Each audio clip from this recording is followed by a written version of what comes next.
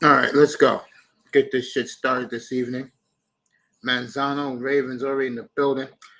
We're going to begin tonight with Deshaun Watson. The reason is something that I knew was going to happen, and that is by tomorrow.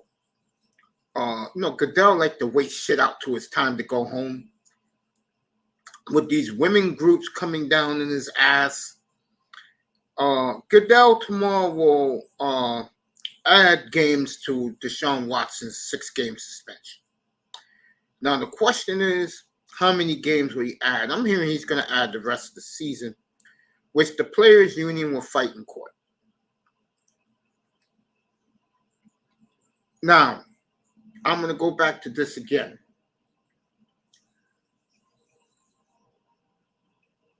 A man being punished for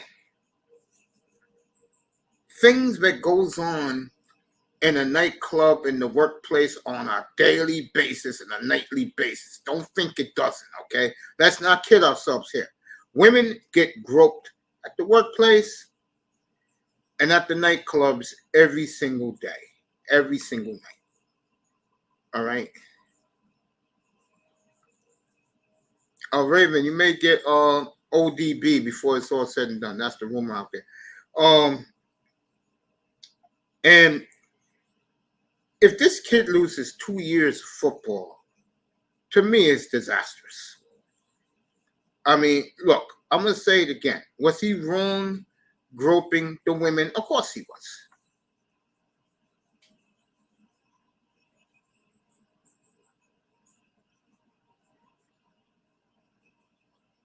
And people, I'm going to go racial here for a quick second. I'm going to go racial. If this was a white quarterback in this situation, would the media be going after him like they're going after Watson? They didn't go after Ben Roethlisberger. I didn't see that for Big Ben a decade ago. Did not see that for him at all. But yet there's a witch hunt for Deshaun Watson right now. And what Ben Roethlisberger did was worse in 2 different states. Much worse. All this guy did here was feel women up. Okay? And he could lose 2 years of his career because of it. Which I think is ridiculous. And I'll say it before I say it again. The sisterhood was very good at this. I'm going to tell you why. A couple of women asked me how many black women were involved. I said only 2. And the main black woman that was involved in this, she shut Watson down. Once he saw Watson get that $230 million guaranteed contract, she said, oh, hell no, we ain't playing this shit. And she's the one that really brought him down. So that's a win for the sisterhood. And the sisterhood realized that Watson wasn't doing this to black women, so they just went the other way, which was a good move for them. But Watson right now, it's going to get worse for him. And 2 years out of football, I don't know if that's a good thing for him. I don't. I think it's brutal.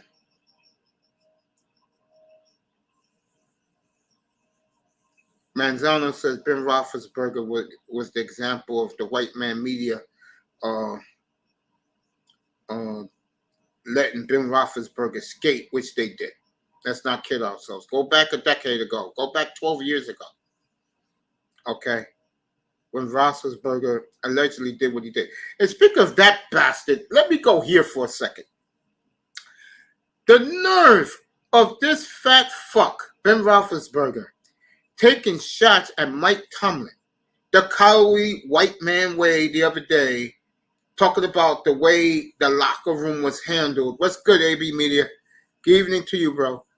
the way the locker rooms handled 6 years ago, when the brothers ran the room. You know why the brothers ran the room, Ben? Because they didn't do nothing, nowhere near like your fucking ass did. Okay, motherfucker, shut the fuck up, retire, go away. Go eat Haagen-Dazs on your fucking couch, bastard. Okay, you go do that, Ben. Go ahead, go do that. Nobody wants to hear from your fat ass anymore. This is coming from a piece of shit that did what he did off the field, and you add in this man bragged about during the offseason, the only thing he lifted up was a remote control and laid on his couch. And then this man has the goal to take a shot under the belt of Mike Tomlin, because Mike Tomlin a few years ago let the brothers run the room.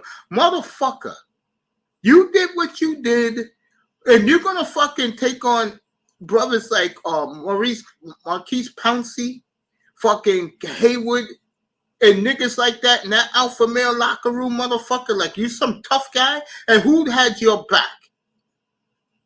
Your fucking GM did. But then when he realized what you really are all about, that motherfucker said, you know what? Lastly, he said, you know what? With all the shit you put us through, you take a pay cut, nigga, you're gone. Okay? He took his pay cut, kept his mouth shut, and left. So nobody wants to hear from your fat ass. You just go away, okay, and leave Tomlin and AB and Le'Veon alone. Because remember one thing, okay, motherfucker, when that was going on, Le'Veon Bell and AB was numbers 2 and 3 in the entire sport. What's up, Cap? Stick around. I'm getting Stephen Ross next. You come up. Stick around for you, Cap, Manzano. You guys could come up. AB, you want to come up and put in a second. I don't want to hear from you, bro. Okay? I don't want to hear from you. Go away. Those players with the top 2 in the entire... You played fantasy football back in 2016. The top picks were Brady, AB, Le'Veon Bell. Not your fat ass. So this fucking go away. I'm tired of your fat ass.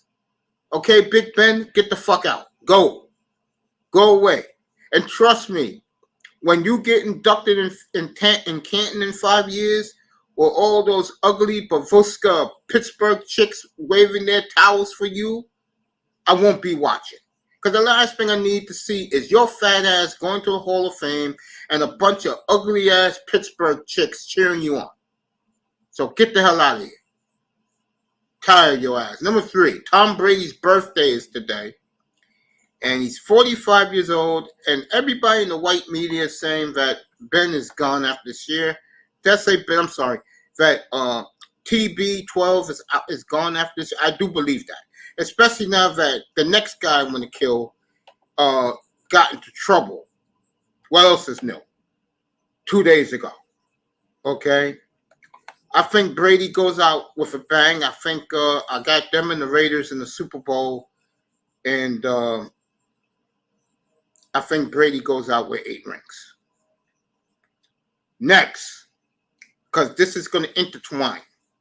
If I hear one more Tua Tagovailoa trying to be Mr. Tough Guy on the podium when he talks, okay, Pineapple, since you think you're so great now, 40 touchdowns for you, or you're just a fucking boss. I'm tired of your ass.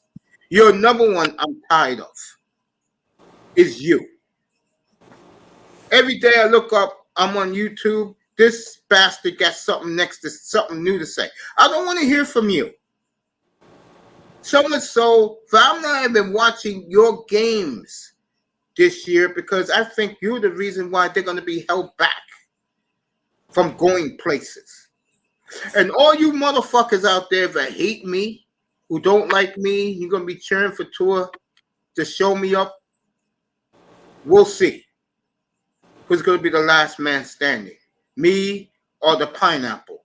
I get the feeling I'll be standing very comfortable come the holiday season with his ass. And last but not least, why I'm here, and I got more. I got LeBron coming up. Big day tomorrow in the NBA with LeBron James. I'll get to that. I saw a certain YouTuber who does a great job on his platform today summarizing Stephen Ross situation. Bro, you should have did that yesterday when I did it. Okay, so let me go a little deeper with Stephen Ross, okay? I told these Dolphin fans a decade ago. I said it to Salguero. I said it to Chris Perkins. I said it to Omar Kelly. Okay.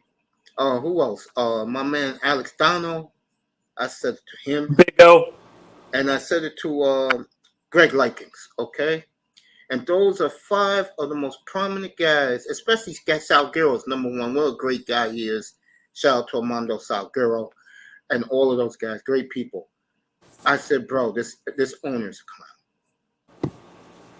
And the only one who has the guts to say it is Salguero. The other one is Dave Hyde of the Sun Center. How much of a clown this man is. Let's see.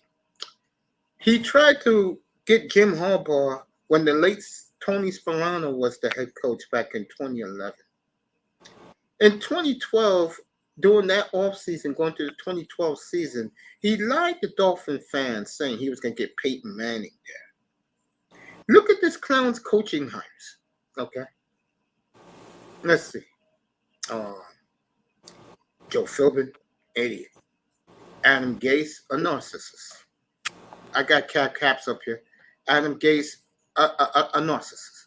Now, the only head coach he stayed out of it was the right man.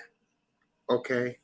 And let me say something about him for a second before I keep going into Stephen Ross. If I hear one more white media member trying to placate what Flores did, I will rip your ass to kingdom come. Flores did the right thing. Who's the one who said he was validated for this? Chris Canty. Chris Canty. Yeah. Chris Canty, ESPN, said this, that he was validated this morning. I'm going to say this right now. If this is for you, Stephen Ross. Take your money, take your partner, get the hell out. You're not even in Miami anyway to game day. Just stay in Midtown Manhattan where your building is and go away. By the goddamn Jets or Giants, man. Seriously. I mean, go, bro. Go. Because I'm going to tell you the biggest downfall of Stephen Ross, folks. Okay? Number one, he's never around his team. Okay? He's never there. He's in New York. I know this. I live here. He built half of fucking New York City. Him and his father. Okay? He's here. And whenever you see the helicopter leaving and these stupid fools waving their white hankies on 57th and Broadway for him, you know, these stupid Dolphin fans here, okay, New York, and there's a lot of them, trust me. This is Dolphin North up here. Matter of fact, I will say this, I'm not offending anybody, but it's true. Dolphin fans up here are better than the ones in South Florida. Okay? I'm being real about that. You guys are not delusional. Exactly. Okay? This man has done nothing but buffoonery. And now, because of your latest act, and I don't want to hear from those other guys. Okay, I'm not going to mention their names. You two guys know who I'm talking about. I don't want to hear from them. This man cost them a glorious draft next year by them taking away the number one pick. Imagine if they would have said, you know what, take both number ones. You know how much of a disaster that would have been? No, they took away our draft picks, Mace. We still have Yeah, but they gave us a slap on the wrist, Anthony. They pretty much just gave us a slap because they gave us one first rounder out of the two, and we still got two seconds, right? Yeah, no, we got 2/3. But the point I'm making is, imagine if they would have took both number ones. For his stupidity. All hell would have broke loose. You know what I'm saying? This clown, stay away. You fucked up with the Tua pick. You sure? Hey, you sure we don't have 2 seconds? You know what? I'll check it out as we're talking. I'm gonna do it right now. What pissed me off though, and I agree with what Chris Canty said. He actually said they should have stripped the team away from Ross instead of just giving him a slap on the wrist with that $1 million fine. That $1 million is not.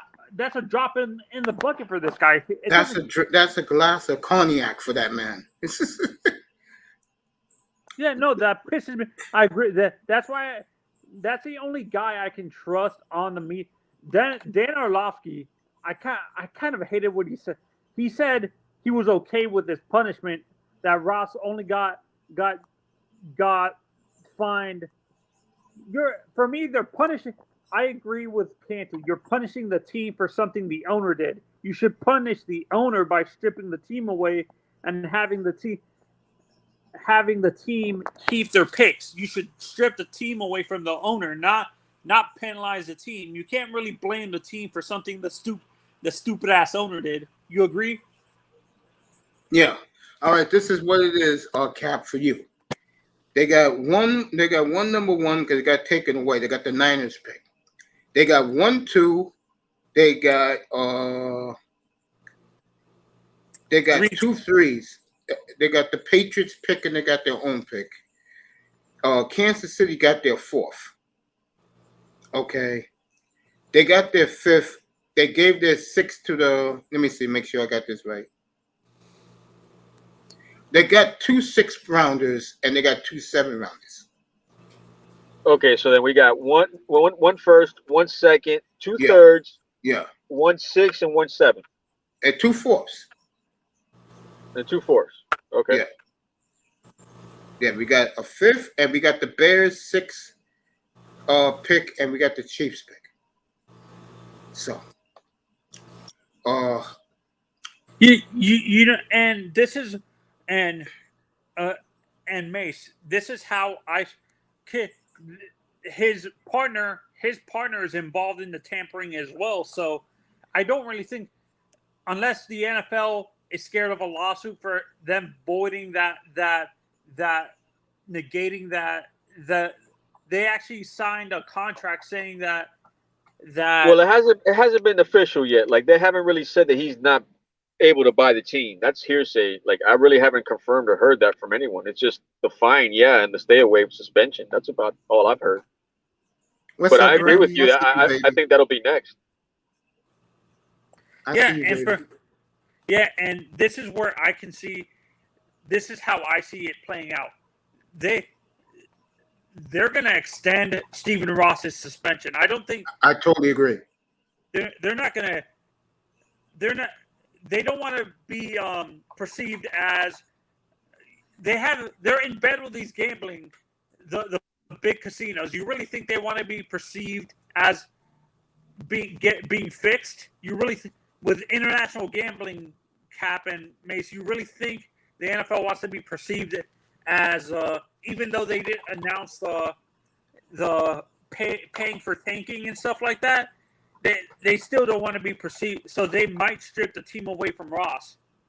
But at the same time, I think that the contract they signed with the Hard Rock extends more than the ownership, if I'm not mistaken. So You're it's right. like kind of hard, you know what I'm saying? Like in that aspect, I think Stephen Ross still has some type of involvement in a gambling website. That's what I'm saying. That's conflict of interest, right? What you just said right there is conflict. If he owns gambling rights, if he owns rights to the casinos, that's conflict of interest. You're benefiting. You're lining your pockets by. Yeah, but it's like I said, and at the same time, he owns the Hard Rock name as well, and they know since day one he's owned it, so that it's like a catch-22, you know. You can get another. You can get the Miccosukee or Seminole or. He's right. What Manzano's about to say, he's right about that. I know what Manzano's saying. Go ahead, Tony. Finish what you're saying. Yeah. We can get the Miccosukee to sponsor the stadium, or get one of the bigger casinos like Caesars or MGM sponsor the stadium. We don't have to have the Hard Rock, Cap. We really don't. Hey, look, I agree with you. In this day and age, I'm not surprised if a cryptocurrency company buys it just like they did the Miami Heat. Yeah, I can see that happen. You guys are coming up with some great things tonight so far. And Brownie, I love you, baby. I hope you're still in the building. Go ahead, Cap. I totally agree. Things are changing, man. And as far as Roger Goodell, if he's willing to uplift and uphold 2 suspensions that the NFL made to make things right, then that shows you that the NFL is trying. But as far as, it's just baby steps. Yeah, no. And for me, if we end up having to put, has a team ever been like, this is an honest question, the NFL specifically, Mace, have you ever remembered a team being on sale during the season, like being put up for auction during the season and stuff like that? Like, let's say they take away the team from Ross and stuff like that. Can they act, or do they have to wait for the off season to do that? They can't do it during the season. They could do it during the season. But what if some multi-billionaire wants to buy the team? Little Rock. And we have 2 multi-billionaires in the state of Florida, in Miami specifically, and Cap knows who I'm talking about. Jorge Mas, the guy who owns a soccer team, and John Ruiz, the guy who's trying to build the stadium for the Hurricanes, and actually I could see them pairing up and getting other people to join in and stuff like that. Because Anthony, you got Iceman's podcast? Oh no. The Fins 100. Look it up too, Mace. Fins 100? Okay. Yeah, it's a buddy of mine's podcast, Gabriel, and a buddy Iceman. They do Fins talk. You should follow. Mace, you might like this. What was the name? Fins Talk, PH. Okay. Fins. Oh, no, right? I'm sorry. No, I'm sorry. FINS. Fins 100. Got it. You should follow someone called Batman as well, Mace. Oh, Finsaholic, yeah. He finally chose a name for his channel? Yeah, the launch was yesterday. You weren't there? Oh no. I never got it. You didn't get the notification? No, because I watch a lot of the stuff on the not Finn's Tailgate, the one that he used to do with Gio and stuff like that. All the Miami Sports Fanatic Show. Yeah, so it's Finsaholic. Yeah, that's the name of it now. Okay. Yeah, Mace. Mace, they're blowing up like crazy. These podcasts now for the Dolphins, bro. There's tons of them, bro. Yeah, the difference with me is, I don't my platform is to speak about everything. I just don't talk about the Dolphins. Yeah, I know. We need something like that. We need something that diversifies. Like when we're not talking Dolphins, we all can talk about too without everybody blowing their nuts. With me, and Tony knows this, I talked Heat all last year because I picked them going to the finals. Yeah. No, your basketball content. I love your basketball content, bro. I appreciate that, brother. I don't. The panel, the guys that you have on there, they know more than what I know right now from ESPN because ESPN don't tell me shit. Well, ESPN only like the big cities. They don't like. They don't like. They don't like teams. Yeah, they don't really like the teams that they can't stand Utah. That's a perfect example. They can't stand Denver either. Danny Ainge is there, yeah. Yeah, Stephen A. loves Denver. No, Stephen A. is a Knicks fan. No, he likes Denver this year, like I do. Can you see, how you've noticed how? Do you think eventually it's going to be a lot of tech giants trying to buy football teams, like American football teams too, Mace? The Do you know what these football owners do? They give it to their sons or their daughters. So they're still family run. They're not like they're more like blue blood. Or the old boys club. Yeah, something like that. Yeah.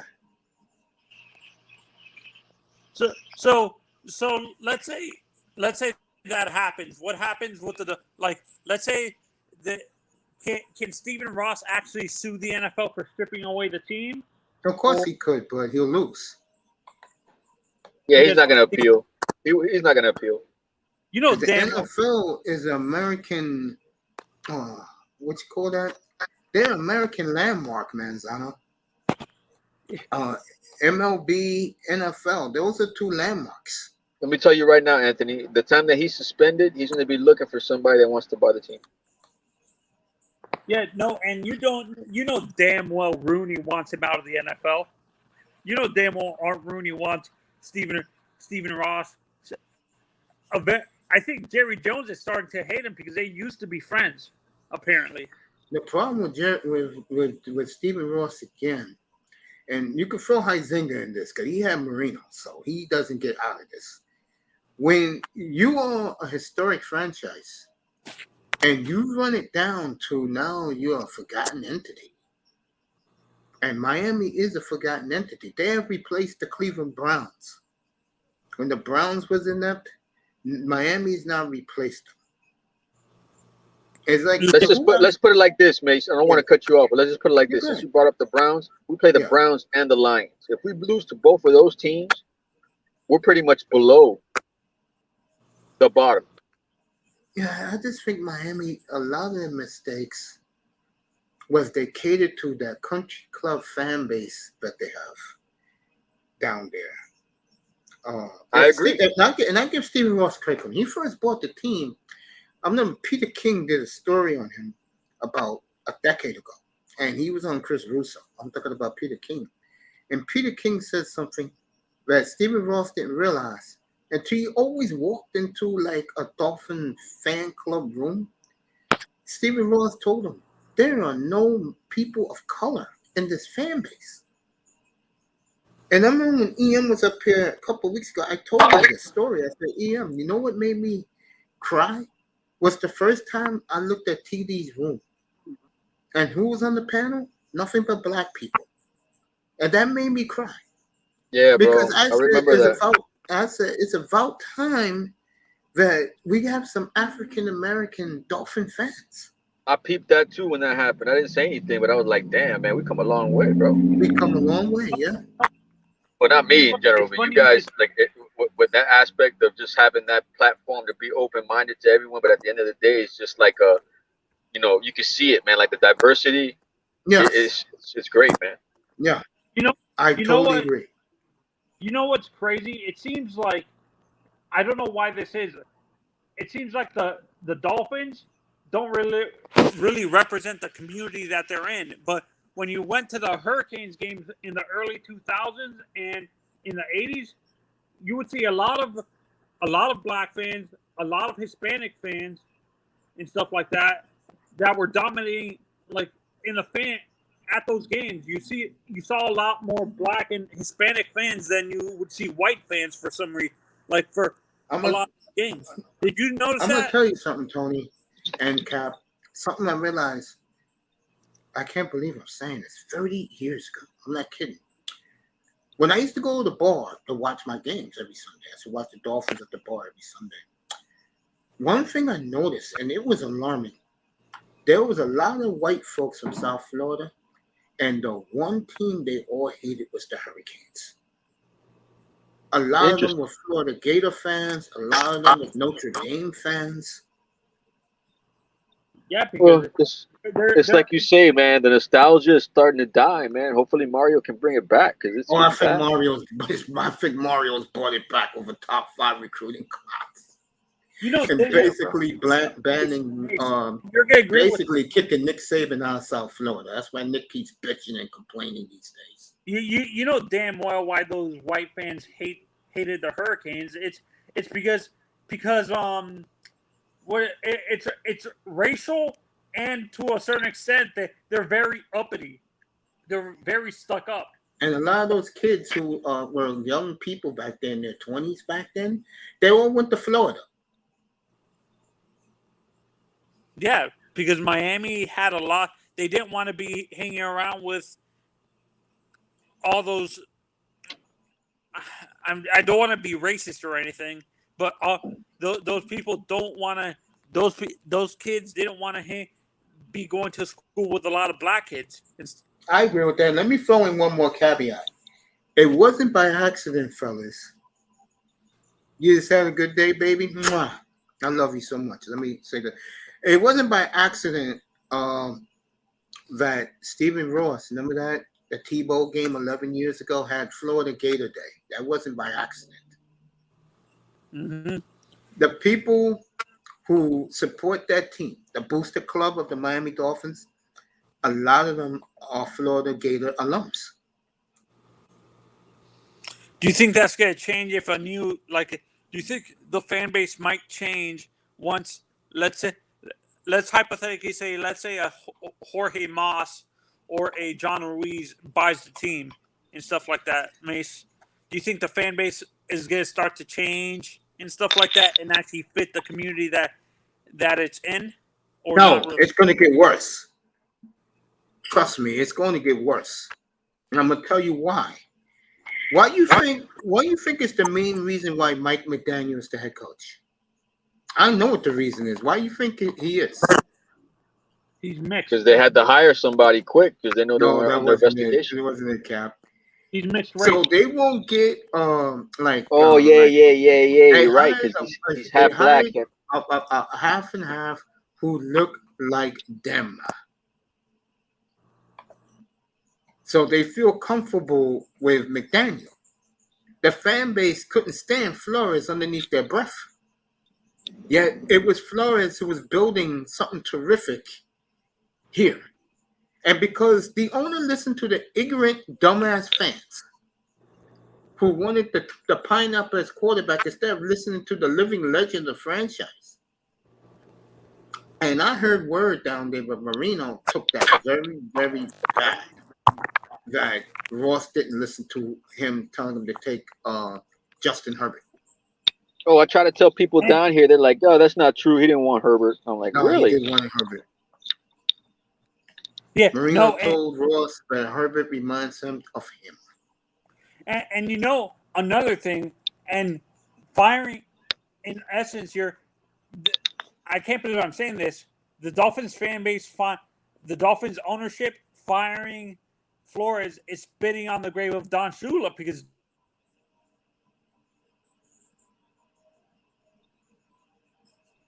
Lost Manzano for a second. You there, Cap? Anthony? Yeah, Anthony fell out. Oh, go ahead. I'm gonna say something real quick. I had a good day, baby. I love you, Brown. Stay beautiful, my love. And you are beautiful. Can you hear me, Mace? Can you hear me? Tony, you back? Hear me, Mace? I hear you now, but before you was fading out. That is one beautiful. Okay, what I'm saying is, let's be honest with ourselves. Also, he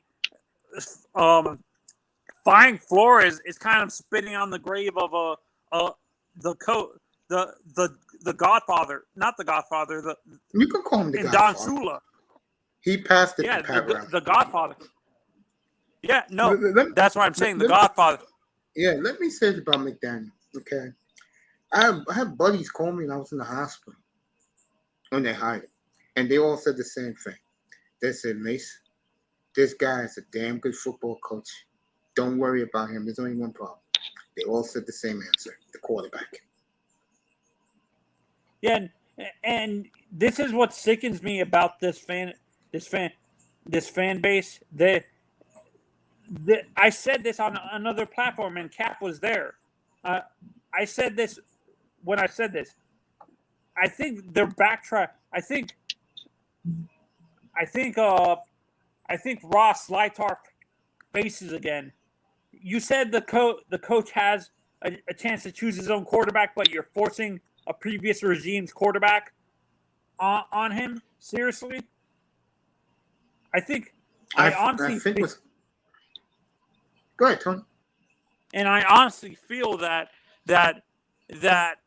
he actually had to say, he was forced to say that he wanted Tua. I don't think he wanted Tua. I think he was forced.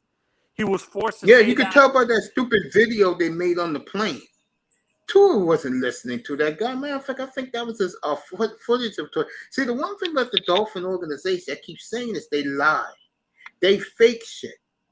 Yeah, but the fans ate it up. Everybody's down here. Because they're stupid You better fans. check. If you're not a fan, you better check your pulse. Yeah. That throw he made back in minicamp and the camera angle saw it being changed in the air. Every ESPN and NFL Network was laughing their asses off on the Dolphins, man. No, I saw that. They showed that. I can't remember. Even Shannon and Skip, they showed that video and they were cracking up as well.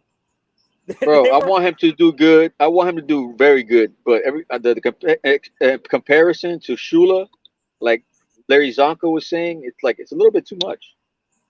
And no, I agree. It's a little bit too much, but he never got the chance. And I read the lawsuit.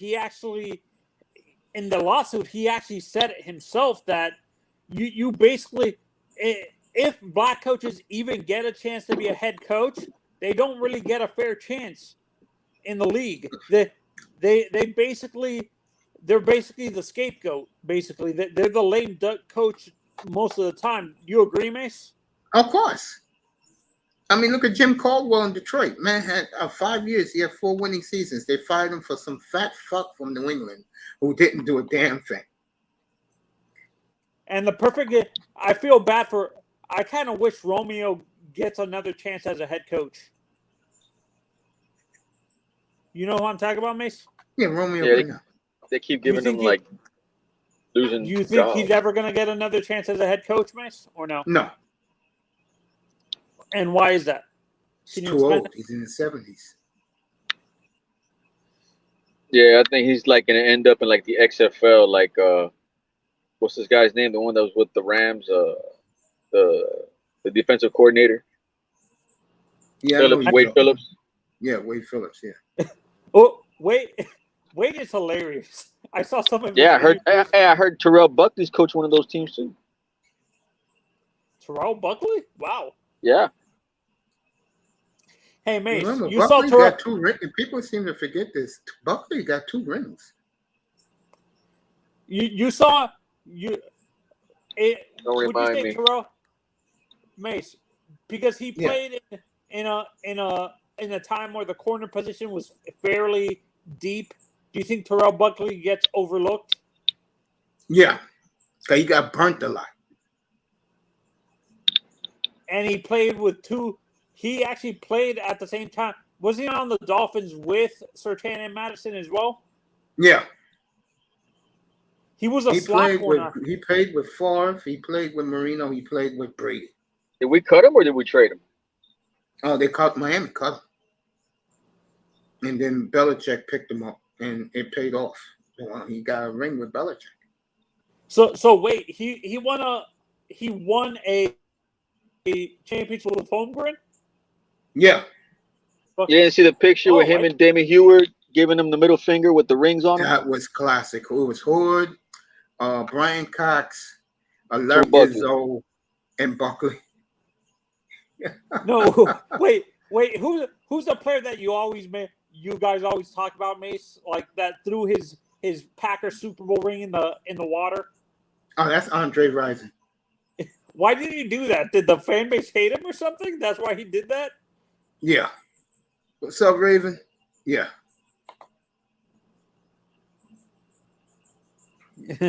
Oh, okay, buddy. I'll be there. I'll be there for the wedding if you don't mind. Technically, Raven's crazy. Probably in the middle of traffic down in Dallas. But yeah, Buckley threw his Super Bowl ring in the river. Yeah. And then the year before, he got his house burnt down. Hey, Mace, by chance, did you ever talk about the after you found out that Bill Russell passed away, did you ever talk about it in your previous stream about Bill?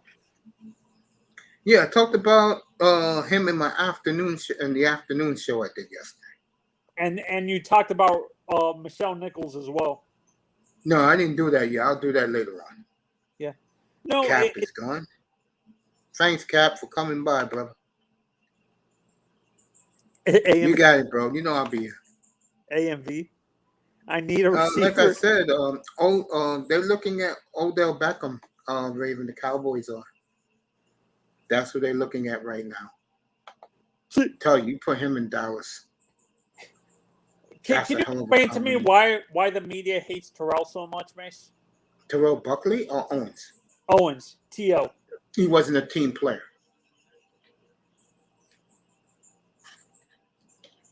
Wait a minute. If he wasn't a team player, why did he cry so much when they were attacking Tony Romo? I mean, I have no idea. How many teams T.O. played for? Other than what was shown on TV. I remember I gave it 2020, so whatever happened in 2019, I can't even speak on that. So I was here 2020, and I'm still here, and I'm blessed to be here, you know. Tua taking a shot at Brian Flores. With me and all the guys that we have now. Did you hear, Mace? I'm not sure if you were in the clouds and some of these other Dolphins watching some of these Dolphins. They were talking about Tua getting married, or apparently. Yeah, nobody cared. No one even heard about it until you said it yesterday. All right, bad news for the NFC. As much as Manzano's about to smile, I'm about to say, Cap is back. Aaron Rodgers is in love with his new receivers. That is dangerous for the NFC. I told you, Mace. I told you, and you thought I was crazy. you thought I was crazy, Mace.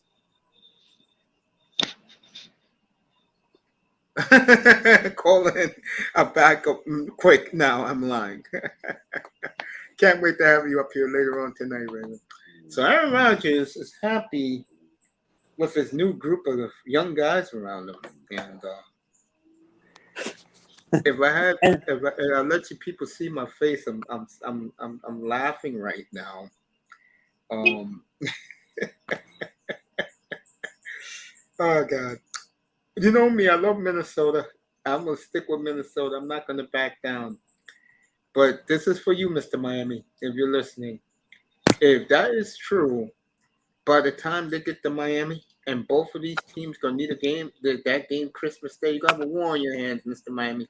Christmas Day down in South Florida when Rodgers coming. Yeah, and I said this on other panels. I do not care how well Tua is doing by the time that game is happening. If he can't outgun Aaron Rodgers, I want him to. I know it's never going to realistically happen, but let's be honest with ourselves. And if the game is close, he's going to have to outgun Aaron Rodgers and stuff like that. Let's be honest with ourselves. And other people, when I say that on other platforms, Mace, they say I'm crazy and should be quiet. You're attacking Tua and stuff like that, saying he's garbage. I'm like, no, I'm not saying he's garbage. I'm being honest with you guys. I'll tell them they're garbage. What room was that? Larry L's? No, it wasn't Larry L. It was another. Yeah, no, it was. I don't want to say he's a good guy. He's a nice guy, but some of the people on his panel started like saying I was crazy and stuff like that when I said that. Like it's Stephen D's channel. Like I don't know that guy. I tell you guys again, I stay in my room. I don't go to others. You don't watch any of the Dolphins? No, I don't. Not even TD? Nah. I don't need to. I got my own channel. I'll say it again. What's up, Jefferson? It's like I say again. Those guys are welcome to come in here, but if they think I'm gonna be waving aqua and orange pom poms, they're out of their minds. No, this is why I like you, Mace. You don't sugarcoat shit and you don't BS. No, I don't. I've been killing Green Bay all season. What is Rodgers about to say in a minute when they come back on NFL Network? He really likes his young guys. And Mace, if Aaron wins with these receivers, does that increase your respect for Aaron? I have nothing but the ultimate respect for him. It's going to make Davante Adams look real bad. He's the one's going to get will look bad in all this because NFL people don't like Derek Carr. They weren't they already saying he like when he signed with the Raiders that he just went there for the money. Say that again. Didn't they say that when he first signed with that he just went there for the money? Who, Davante Adams? Yeah, to the Raiders for the money. No, they knew that he wanted to go play with his boy, but to a lot of football fans and the media, Derek Carr is not in Aaron Rodgers' league. I think honestly, and I think his production is going to dwindle with it. Nah, the Raiders got too many weapons, bro. He'll have a monster year there. No. What I'm saying, I think his production. I think Davante Adams' production is going to dwindle. I don't see it dwindling at all. It will go down a little bit because the Raiders got so many weapons. He'll open up the field for those guys. But no, I think the Raiders are in good shape. Do you think that's why I'm picking them to go to the Super Bowl? Coming up, Darren Waller's contract is coming up. His rookie contract is ending. Tony, let me tell you something right now. The Raiders have Vegas money to spend. Vegas money. That's all you have to say. Vegas money. The Raiders don't have a problem. They're not UNLV in that town, but they're second. But they're not UNLV basketball in that town. I'm glad that the running Rebels and the media down in Las Vegas let the Raiders know that. Oh my God! I still miss us talking about Tark. Oh, of course, they're talking about Tark down there. Even though he's been retired and passed away a long time ago. What was it that I heard that the Vegas hockey team almost made Vegas go bankrupt? Yeah. And they love that hockey team there, too. They're good. The hockey teams made the playoffs every year. They were saying the amount of people that were getting paid off were getting paid off minimum $60 million off the winnings if they would have made the Stanley Cup trophy. Yeah, no, and I like I said, me and Mason were talked about this. I think it's either Portland or LA, the Clippers that are getting end up going to Vegas. Nah, Clippers getting a new arena. Blazers, if they go anywhere, they'll probably go to Seattle. You don't think they go to Vegas? No. What's it? Raven making fun of Jefferson can't spell Sean Payton's name. Sean Payton. God, this. Jefferson, the team is fine. The quarterback's the problem. Ravens laughing at Jefferson.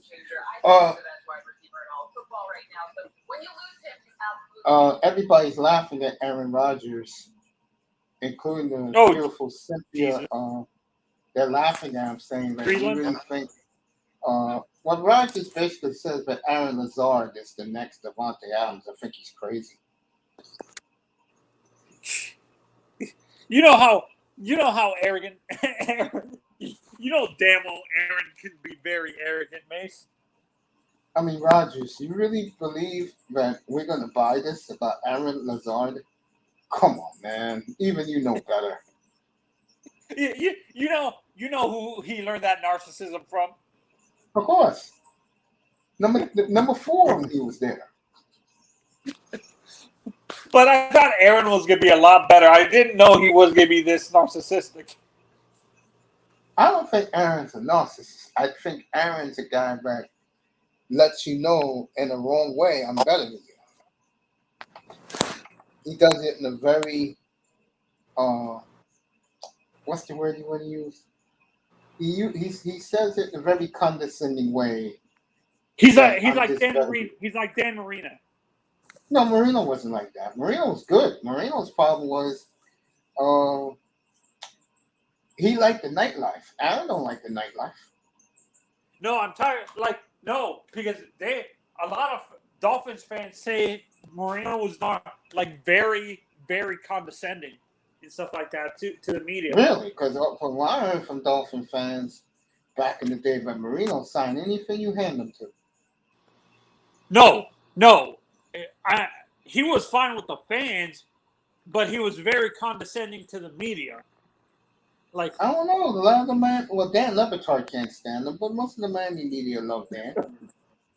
wait, Dan Lebatard hates Marino? Oh yeah. Why? I wish Cap would explain.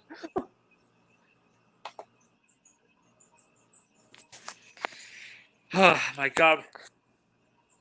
Yeah, speaking. Oh, you was talking to the Houston guys and the North Carolina brothers. So we excited. We're all ready for football. All the Cowboy fans in those places. Okay. Speaking of Houston, I do agree with this today with the media that was down there today for NFL Network. Davis Mills, and I tried to tell Laurel this, and of course Laurel didn't buy it.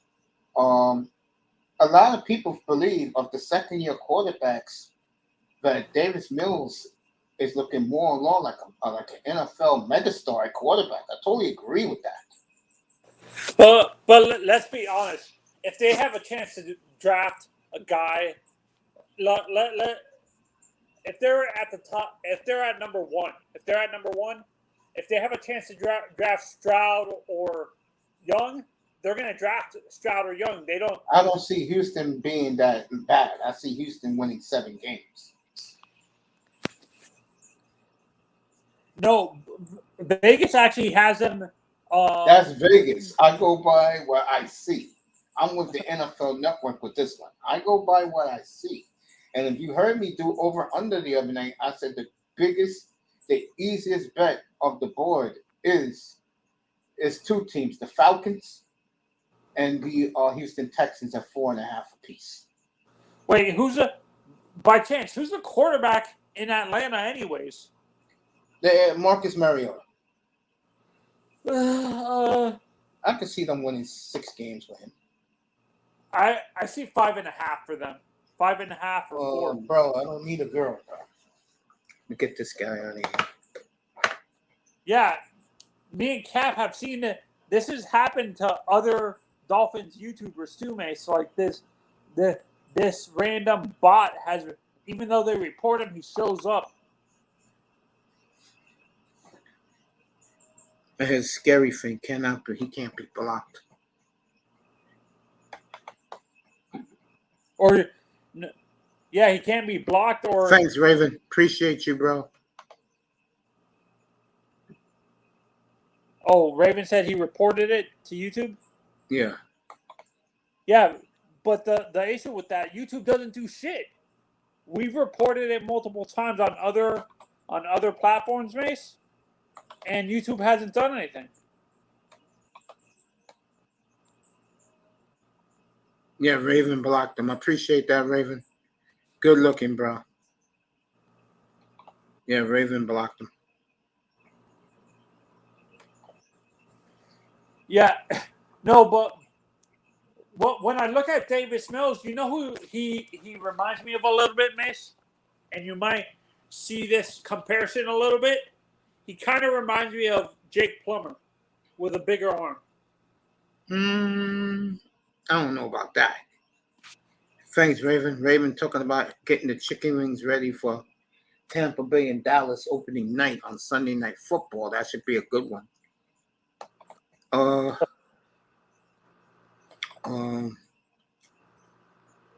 Yeah. Davis Mills, who does he remind me of? Yeah. Man. A little bit of Joe Montana, a little bit. Like how he plays? Yeah, he's a system quarterback. Texans are crazy about him, man. This could be Houston stole him with the 3rd-round pick. I think the Dolphins And- should have drafted this kid. And let's say Houston does be bad, and let's say they win 5 games and they're near the top because 7 quarterbacks, they take one. Trust me, there'll be 20 teams on the phone to the Texans to get Davis Mills. And The with Dolphins- Miami losing a pick, and let's say Tua doesn't pan out, which I think is going to happen, they'll be on the phone for Davis Mills. And Houston's going to get number 1 for Davis Mills.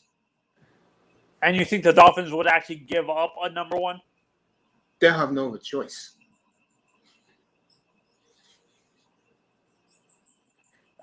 Are you surprised we didn't get stripped of another a future 1st-round pick? Like, are you surprised we didn't get penalized a lot more than we did, Mace? Yes. That I am surprised about. Like Chris Canty said, that you're penalizing the team for the stupid ass owner. You should have suspended. You shouldn't have just fined him. Like, you should have suspended him for a year instead of just 6 months. That's kind of unfair that you're penalizing a team for the stupid ass owner and stuff And like I that. bet you there's some idiotic Dolphin fans right now saying Ross did nothing wrong. That's how stupid they are.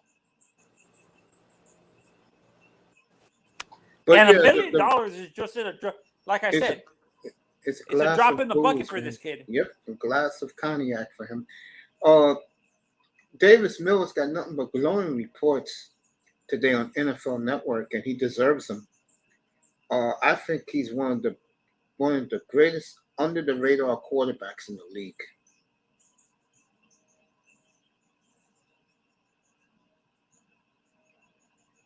And it's a good thing that Houston is not that good. So he can build his resume, get better and better. And that'll be good for him. An hour in, Tom Brady's birthday today, Zach Wilson's birthday today in the NFL. Let me get to, since I got an audience here, I'm glad you guys are in the clouds. Let me get to the Lakers. Tomorrow's a big day in Lakerland. Does LeBron sign his 2-year extension? Now, I look at it this way. If LeBron really wants to win, I will not sign that contract. I'll be an unrestricted free agent. And I'll tell Jeannie Buss, kiss my ass. I got you a ring in the bubble. Leave me alone. I'm hearing rumblings that the GM down in New Orleans, David, I forgot the damn guy's name, is willing to take his son from whenever his son goes in the wherever he does, he'll make him his property, and LeBron could play with his boy down in the future in New Orleans. I'll tell you right now, if I'm LeBron, the 2 teams I'll be looking at is New Orleans and Cleveland. And I'll tell you, a lineup of C.J. McCollum, LeBron, Brandon Ingram, and Zion, that would be an unstoppable team, folks. That team will break the Bulls' record for wins in a season. So tomorrow's a big day in Lakerland. If LeBron signs that deal, it's for one reason, and it's not what you think. He'll sign that contract because his kids and his beautiful wife, Savannah, loves living in Southern California. That will be the only reason why he will sign that 2-year extension. That's the only reason. And I could see LeBron. To me, it's 50-50. If he signs it, it's because of lifestyle, his movies. He got his movie deal he finally got a movie deal with Netflix.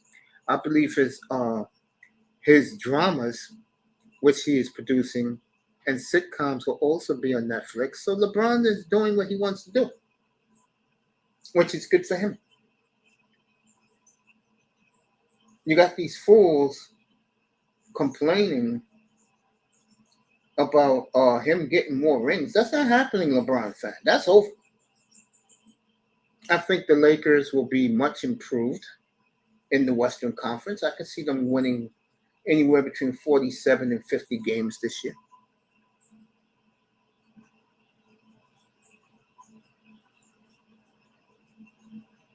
Yeah, I do agree with you, Jefferson, about Stephen Ross and the Dolphins.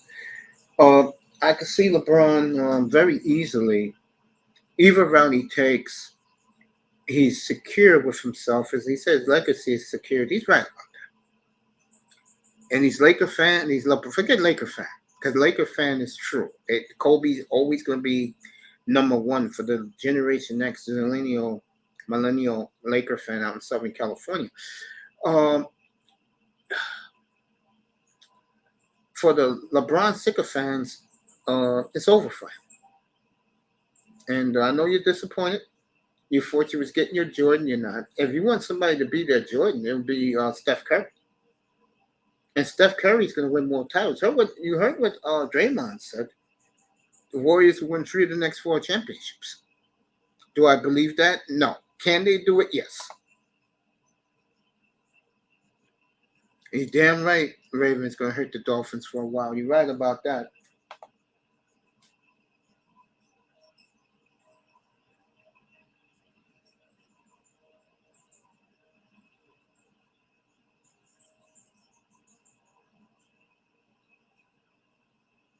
It definitely hurts the Dolphins losing that pick. But back to LeBron. David Griffin, that's the clown's name. David Griffin, down in New Orleans.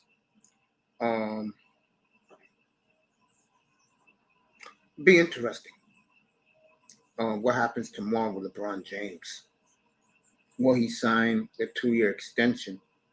I could see it 50-50. He wanted Kyrie here. Since Kyrie's not here, and it looks like they're not going to go. The Lakers are not going to make a big trade. The team you see right now will be the team. They'll probably bring Melo back. But other than that, whoop-de-damn-do.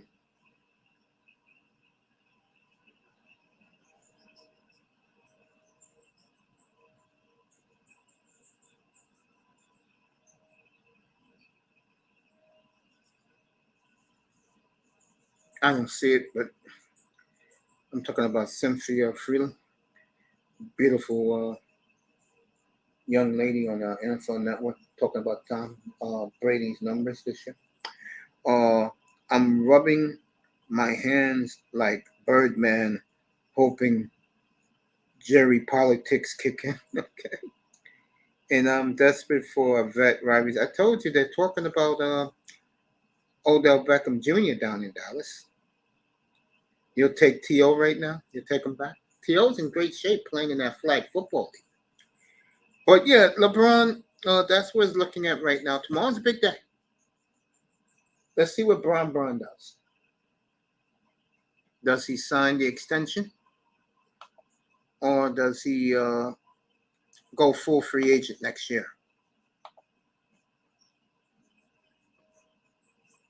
That'll be interesting.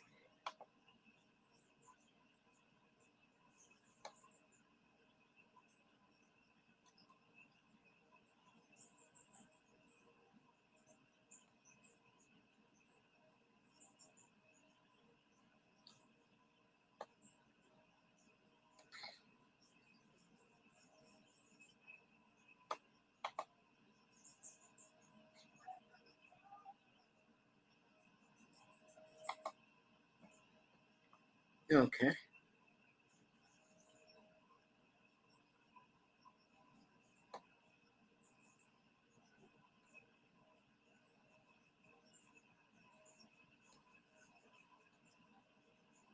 So that looks better and better each day, boy, I tell you. So LeBron big day is tomorrow for Laker fans, LeBron fans. Does he sign the extension?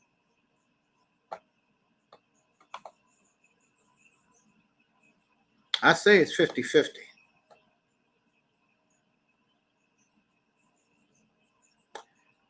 Anthony Edwards said after this year coming up, he'll be in the best player conversation.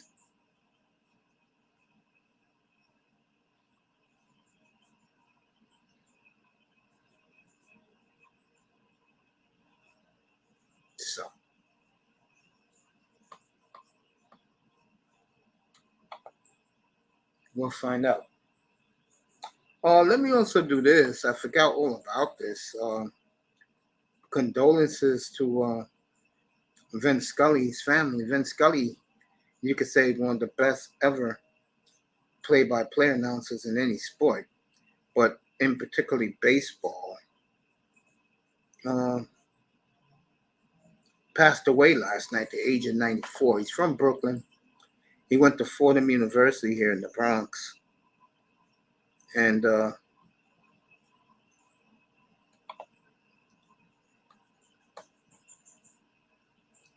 you know, had a hell of a career here.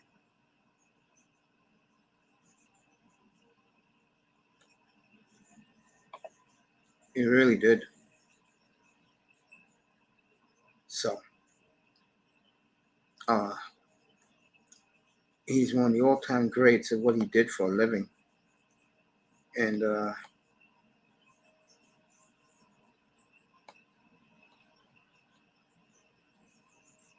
well, we're not going to kill you because you're not picking your boys for the Super Bowl. That's why.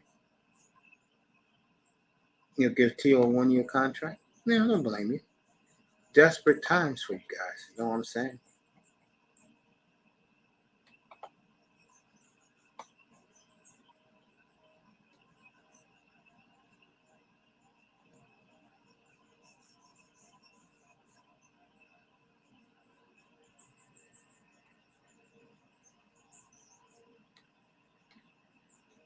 So,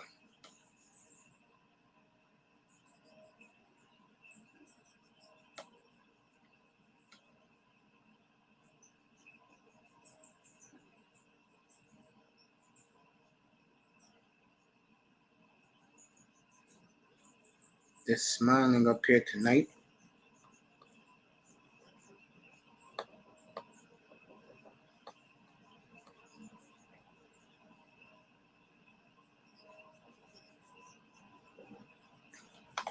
Very quiet night.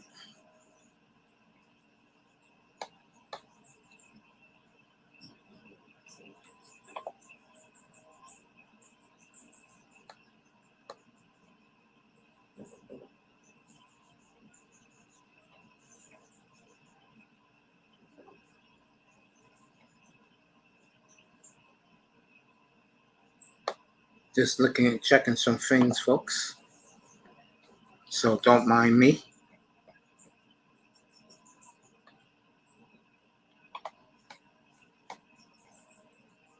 There we go. What I'm looking for, I found it.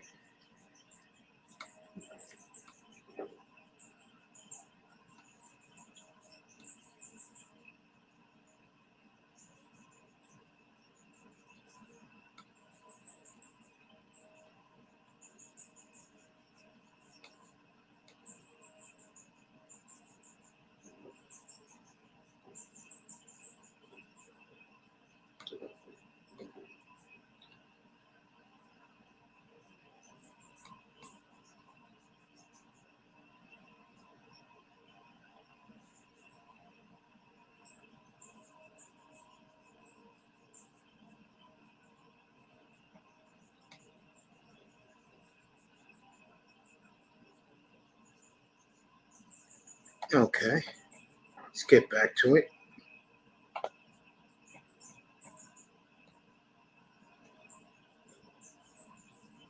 Let me read this real quick while you guys are in the room chilling.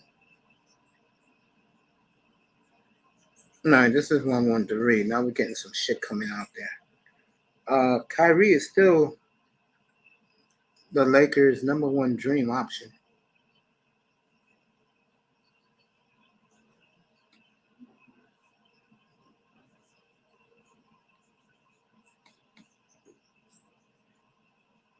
Even if they got Kyrie, I wouldn't put them in the top of the West. Not even close. I got them at 7. I'm being generous with them. I see them, I see Minnesota, and I see Phoenix in the play-in games.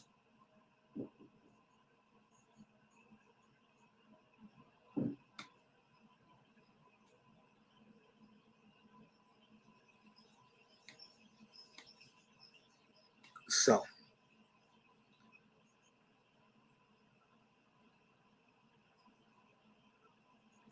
yeah, Bobby Marks just said what I said. LeBron doesn't sign that extension tomorrow. He's saying Cleveland. I think Cleveland too. And if he doesn't sign that extension tomorrow, if I'm Cleveland, you got enough money. Bring him back for a third tour of duty.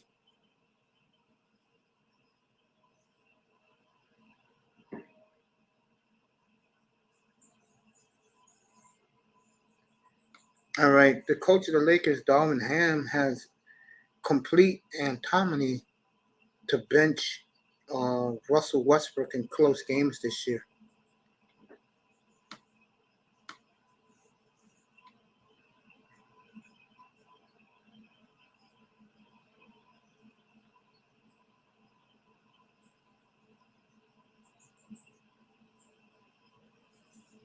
So that's in Lakerland. They're making jokes that LeBron should stick around long enough to play with his kids.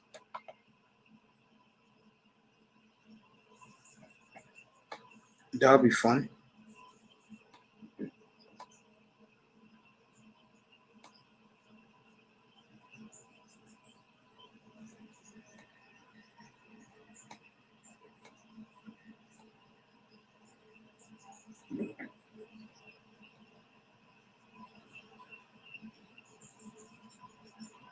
Okay.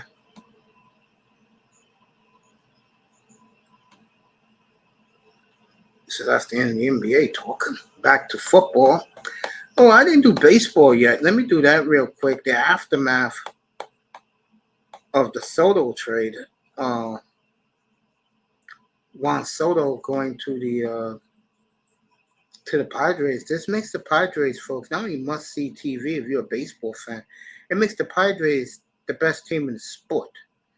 And trust me, San Diego's a juggernaut, folks. They got pitching, they got defense, they got power. They got it all there in San Diego. They got it going right now. Attack Man Clan Killer. Shout out to my boy. He's so pumped up. He's getting him some tickets right now. Speak of the devil, he's right here.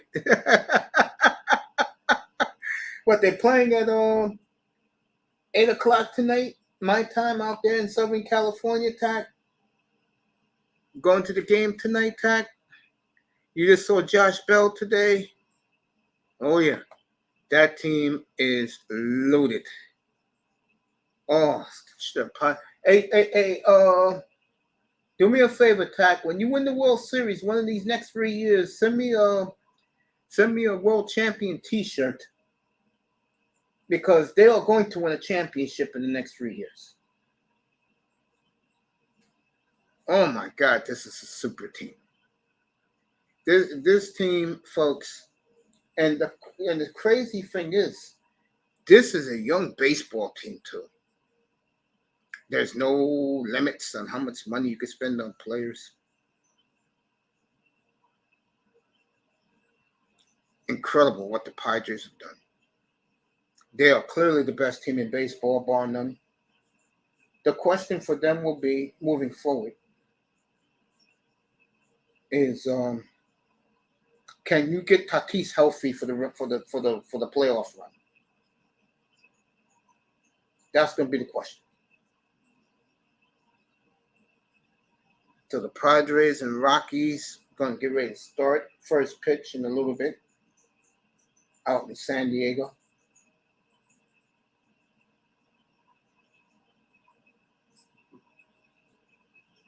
Mariners beat up on the Yankees again. And Seattle looking stronger. That's the other team that made big trades. You getting on for an hour or two? Yo, when you get a chance, come up here. I'll be up here tonight for you. Yeah, I know. They got Hater Monday night late. Let me put it this way, folks. Padres, top 5 pitching staff. Padres, best bullpen in baseball. Padres, best lineup in baseball, bar none. Okay.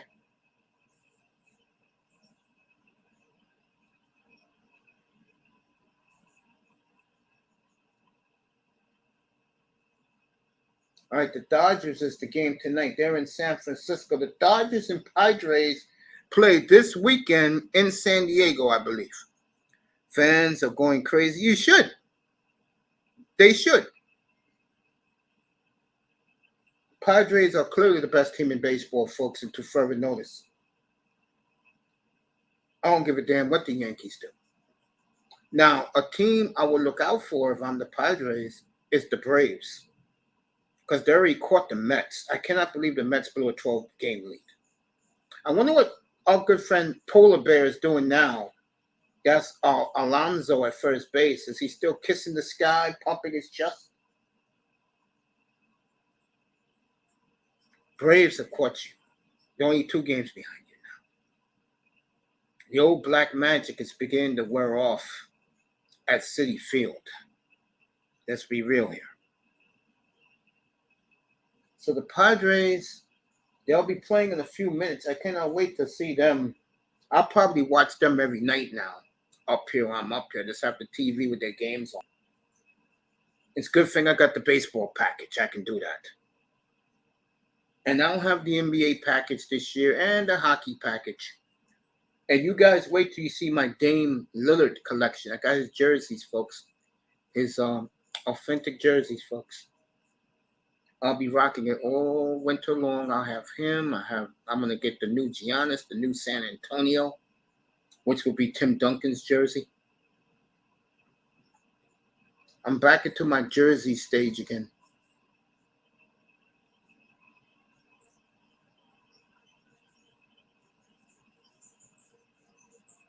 See what time the Padres first pitch for them tonight.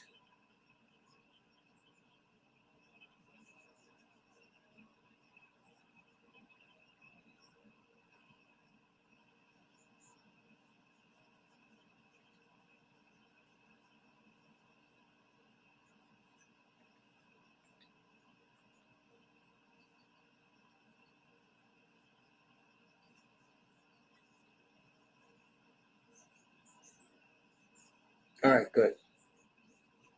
The Padres start at 20-10 New York time. So I'll be watching the Padres tonight in about 2 hours from now.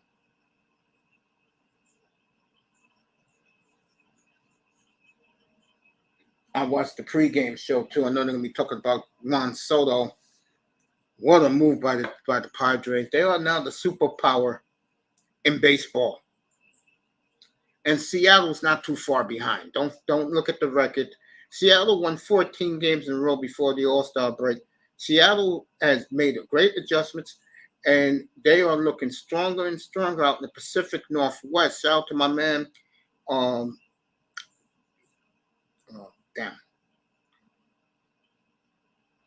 gotta think of my man's name again.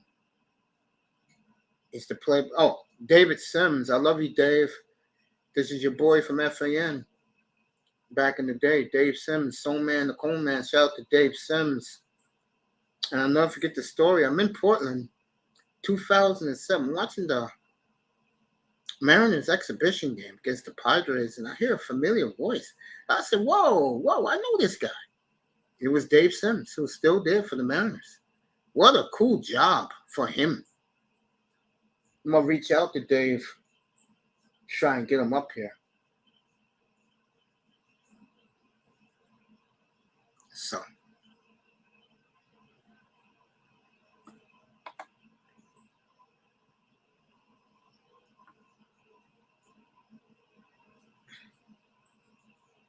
Let's read what my brother says, Raven Knight.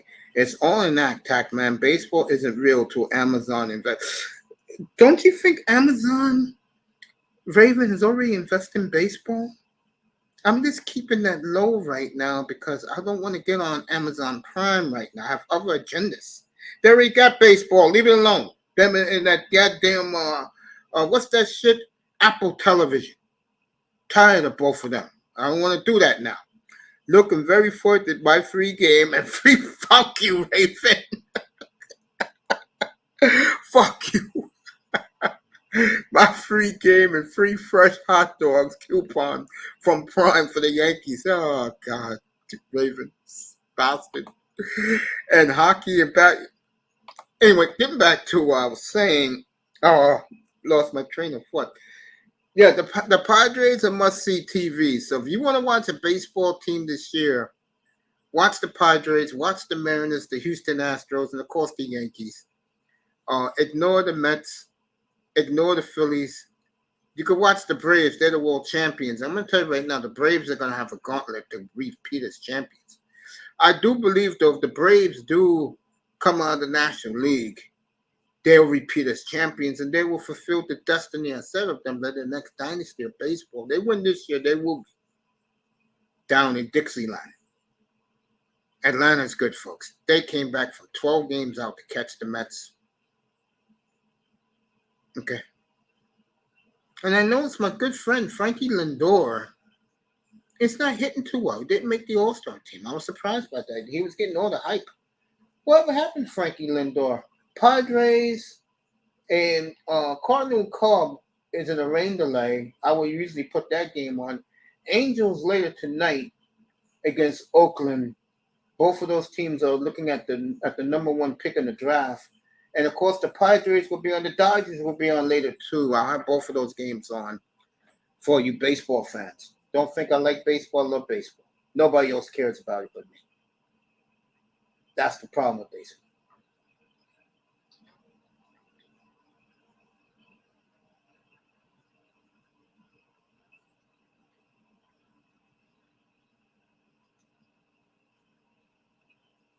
Next season, you see, got to be at training camp.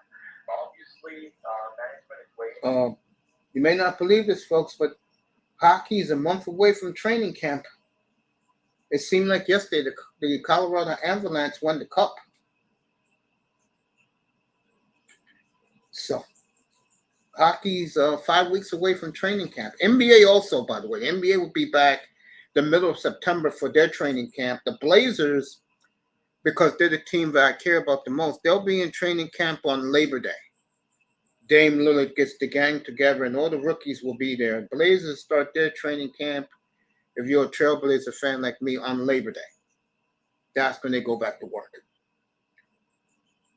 I don't buy it, but there's a lot of optimism up in Portland. I'm not buying it. You know me. I'll believe it when I see it type of guy. Unless I know, like the Padres is a sure shot. They are a powerhouse right now. They're the new power brokers of baseball. And that's what happens when you develop well. When you have a great farm system.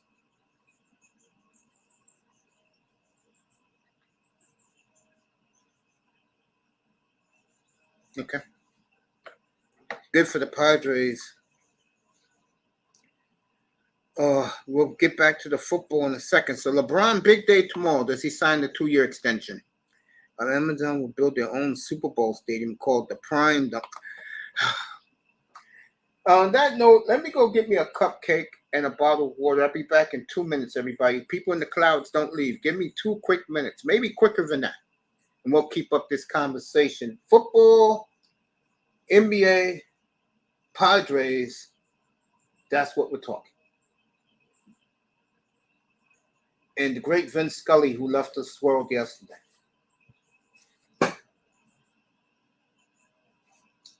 On my crosshairs. 8 o'clock Eastern time. I'll be right back.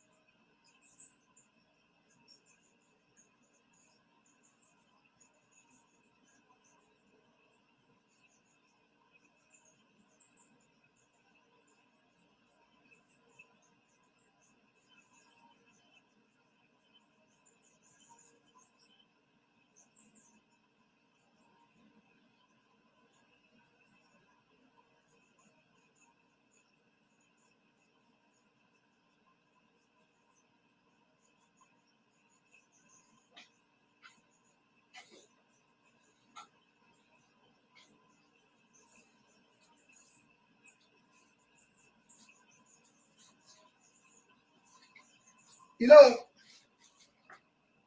today is the first time in a long time that NFL Network was not at the Dallas Cowboy camp, as the beautiful Lana Rizzo used to do the Rocky sideline reporting when she was a young girl back in 2007, and now that she's a grown woman in 2022, does the Dodgers. Talking about Vince Scully right now.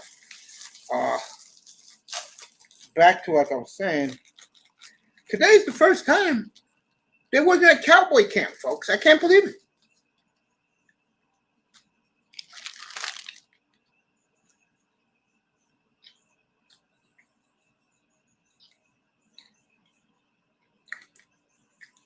And knowing Jared Jones, he's probably disappointed too. He said, where's the crew? Where is everybody?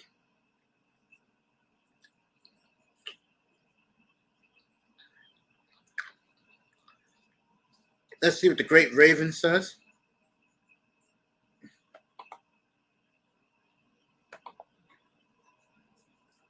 Put one in the chat if you hear me.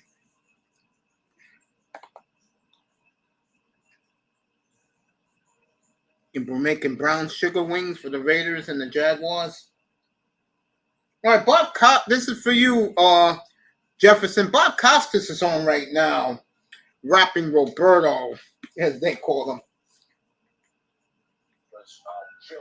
So Bob Costas is on right now, talking about the great Vince Scully. And whenever Bob Costas is on,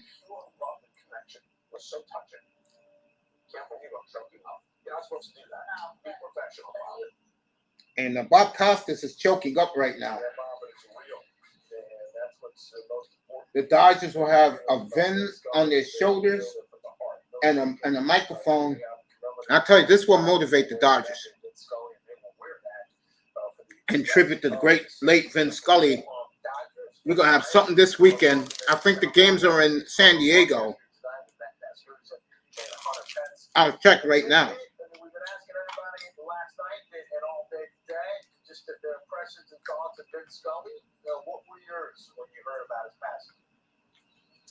Frank, good evening. There is something celestial about the fact that we are. You got the Raiders tomorrow? As we mourn Vince Scully and celebrate Vince Scully, because this rivalry meant so much to him. His journey in baseball began in 1936 as a fan of the New York Giants. Mel Ott was his favorite player. The Giants were his boyhood team. And of course, he went on to be the favorite Dodger of every Giants fan as time went on. And of course, the broadcast booth here is named in Vince Scully's honor. And Fran, as Vin's travel schedule was reduced in the later years of his career, the one trip he always made sure that he made every time was here to San Francisco because of what the city meant to him, what the rivalry meant to him, and it's why the emotions here run so deep. It was no accident that his final game in 2016 was here in San Francisco with Willie Mays paying him a visit in the broadcast booth. And Fran, just some personal reflections I've heard today. All right, the game is at Chavez Ravine Friday night. I'll have it up here. 10:15 Eastern time from Chavez Ravine. I'll have that game up here, beautiful Dodger Stadium. And you better believe the grass will be freshly cut for Vince Scully and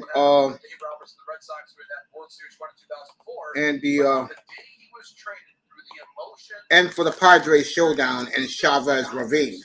Vince Scully paid him a visit and thanked him for doing all that he had done for the Dodgers as a player, being a great Dodger himself. It was Vince Scully saying, thank you. We saw the montage a moment ago, Fran. I'll miss you was what it said at Dodger Stadium. Not thank you, Vin. It was Vin's emotion to the fans. I'll miss you. And Fran, on a personal note, the story that first came to mind for me last night, the first time I met Vince Scully was at Dodger Stadium. I had shown up early for a Dodger Stadium home game. J.P. Perosi giving his sentiments to the great Vince Scully. A voice just sort of singing scales. So, oh my gosh, this beautiful melodic voice. And it was Vince Scully warming up his voice for the day. Incredible. That simple act of getting ready, how he honored his craft. And I've said before, it was like. So baseball loses another icon. And Yo-Yo Ma tuning up his cello or Michael Jordan taking free throws or Serena Williams rallying to warm up at Wimbledon. That's what I felt. The greatest to ever do it. I was watching him in that simplest of joy. Vince Scully, part of the job that he's so American icon, American treasure. We lost him last night. God bless his soul, 94 years young. And outside Dodger Stadium, there's a sign that says, "I'll miss you." That was Vince Scully to the fans when he left 6 years ago. I think now the fans will serenade him Friday night at the most beautiful ballpark in the planet, other than Dolphin Stadium down in South Florida. They'll serenade him in Chavez Ravine saying, "We'll miss you, Vince. We love you, Vinny. And I love you." Costas got very emotional a few minutes ago. I'm going to stay up as a man and don't cry as much as I did when Dick Enberg left us about a decade ago.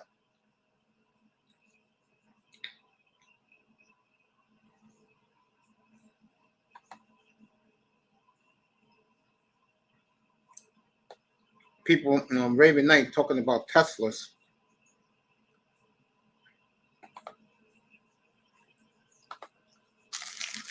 I'm glad you guys didn't leave in the chat. Appreciate that.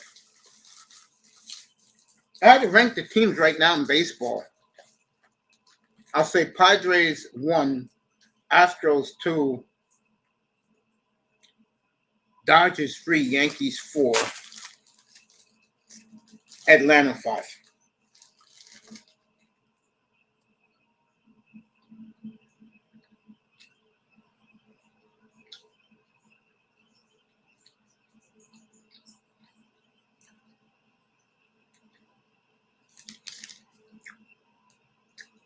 That's how I would rank them right now. Aaron Rodgers an hour ago was hyping up Alan Lazard. And everybody on NFL Network is looking at Aaron like it's crazy.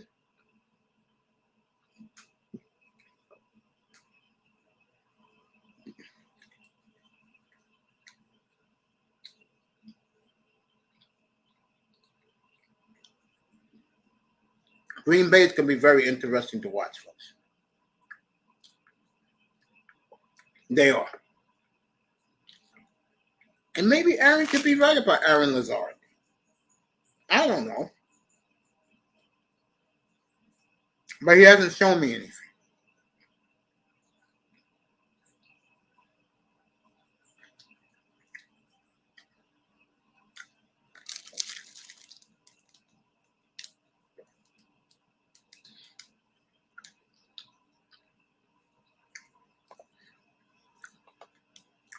Russell Wilson losing his receivers.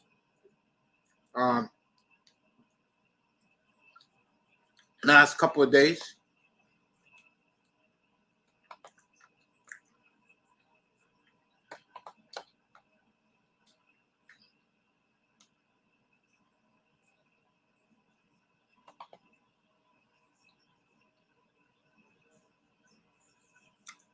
Jared Judy's out. Tim Patrick's out for the year.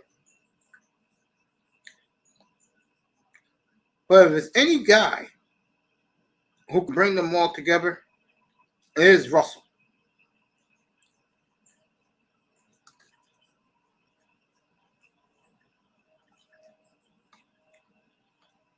All right, let's check out the over-unders. They've changed today.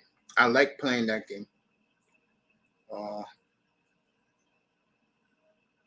Broncos now in the mix to get Odell Beckham Jr. So it's the Broncos, the Rams, and the Cowboys.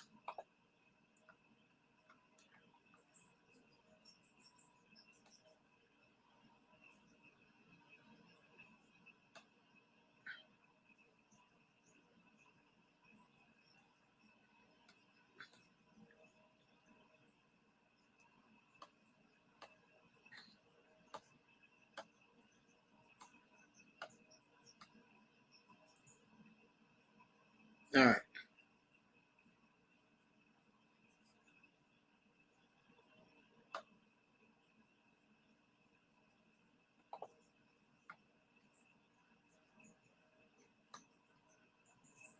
So Tim Patrick's out for the year. Jerry Judy's banged up for Russell Wilson.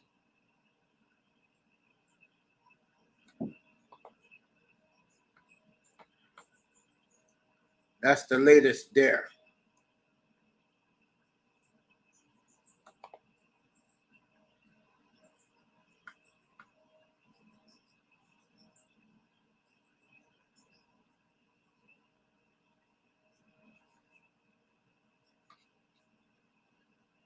So.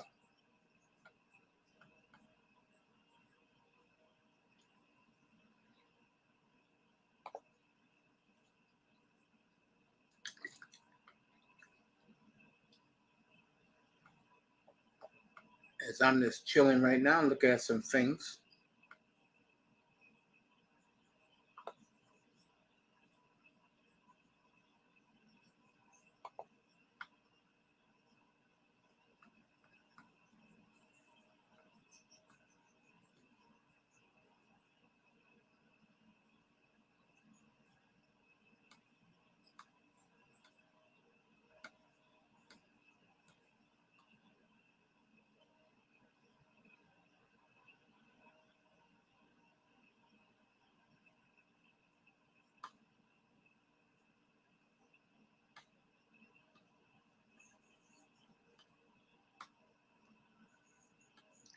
I'm right here, folks. I ain't going anywhere. Just looking at some stuff, as I like to do.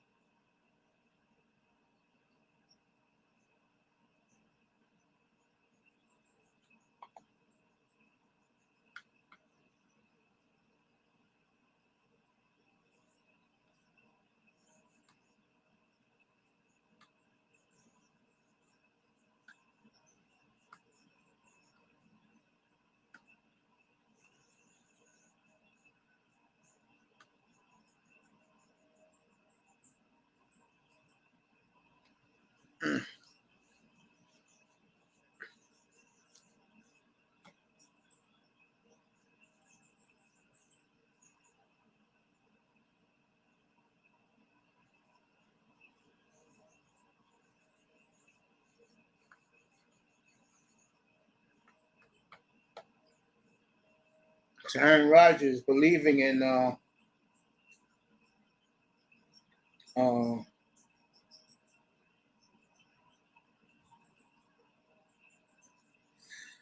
his receivers. If anyone can do it, Aaron can to make those guys look good, but somehow I doubt it. Know what I'm saying?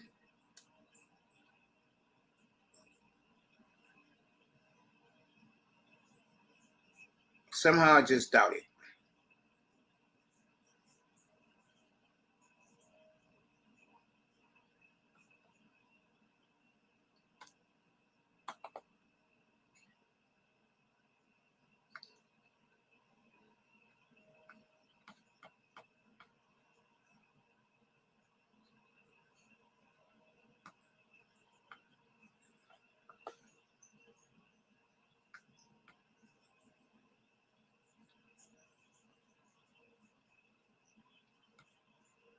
The reason why I'm quiet like this, folks, is I'm looking at some stuff to buy. But sticking to the sports like we've been talking. I killed Stephen Ross earlier today. There's no need to go back to that avenue. I haven't gotten to Watson yet. Let me do that now. The NFL, the judge, if you read between the lines, she's letting the NFL decide what they're going to do with Watson. And I get the feeling Watson will be suspended anywhere between 10 and the rest of the season. The question is, will the Players Association go along with that?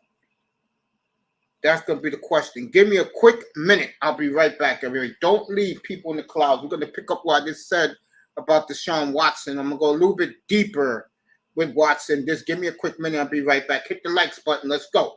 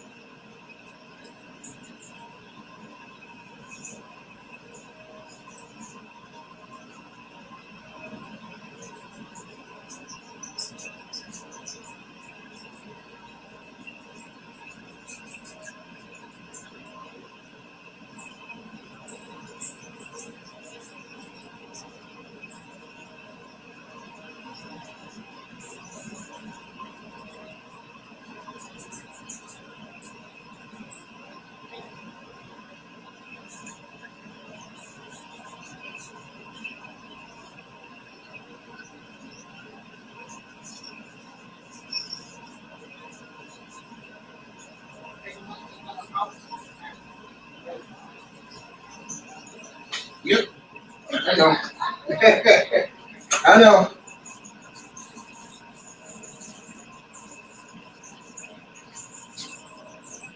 All right, let me pick up with Watson. And what I was saying before, I'll read what Jefferson says in a second. Yeah, Watson, to me, I think it's going to hurt him if he gets suspended for the year, that he'll be out of football 2 years. I think that's going to really devastate him. Because, folks, If you get hurt and you miss a year, fine. But when you sit out 1 year and you're about to be suspended another year, I don't know what to tell you. And CC will make sure to see her Odell, okay? All right. I'll tell you one thing. He used one-handed in the Super Bowl last year. Odell Beckham. I think Watson is going to get suspended, and I think it'll be anywhere between 10 and 12, 10 to the rest of the season.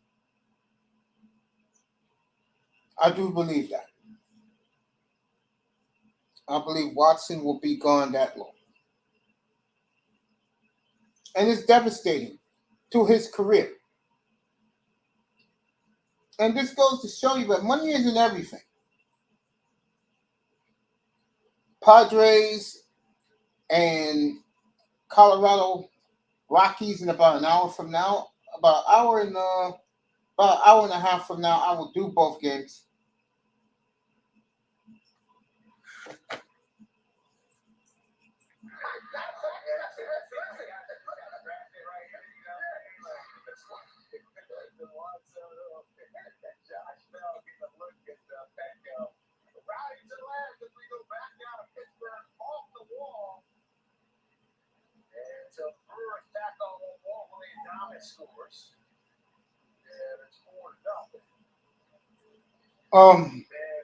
It's just bad all the way around. Because Watson was a good kid.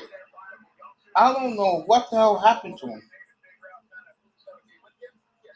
And again, this is what's going to get me in trouble. Shout out to the beautiful Simone Love. Beautiful China White. Brownie Ellie dropped by earlier. Mwah to you, Brownie. You are gorgeous, my love. Just to name a couple of these beautiful black sisters around the world. Say hello to the boy Mace, of course, the beautiful Mahogany Roots and MJ, who's blown up. Good for her.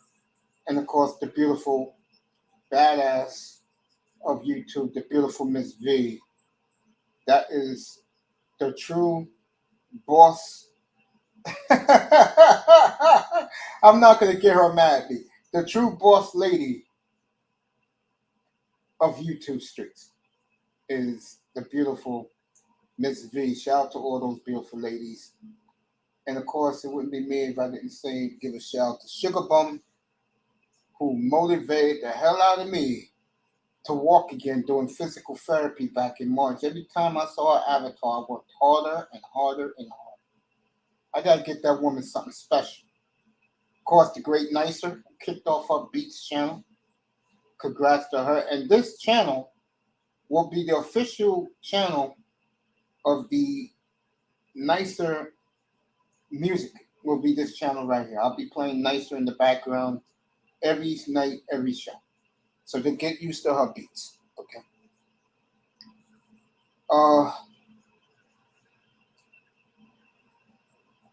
And of course, I want to say a shout out to all the ladies, Just J, Letitia McGee, Angie B,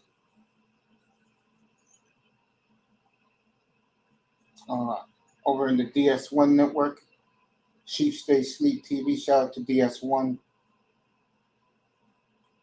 Beautiful ladies also, M Mills, Ty Crazyish. Love those ladies over there. What a room they run there. Beautiful ladies running the chat room. So, Cody Bellinger in the batting cage, LA, San Francisco in an hour. I'll be watching the Padres super lineup. Juan Soto in the lineup tonight. Back to what I was saying. So,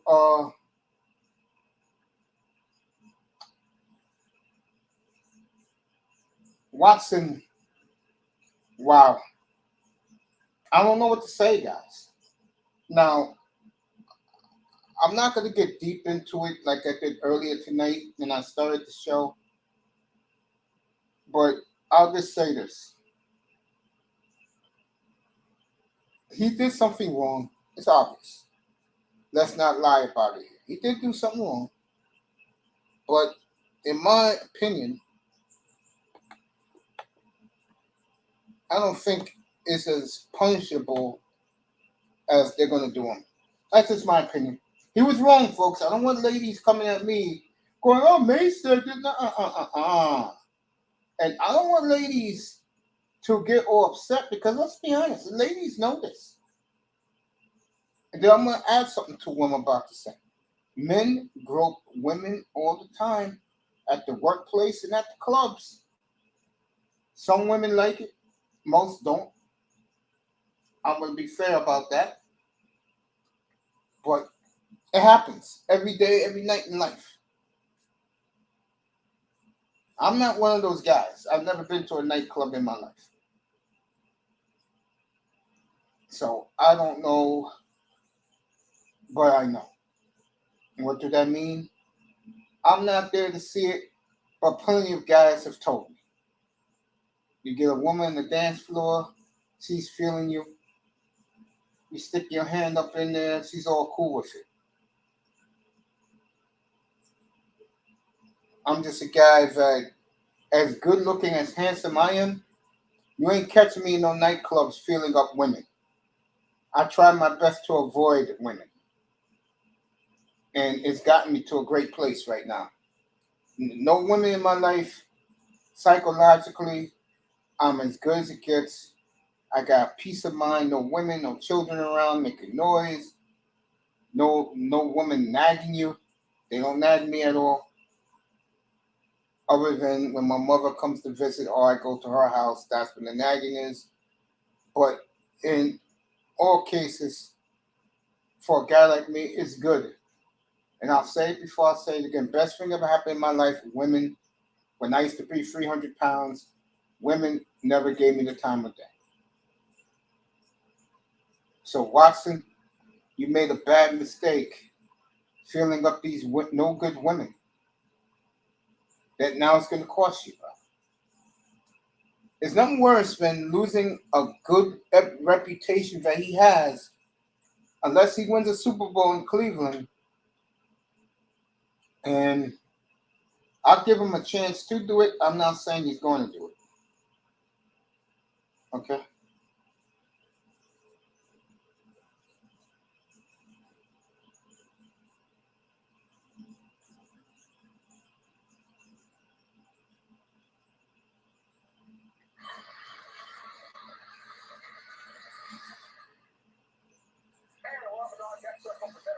Extreme Networks, Sean Casey, Bo Porter, Cameron David, Fred Charles with you. So they are excited at Petco Park. And that is brand new Padre Juan Soto. Soto and Josh Bell picked up. All right, Soto was signing autographs. Padre fans. Remember, there's a lot of Latinos down there. It's right at the Mexican border. They are treating this man like he is the second coming of Jesus down in San Diego. Pac-Man's going to be at the games, I guess, next week when the Padres are back home, because they're in Dodger Stadium on Friday night. I'll have that game up here. It's not so much they run down the Dodgers in the NOS, but it's they get to the postseason, and then we'll see what happens in these series. And I think that's the way AJ Priller's thinking right now.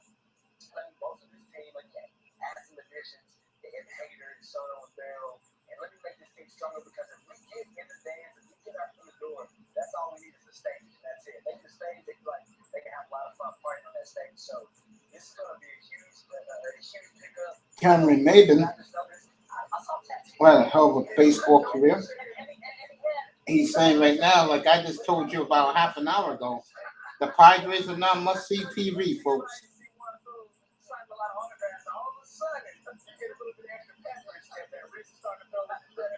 Let's see how Soto before he's back out. I bet you the grounds crew in San Diego have a little extra pettiness. Oh yeah, it's an exciting time when you make this kind of trade for the organization. It's a game changer. It's a game changer for the whole city. It's a game changer for your lineup. But for me, it's gonna come down to San Diego ability to pitch.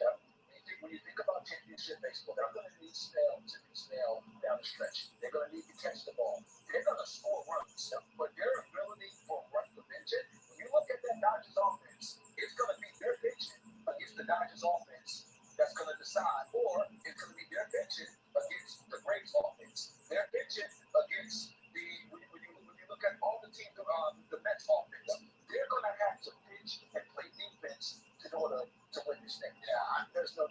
What's up, Darkness? Come on up. I dropped the link. As a player, at the deadline, when you get a guy like Soto, and then you add Bell and Drury come in, like you're like, There you go. oh, 3 months to go. Like this is the grind of the season. August, it's tough. It gets tough now. It's like, well, is it spring training? Well, I think it's spring training. Let's go. So they just added some mojo out there in San Diego, and the fans, like you talked about before, they'll be fired up tonight. They are pumped out in Southern California for the Padres. With their clowns back. This is when you're rolling, you hit that little wall, where you make a move like this, and all of a sudden, you feel like you got to take that straight up move, you hit that second win that you desperately need as a team trying to chase down a really good Dodgers team. So you're right, Case, a huge pickup. And to further that point, let's take a look here at the starting lineup here for the Padres.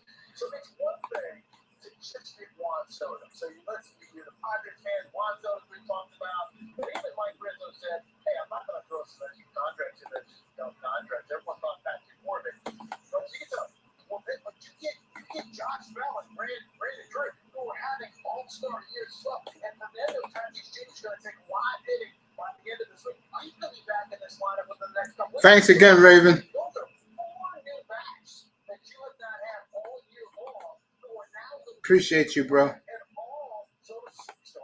All right, Grinders with us. Get my headsets back on.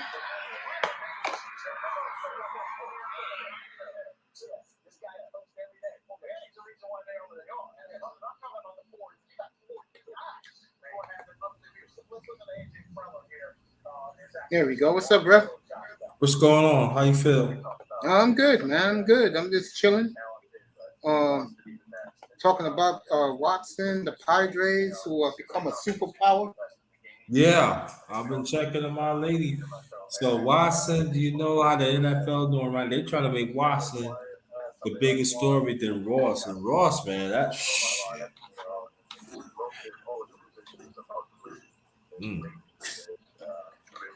Raven said what's up to you in the chat room. Hey, what's going on? What's going on? I like as far as Watson goes, missing 2 years of football is gonna hurt him a lot. Yeah. That's 2 years of no contact. That's 2 years of not throwing at least 600 throws a year. Yeah. Mm-hmm. That's gonna hurt them. That's gonna hurt him. Yeah. You know. Let me see. But to me, the big story is this trade that the Padres pulled off on yesterday. Oh. Getting Juan Soto for a couple of prospects, him and Josh Bell. Oh. So the Padres right now, to me, they're the team to beat.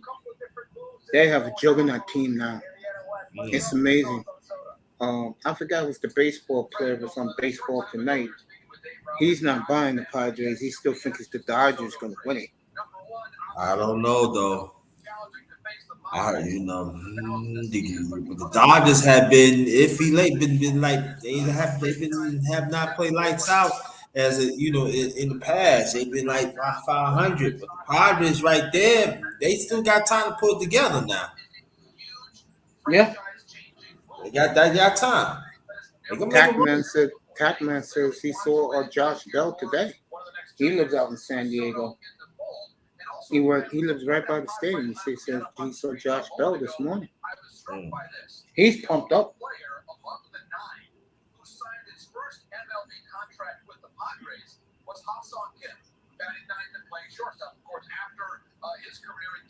That team is ridiculous, bro. I'll be watching them every night now. They gave me reason to. Oh yeah, they relevant now. And I'm saying, and I would say this: the Dodgers, y'all better step up because y'all keep playing the sub 500. I see the Padres now. That's all I'm gonna say. Padres Dodgers Friday night in LA. The Dodgers got a 12-game lead on them, but the point is, now the Padres are going to be one of those teams that will be in the mix of giving a tribute to Bill Russell tonight. That's great. Yeah, but you know what though? Yeah, they got a 12. You're right. They got a 12 game lead, but it's not like a dominant 12 game lead. You know what I mean? I agree with you. It's not. It's not like when the other teams we can't come back. We just got to play for the wild card. You what the Padres have pulled off, and then I'm just saying They're going to be a dangerous team come playoff time. And the Padres are going to be dangerous come baseball playoff time.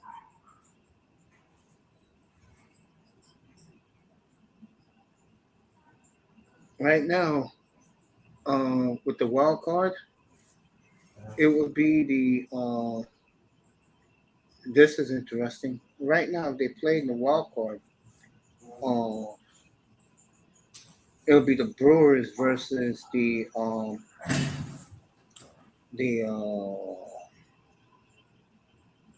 Astros Padres. Did I say Astros? Excuse me, Braves Padres. If it ends like it is right now, the Braves have caught the Mets only 2 games out.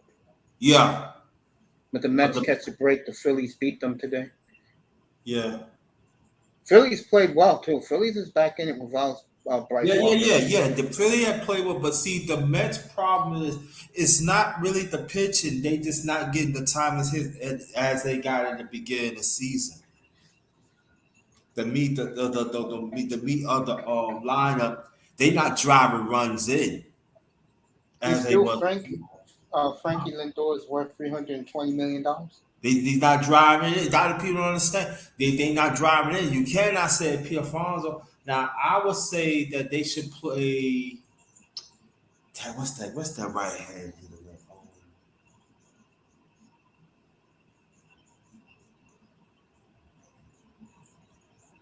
Well, they made that big trade last night. Oh. The Mets got the kid from the Giants.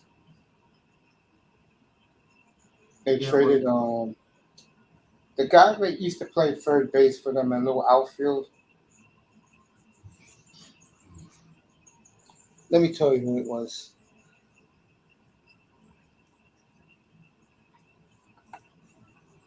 Raven be up here soon.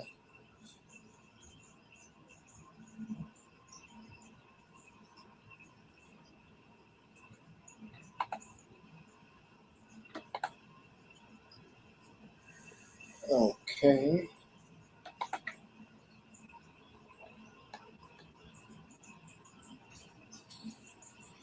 And Juan Soto's been everywhere. I mean, that's when he got traded. Mm-hmm. Every commercial you saw was his. Yeah, you see him right away. Yeah. Good thing he could talk English. No, I'm dead serious. Yeah, right. Yeah, I'm not even getting you right. Yeah.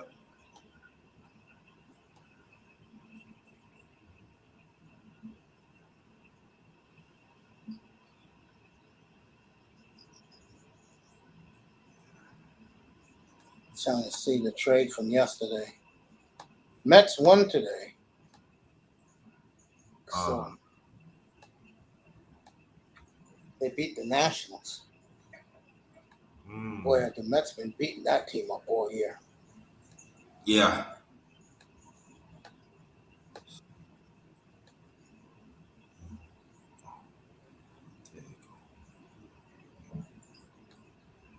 All right, the Angels, I got to say this before I move on. The Angels are now considering trading both Trout and Ohtani during the offseason.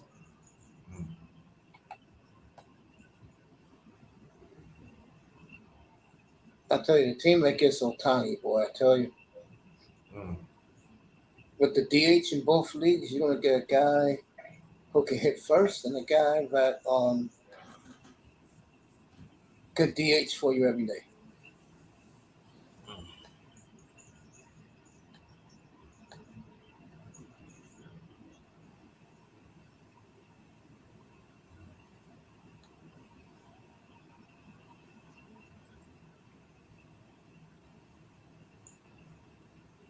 Trying to find that Met trade.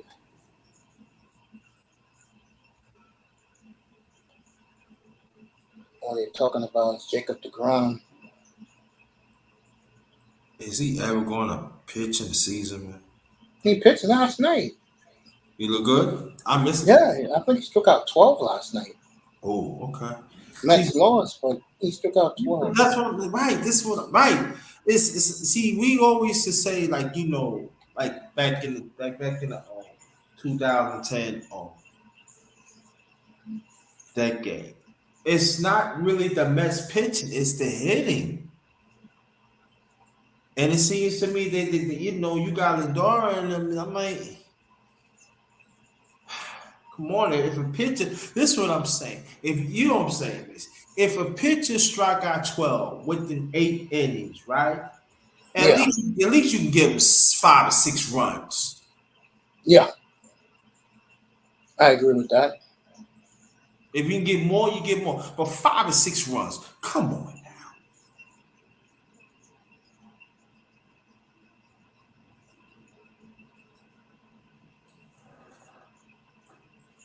That you know, as a pitcher, that discouraging. I'm striking out 13, and we still lost. Crazy, right? It is. I don't know why. They just don't score runs for him. I don't know either. I remember I think they played against not the Nationals. I think it was Milwaukee, I think.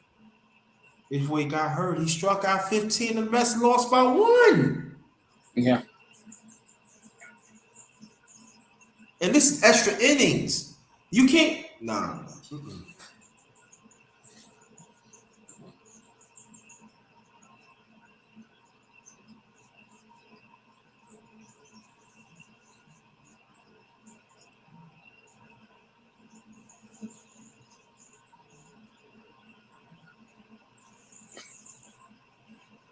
So the Nationals, it's going to be a blockbuster baseball draft next year. That's why all these teams are tanking.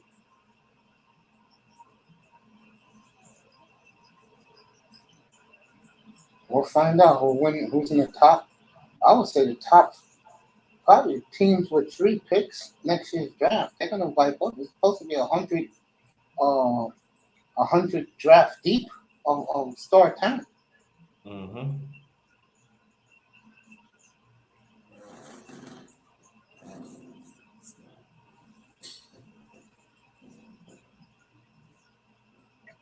So the Phillies beat the Braves today. Mm-hmm. Syndergaard and Wheeler are back together in Philadelphia, former Met pitchers.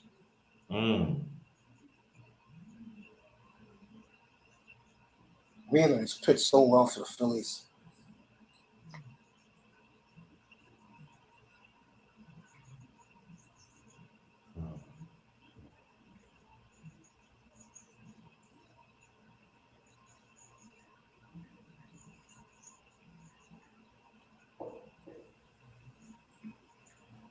So Castellanos wins the game for the Phillies with a 2-run homer in the top of the 9th. So the Phillies are hanging in there. They got the last wild card spot right now over the Cardinals. Oh, okay. You know, it'd be great for baseball if the Cardinals get to be in the wild card. And you got that was a great wild card. Albert Pujols go out with a World Series ring. Yeah, that would be something. Mr. Miami's in the building. Good to see my brother here. He can't come up because of his tooth being pulled. Oh, wow. I can see that. I told you that the other night, Raven, about the WWE may be purchased by Amazon Prime. Amazon seem like they want to be in everything. Mr. Miami giving his love to you. Yo, shout out to Mr. Miami. What's going on? Get well, brother. Get well, man. We need you, man. Yeah, we Corporation. do need you up here, bro. You are well missed. I'm not gonna lie to you, bro. But let me ask you a question, brother Mace. Yeah, go ahead, fam. I got the. I know you. I know you had the news about Steven Ross and everything. You laughing? I know. I was getting ready to laugh. I choked. I ain't gonna lie. I about was choking myself when I heard. Now, what do you think the NFL is going to do now about Florida? Because you know the NFL trying to act like that he was lying. Now, what do you think? Do you think he's gonna get No, So- Flores is getting too much support by the media and by the black media members and former players. He's getting so much support. I think the NFL dropped the ball, but like Commissioner said, this case is not over yet with Stephen Ross. So they want to get the Watson stuff done first, because that's more important. Right.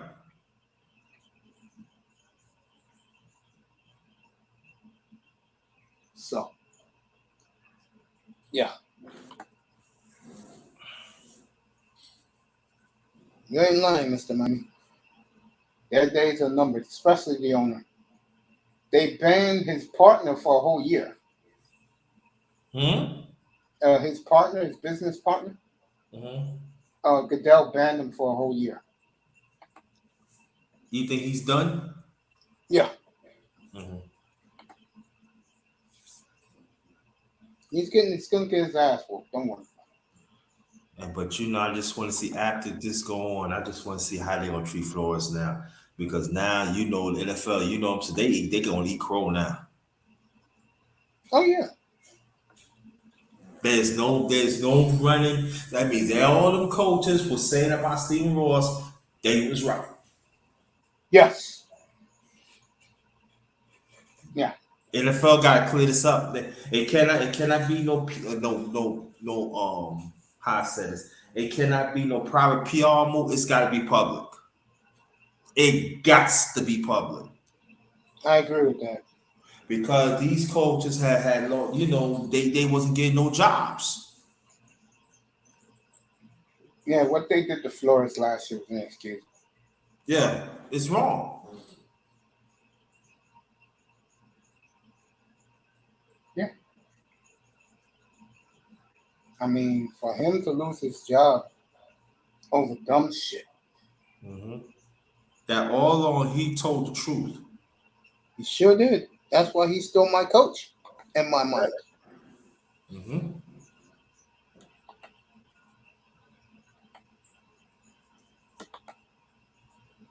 The humiliation of him, the humiliation of his family.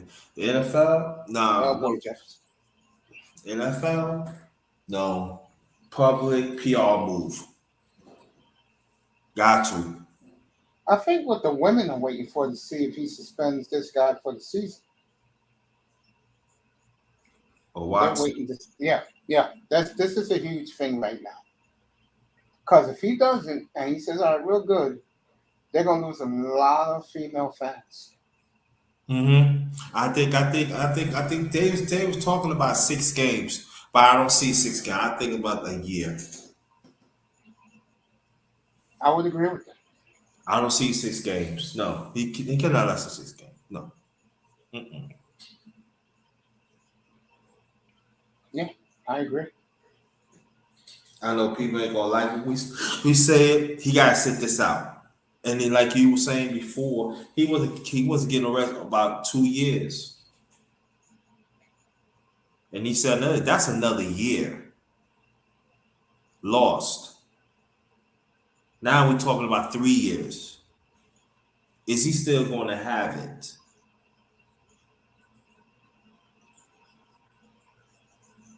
Yeah, I agree. I don't think so. And he could kiss Tom Brady goodbye coming here next year. You Dolphin fans dreaming about that, Mr. Miami. That's over. Yeah. You better hope Jordan Love is available. You better hope that Davis Mills, who the NFL is crazy about right now, they was talking about him today. I couldn't agree. I agree with everything they said about him. Yeah, but I'm surprised. But you know one thing, I'm surprised that Dolphins did not go after Jordan Love this year. I'm very surprised about that. I get the feeling next spring.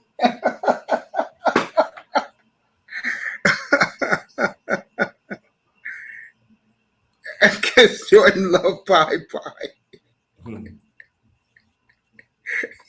You know, Mr. Miami hates Jordan Love because I love him so much. I don't understand why. Hey, look. Jordan Love could push that ball down the field. That's all that matters. Exactly. That pineapple can. He can't even stretch it, not even 40 yards. And that's who the GM wanted in that draft 2 years ago. He wanted Jordan Love. I wouldn't be surprised if they really. Miami's good enough not to hit rock bottom, but if they go 9-8 and that pineapple only has like 20 touchdowns, he's gone. I don't think he's gonna have 20, man. You think he's gonna have less? I don't think he's gonna have a little less, man. Because you gotta think about it. You think about it now. It's gonna be 8 in the box. Pineapple, you gotta stretch us. We don't believe in your arm. They're gonna put 8. Listen. These teams gonna put 8 in the box, and then they're gonna mix in some nickel, some 4-3, and some nickel packages. I'm telling you. I agree. And you don't think Brian Flores ain't waiting, chomping at the bit? He having fun. When Pittsburgh comes to Miami on a Sunday night. October the 23rd, circle it.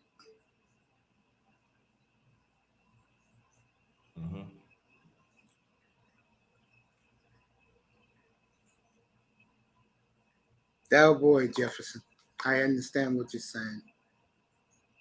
Lamar Jackson's going to be a man. Hey, if you get Lamar, hey, everything changes. I'll pick him to go to the Super Bowl next year. Yeah, I'll pick him. They get Lamar Jackson, yeah. Now, and you know, it's so crazy though. This is sad. Even Lamar Jackson have a stronger arm than that pineapple. Of course, yeah. Lamar Jackson's problem is he's not accurate.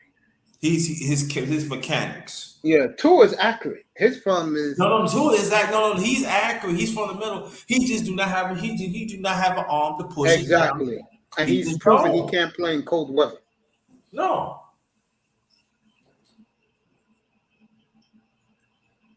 I'm saying like this: if he would have played like in the '80s, like in San Francisco, you know, the West Coast offense, yeah, he would have settled that. But today, NFL, no, you gotta have strong arm. You gotta push that ball down the field.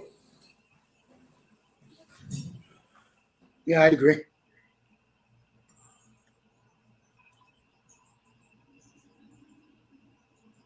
I tell you, baseball team was playing so well, and nobody's talking about it. What a renaissance for the Baltimore Orioles.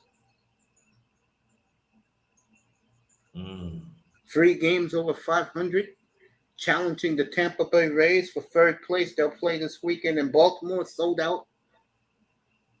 As the Orioles are making a push for one of the wild card spots in the American League. You heard me right, the Orioles.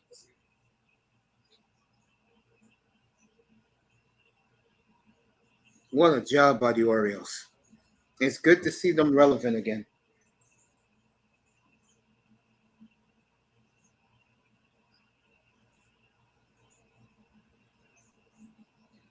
All right, Trey Mancini is a player who I personally like. He beat cancer twice. Just hit a monstrous home run for the Astros. I don't know why the Orioles got rid of him. They did. That's the type of guy you think they would keep for the playoff run. But Houston's beating the hell out of the Red Sox tonight.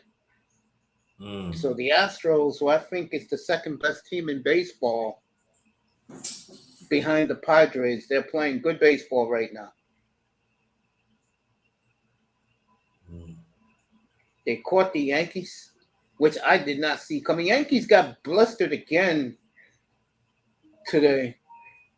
As the Mariners are tap dancing on the Yankees right now and flexing their muscle, as the Mariners have become, like the Padres, a superpower in baseball. Isn't it amazing that these small market teams, because they draft well, can trade and get star players? Isn't that amazing, Grinder? It is because it goes to show you, man. Some people think that, this small market, they know that whatever moves they make, it's got to count. And they strategically putting the team together. Red Sox solidly in last place in the American League East. You heard it right. The Red Sox solidly in last place. As the Orioles are rolling, folks. So Mancini homers for Houston, and the Astros are playing championship baseball again. And you could say the last 10 years, they've been the best team in the sport. Mr. Miami, let's go Houston. Him and Raven, go Houston. Yeah, I heard Jimmy G may get cut. Don't be surprised if he does. He ends up in Miami, Mr. Miami. That would be interesting.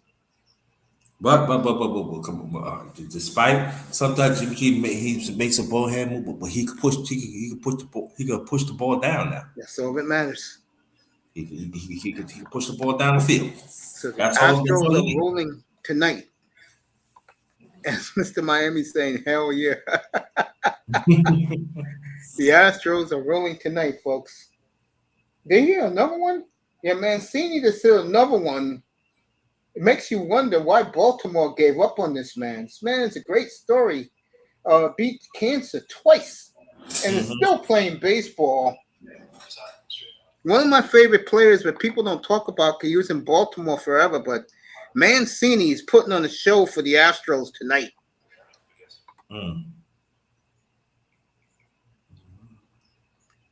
So I'm trying to look at this weekend's baseball matchups to see who goes where.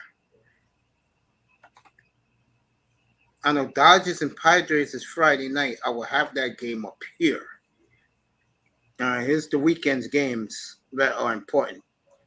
Orioles get a bye to go to Pittsburgh. Indians go to Houston. That's pretty big. Mets and the Braves is going to be critical. That is here in Flushing. I'll be covering. That'll be my doubleheader Friday night. Mets, Braves early, Padres, Dodgers late. Ooh, can't get no better than that. That's right. Can't get no better than that. And these Amazon Prime, of course, they got another good game, which I would talk about this game more, and it's going to be interesting. The Yankees are in St. Louis this weekend to revive that old rivalry. Cardinals' only team in baseball has a winning World Series record against the New York Yankees. And I'm telling you right now, folks, you may not think this, St. Louis will be lit for that series with the big bad Yankees coming to St. Louis. It's a shame. This is gonna make Raven laugh. It's a shame that Friday night's game is on Amazon Prime. I mean, you can't make this up. And Grinder, when the Yankees are on the Mets on Apple TV or Amazon Prime, the game is blacked out in New York. It's now on Yes, it's now on Channel 9, now on Channel 11, now on what? Yeah, that's why I'm so pissed off about Amazon. There's Ravens laughing at us. It's not funny, yo. It's not funny. Raven loves Amazon Prime. Don't ask me why, but Raven is a huge Amazon Prime supporter. Nah, them games, that's legend. You know what I mean? Like Channel 9, Channel 11, man. That's what we know. You cut our neck off like that, Amazon. fucking Mr. Miami. Amazon Prime versus Apple TV track 6. Oh man. Even the Autobots bow to Prime. Leave me alone.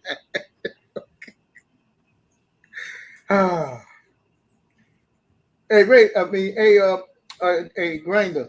These guys think I'm joking. These Dominican dudes, they go to the restaurants on Friday nights.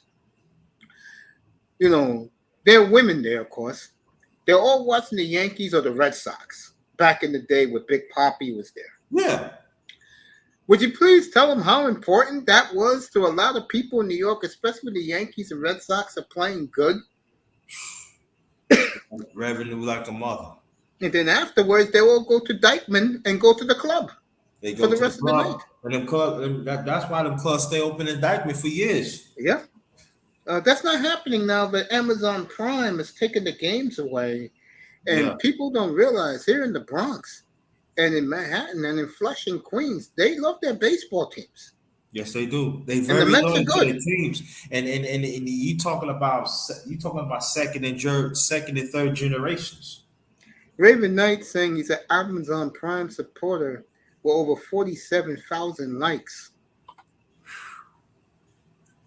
Jordan Love versus Ben Simmons. That's it. I'm not messing with you, Miami. Crazy. Mr. Miami's crazy. Oh, we miss Mr. Miami so much. All right, Raven Knight's here. Good to have him here, of course. He adds extra to the platform. What's up, brothers? How you doing, Grinder? Now, what's going on, Brother Raven? Always good to hear your Good New evening, York Amazon Prime. accent. How you doing up there? What's up, Mace? What's up, family? I just good. had it. It's good, man. I'm feeling a lot better now. That's good. I just had to eat while I was tripping out with y'all. How y'all doing? I'm good, Right, man. right. You cracked me up with this love for Amazon Prime. Hey, LaShawn was cracking me up because he said he was so mad earlier he couldn't type right. What, if all this Jefferson, but Amazon Prime got all this power? Hey, get ready, man. We're gonna build a dome. I'm telling you. Nah, man. Actually, We don't we may build no actually dome have no damn New York. Manzano's We back. have an Amazon Olympic Park. It's good to No. see you. No, build that where you at. Don't bring no shit to New York. Jesus, guys, don't attack Mason Grinder. Don't attack Amazon Prime. It's not their Nah, fault. I don't like Amazon Prime. You don't in New York. You don't cut out no channel 9, channel Exactly. 11. You don't do that. Exactly. That is the truth. I've been saying it. Do that. And the No, Yankees no, are in but- St. Louis Friday night too. And the Mets are in Atlanta. And you only can see the Met game. Grinder is like No, but this. the issue with that, guys, you're attacking the wrong people. It's not their fault. No, that we the- attacking the right people. Yeah, you can't blame this on let me Lon finish. Prost. I'm Let me sorry. No, let me finish. Miami put us The in reason why I'm Survivor saying you're Series. attacking the wrong people is you should attack the cable company and satellite for being so incompetent that they allowed this to happen. I mean, they're losing grip because Prime is 10 times better than them. And I mean, blame and the cable another thing, people, Grinder, too. it's I proof blame about the the New York networks, Yankees. too. It's true about the New York Yankees at this point because I always view them as one of the most expensive teams. And I'm like, you secure something with them, you have money. Grinder, Everybody has a excuse price. me. Raven Knight just hit it on the nose. Ding, ding, ding. Raven Knight just told you. Yeah. No one's He gonna is say no absolutely to on money. point. No That's one. what it is. You know what I can see happening too? If Amazon buys the Yankees, I can see them going into That's not ownership. happening. No, if it happens, I can They see have them no going. money to do it. I know it's not going to happen. I'm saying just hypothetically, if it happens, they're going to go into the NFL and try to buy the Dolphins as well. Oh yeah, we already got our footing in the NFL already. We already give free games. Yeah. Thursday nights. I can't watch Thursday night Thursday football. nights. Brother Thursday Ray, night on Amazon. Brother Ray, why Yeah. you gotta rub it in though, Amazon? I'm saying you have to rub it in like that. Because they offer the best savings. You Did have you to see rub their it in, though. their pregame studio? Yeah. Made me throw up when I saw it. We got this. Hey, we got it. They got Mace, Hey, give it beat 'em, a. join 'em. I'm going to say give it a chance. Maybe since they just got in, maybe they're It's trying better. Yeah. they're gonna get better and better with their You know what? studio Their stuff. studios. But I'm gonna tell you what Amazon did. They did their analysts. They got it right. They listened. Oh They hell yeah! Who do paid you think they listening attention. to? They listen to us. Well, Bob Costas will be doing the game Friday night for Amazon. I mean, Amazon God. didn't make that move. I mean, their business analysts probably looked at the numbers and ran the figures, but it was actually the customers that say, "Hey, we want to have this, add this onto the streaming service. The streaming service can knock out Netflix." Yes, they can. I do agree with that. They can Yeah, knock they out can. any streaming service except Disney. It is. I think we're even better than Disney right now because Disney Okay. like to keep Well, going I'll up say in this. price. Yeah. I'm gonna let my man talk. Raven talk again in a second. Manzano, you see why I get the baseball package every year? Yeah. Because now I can watch the Padres every night. Hey, I'm gonna mute myself and I'm gonna go upstairs real quick. All right, go ahead. Boy, the Padres is giving this wall-to-wall coverage, and you can't blame them. This is one of the biggest losing franchises in the history of sports, who, let's just say, finally did it the right way. They built for the farm system, and they tell teams, this is how arrogant the Padres are. They tell teams, hey, no one's untouchable. Pick whoever you want, they're yours. Just give me the players I want. Mm-hmm. Yeah. Mr. Miami bringing up the Survivor Series. That's actually my least favorite pay-per-view because they don't stick to the original format of the Survivor Series, how it used to be. So I'm like, hopefully Triple H bring that traditional Survivor Series back. Raven, I agree with you. I don't like Survivor Series either. That's the one Yeah. after Thanksgiving or before Thanksgiving, right? Yeah, Yeah, I never somewhere liked that around one. there. Yeah. Because, they went from Survivor Series to having just basically a regular pay-per-view. They may have maybe one 8-man tag, or maybe, they'll have a men's division and a women's division. So you get 2 8-man tags out of the whole pay-per-view when originally everything was all Survivor Series and teamed up matches. And for the tag, primarily, that used to be the center for the tag team championship. Raven, let me ask you a question. Let's say they cross over AEW and WWE. How much money would you pay to see Belair versus Jade? Depending on who's the hosting city. Oh, man. Jerry's Woo! World. Oh, I'm there. If it was here, I am Jerry's there. I am there immediately. The 4 places I would pick is Jerry's World, Miami, where the Dolphins play, Vegas, because that match is big enough for Las Vegas, even though it's women's wrestling. It's big enough, a marquee match in Vegas, and the SoFi in LA. That has WrestleMania written all over it. You don't want to put that in a regular pay-per-view. You want to put that on a grand stage for both of them. Yeah. I would say, definitely, choose Vegas over Cowboy Stadium just because of the venue. But yeah, let them have a Jerry's World. He gonna be there. Yeah, that's 100. As a matter of fact, strong, folks. As a matter of fact, I honestly believe if they ever was able to get a magical dream card like that at that venue, at that event, you probably will see the most black men show up that you have ever seen. There'll be fights in and out. There will be exactly. The niggas gonna show up for that. Shit, the niggas gonna show up. Be wanting to fight. Wait, y'all not even in this. Yeah. You gonna?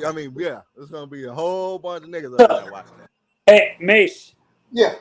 I was thinking about this. I want you, all 3 of you guys, your guys' opinions. I understand why the trade happened, but for me, I think because of the market and where he is from, I think it would have made more sense for a guy like Juan Soto. I understand the Yankees wouldn't have given up a lot of prospects and stuff like that, but because they have a huge Dominican population, and the kid's a young Dominican player, I think the Dominicans would have gotten behind that kid if he played for the Yankees. Am I correct? It's funny you say that, because The reason why Scott Boras wanted the Padres is what you're going to see tonight at the game. You can't see it. I'm going to watch the game in about a half hour from now. The Latino population in Mexico is in love with this team. They love that you could argue the best Latinos young superstars are on this team. And Machado, Lindor. Tatis, and Soto. You already, they're showing the pregame right now. They went to commercial break. Bro, people are going up the escalators wearing the mustard brown. That's the ugly for me. That is the ugliest jersey. That mustard brown Padres jersey is so ugly. They're all wearing Soto jerseys, bro. All the Latinos at this game tonight is Soto, Soto, Soto.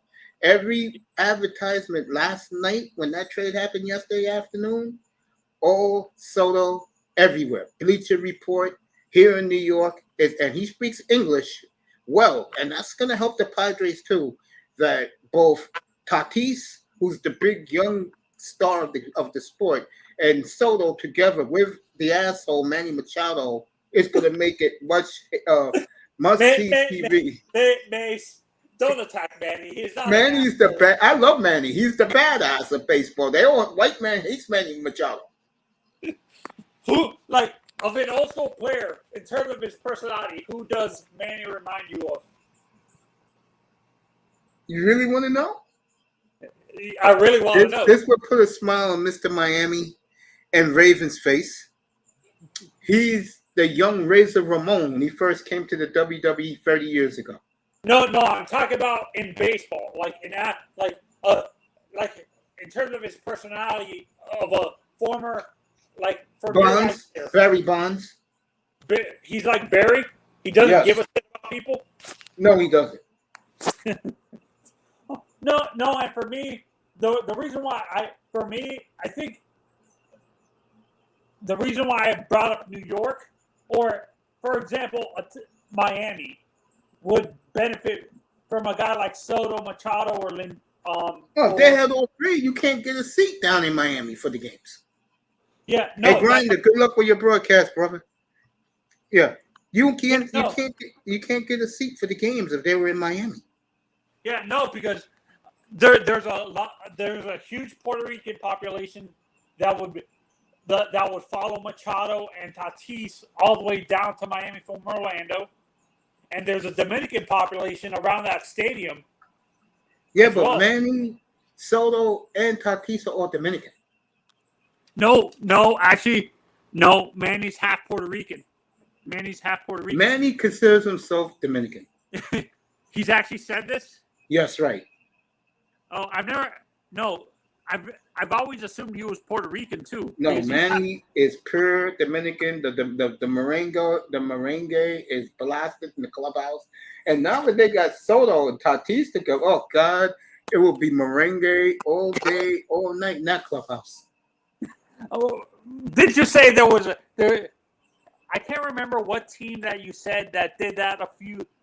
That was blasting the merengue, and the pitchers of the opposite team would constantly hit them because they hated hearing that music. The Braves. Oh yeah, Albies, Acuna, and who's the other guy? There's he used to play for the Osuna, Marcell Osuna.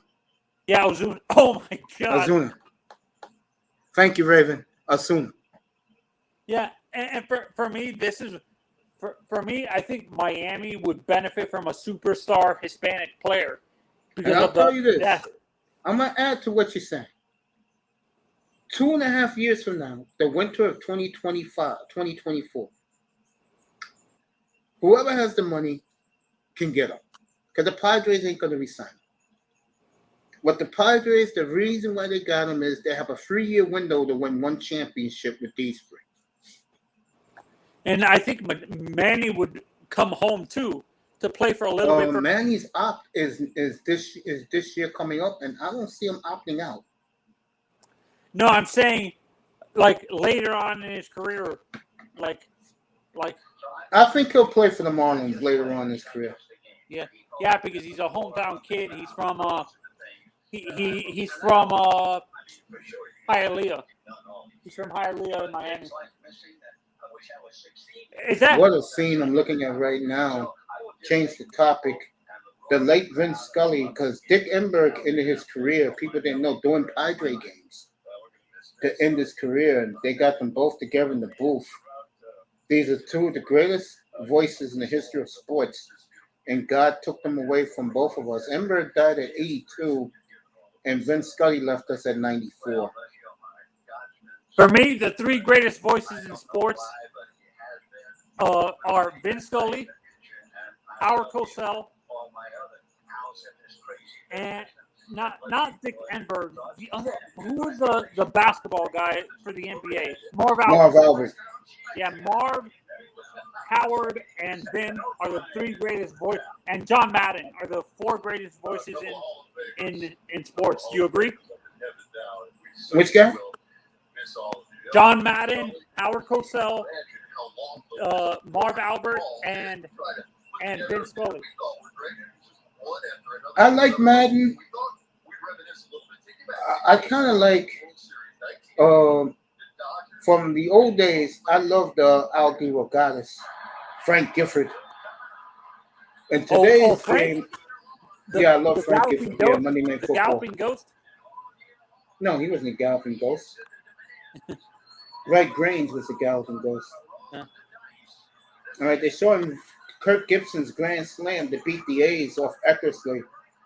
And, the Dodgers had a magic year that year. They won the World Series. Man, I rewatched while you're talking about that, I rewatched the Derek Jeter thing. The episode 1 and 2 about Don Manley. Oh, good Lord. It became so sickening and annoying. I'm like, Jesus Christ.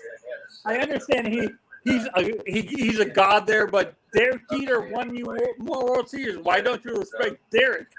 Seriously. You're talking about Madeline more than you're talking about Derek in that. I see, Mr. Miami, Pat Summerall, Keith Jackson. I agree. You got to understand something, Tony. The Mets, and this is why I hate the Mets more than any other team. They were a very pompous, arrogant group when they won in '86, while the Yankees had the quietest decade of the history of the Yankees. And Don Manley was there for all of that. But once Manley had that team in '95, if he would stay one more year, the Yankees would have just kept them to win those rings with that group. Yankee fans would have called him the greatest Yankee to ever live if he would have got a couple of rings. Oh, wait. Over Babe Ruth? Babe? Yes. Jesus. And Babe won them a couple of championships. The guys who really won it for the Yankees was Mantle and DiMaggio. No, actually it was I'm talking about in the 20s and 30s. They won five in a row. The Yankees? I don't think they did, because the Cardinals interrupted that. No, I'm talking about later in the 20s, not in the early 20s. I'm talking about from in the mid 20s. That was the Cardinals' time. Marty Marion and those guys. Yeah, they beat the Yankees. Why do you think that series is so big? I'm talking about from the years I'm talking about are from 1927 to 1934. That's the group of years I'm talking about with the Yankees. That's the year. I'm gonna find out right now.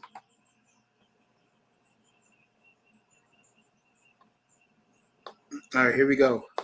You said the 30s, right? Yeah. I'll go back to it right now. Yankees won in 23, 27, 28. Okay, Manzano, you get it. Yeah. Damn, Yankees dominated the 30s. Yeah, I didn't even realize that. From 1923 to 1940 to 1964. That's when the Yankees won all their championships, basically. Yeah. I mean, that's why they became one of my most feared baseball teams when the Rangers went up against them, because I'm like, damn, it's like we kept losing. They were our obstacle. All right, from 96 on, that was the Derek Jeter group. They won their last 5 titles from 96 to 2009. And this is why me and you joke that the Weasel and Lon Prost were watching the Montreal Tampa series very closely. You better believe they were. You know, one thing I give the Yankees, they know how many people hate them. Yeah, Yankees fans. So, let's say Montreal will win last year. Oh, forget it.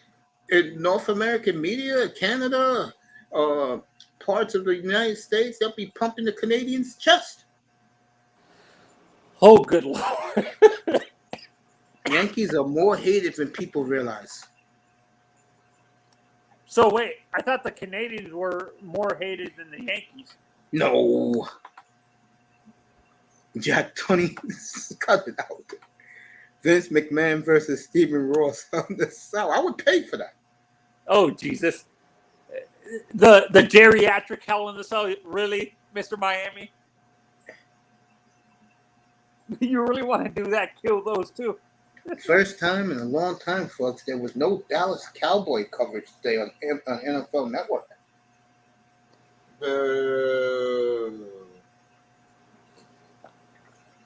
I know Jared said, "What happened? Why ain't anybody here? Where's the cameras?" No, see, I can deal with Raven, to be honest, because he's rational. Like, the most rational Cowboys fan I've dealt with. I like Ty, but he can take it too far. Ty Church? Yeah. He's Yeah, my Church I loves think those Ty's goddamn my age. Cowboys. I think Ty's my age. I believe Ty is around Yeah, he's my your age. age. Yeah, he loves those Cowboys, bro. He My comes up and he's generation of come up in Cowboys here fans talking are that good shit. no. My generation of Cowboys fans are as arrogant and delusional as the Dolphins fans. Yeah, My Dallas is number 1 in this town, bro. And when they're good, That you'll see nothing but Cowboy jerseys, Stetsons being worn by the white boys. were the Dominicans big Cowboys fans there? No. What team? And did believe it those- or not, when we have games, I actually prefer those games that we don't have good, big coverage, from the simple fact that if we're trying to work on errors, we can do it during that instead of having Well, you got one in week 3, Monday Night Football here in New York or in Jersey against the Giants. You can work out your fluids. Fucking, I swear to God. Is that our Monday night game? Let me fix this. Let me see. There we go. I swear to God, you'll have 50,000 Cowboy jerseys at the Meadowlands that Monday night. When is it? September, let me see, 11, 18, September 26th. Monday When night did we play the football. coach? Because I talked to a coach today. Yeah. When did we play the coach? The We had a Colts? good conversation. Yeah, that was a Let me fun check it for you. conversation. I never thought I'd have a fun conversation with a pro athlete. We really did have a fun conversation today. He was saying he was coming down. I believe it's somewhere maybe around October. I'll let you know right now. The Colts, right? Indianapolis? Yeah, Indianapolis. I'm going to let you know right now. I hope I'm getting this right. Is it Matt from Texas? Matt Ryan? No. I thought he was a Texas boy. Matt Ryan's from Philly. What? You're My thinking? God. Are you thinking about that quarterback that played for Detroit? Yeah, he's from here. He's actually from here. I mean, he's Stafford's from there too, my, from the from Dallas my area. neighborhood here. Yeah, because I think Stafford said he's friends with Kershaw. Stafford. Yeah, Him and this guy grew up together. They're best of friends. Him and Kershaw. Yeah, Stafford is direct from here. Yeah, so is Kershaw. Mm-hmm. Wait, I believe they said they went to that big private school that's in Dallas. Yeah, It's they not a did. private school. It's just it's in our affluent neighborhood in Highland Park. Mr. Miami. I mean Raven. Mm-hmm. Sunday night football the week after Christmas. I mean the week after Thanksgiving, week of my birthday. There, Indianapolis is at Dallas. That's a They're Sunday here. night game. Okay. Do the Cowboys, do the boys play the Packers this year? That is the stay alone game. November, I believe it's November. I'll let you know right now. I know that's the stay alone game. What does that mean? It is the only game on national TV that's Sunday afternoon. Mm. No other game is on at 4:30 than Dallas at Green Bay. But it's a big NFC game for us. Yes, it NFC is. East game for us. Yeah. Yes, it is. That is the only game that day at I mean, 4:30. my primaries is definitely watching. I mean, I'm going to watch whatever comes out of the NFC West, but my primary is definitely for the boys to be on top of the whole division on the East. And Yeah, if week the 10 ones I'm keeping my eye out because what they have a knack of doing is the Eagles. Eagles have a knack of actually just You being play in the them race. week 6 at Dallas on Sunday Night Football. All right, the game is on November 13th. It's the only game at 4:30. Dallas at Green Bay. It's free. Well, when do they play 3:25 Ravens time. When do they play Niners? Oh, the Packers? No, the Cowboys. Do they play the Niners this year? I'll look right now. I don't think so. I know if it was, and that game was in Jerry's World. Oops. That was the wrong one, Miami. Sorry about that. How do you unblock him? I actually put that block thing. How do you do that? Oops. I gotta work on that. Miami, I'll get you back in here in a minute. Yeah, sorry about that. That was a slip of a finger, Miami. I was going for that bot. Yeah. This pisses me off that YouTube hasn't fixed that bot shit. Yeah. It's happening to multiple people on YouTube, and they said they reported it to YouTube, and YouTube hasn't done anything. I don't know. I gotta get Mr. Miami back in here. Because I've always assumed that the Niners Cowboys game is every year. They play No, the it ain't like that.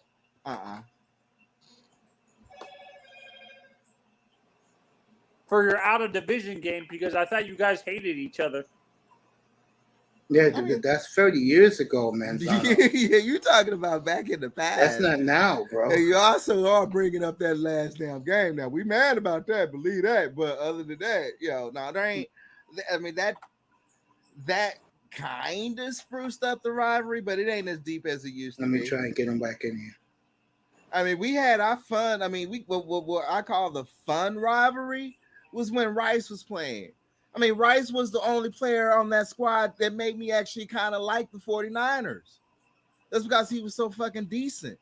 And he made it a competition. Irvin was actually running them damn routes trying to keep his performance high compared to Rice. And Rice was damn good on catching them long, deep passes. But I mean, it was because of him, a man named Rice, the game was like, okay, 49ers ain't all that bad. Because I mean, we got fans here that like him.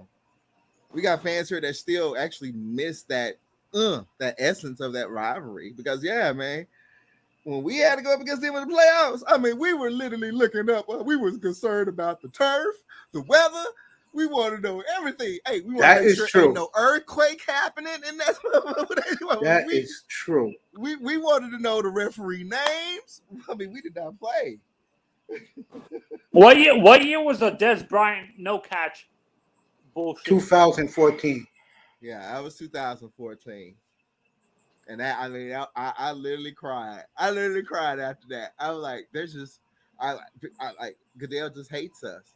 That's all it is to it. It's just so much hate against the Cowboys. We can't ever get no motherfucking shot. And because that right there would have given us a shot to go a little bit further than we had before.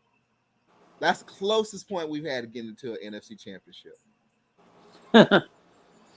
Wait, did Dez play with Tony as well, or was he a little bit after? He played with Tony.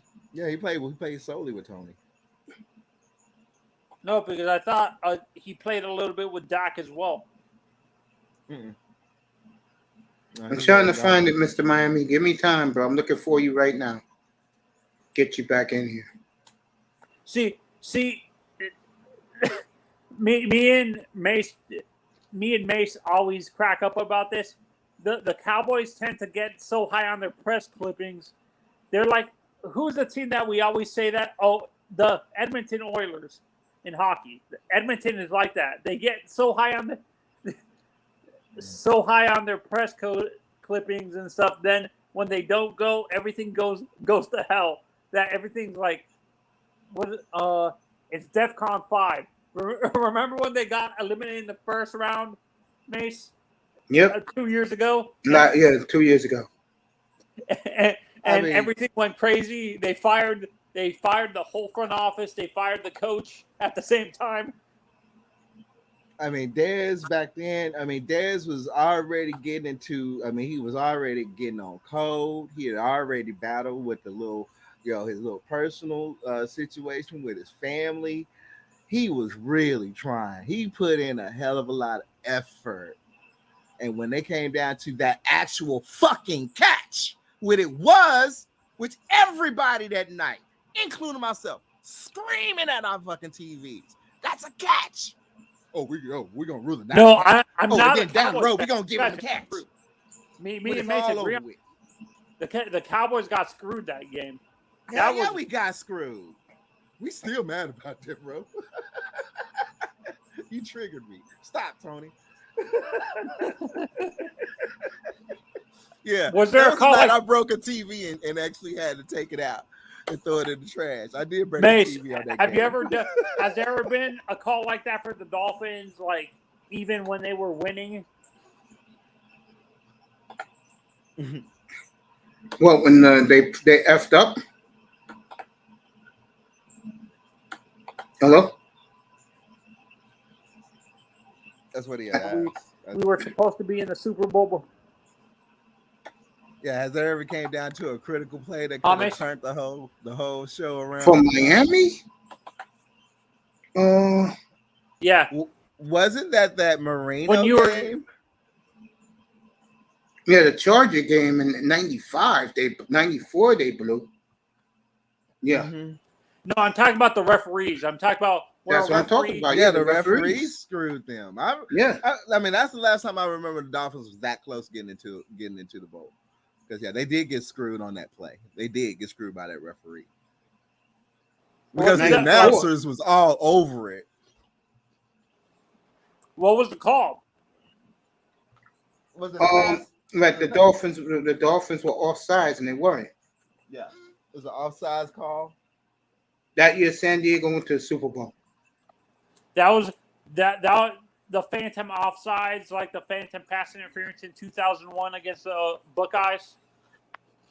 Yeah. It seems like the referees purposely screwed the Hurricanes and the Dolphins once.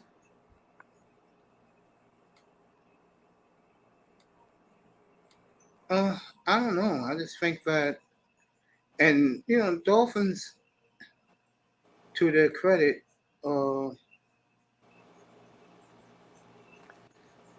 we're at least we can say we have 2 Super Bowls. We have more Super Bowls than teams that have been in the league longer than us and stuff like that. At least we have 2, so we can. I know it's been a long time, but we can at least say we have more Super Bowls than the Vikings. Yeah, but here's your problem. You should have had more. Yeah, we should have had more. And that's where the league is down on you. You should be up there with Dallas, San Francisco, and you're not. I was saying this earlier tonight. The Dolphins are afterthought. I hope we don't become like as bad. You're worse. You're the new Brands now.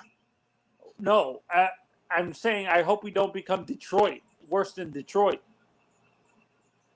You're just about there. The only difference is you're relevant once every 15 years. Every 15 years. Once every 15 years. I'm trying to get Mr. Miami not blocked.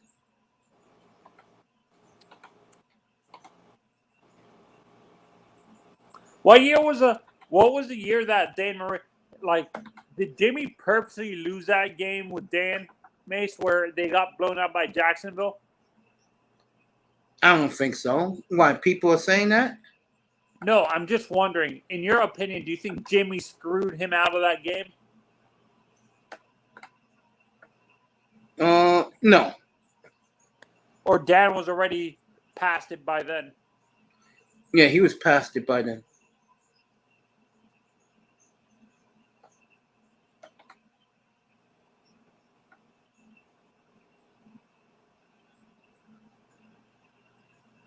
Is he on a timer? Mr. Miami? Yeah. I'm trying to find out right now. Yeah, he's back. Okay. Yeah, he's not blocked. Yeah. Yeah, his comments are showing up. Yeah, it's good. I love you, bro. All right. Sorry, Mr. Miami. You know I love you, bro. Mr. Miami. Well, let me take my medicine. You guys can talk wherever you want. Matter of fact, let me get this thumbnail out of here. Dallas Cowboys getting ready for Tampa Bay. Tom Brady opening night down in Arlington, and then they play the Bengals after that. Then they get a bye against the Giants on Monday Night Football. A bye. You get a bye against the Eagles as well. No, Eagles are good, bro. Don't say. You know what's funny? And I never thought I would ever see this. The Buccaneers, the Eagles, and the Vikings are playing for home field in the NFC. You're forgetting. Rams got a tough schedule against their division, and they play the AFC West. I could see the Rams losing every game to the AFC West. Mace, you're Yes. underestimating Aaron. You're underestimating Aaron again. What you think I am? They have to show it to me. I got Dallas as one of the playoff teams, by the way. You don't think he even makes a wild card in the NFC, Aaron? I can see Aaron winning the division again, but I'm going with Minnesota. I just don't like the fact that, like the beautiful Cynthia Furlan said tonight on NFL Total Access, how are you going to make up from when Adams? Are you kidding me? Adam Lazard, come on, man. Oh, Adam. What's up, Sean? Come up here, bro. Adam Adam. Lazard, really, Aaron? Are you getting to that point now, bro?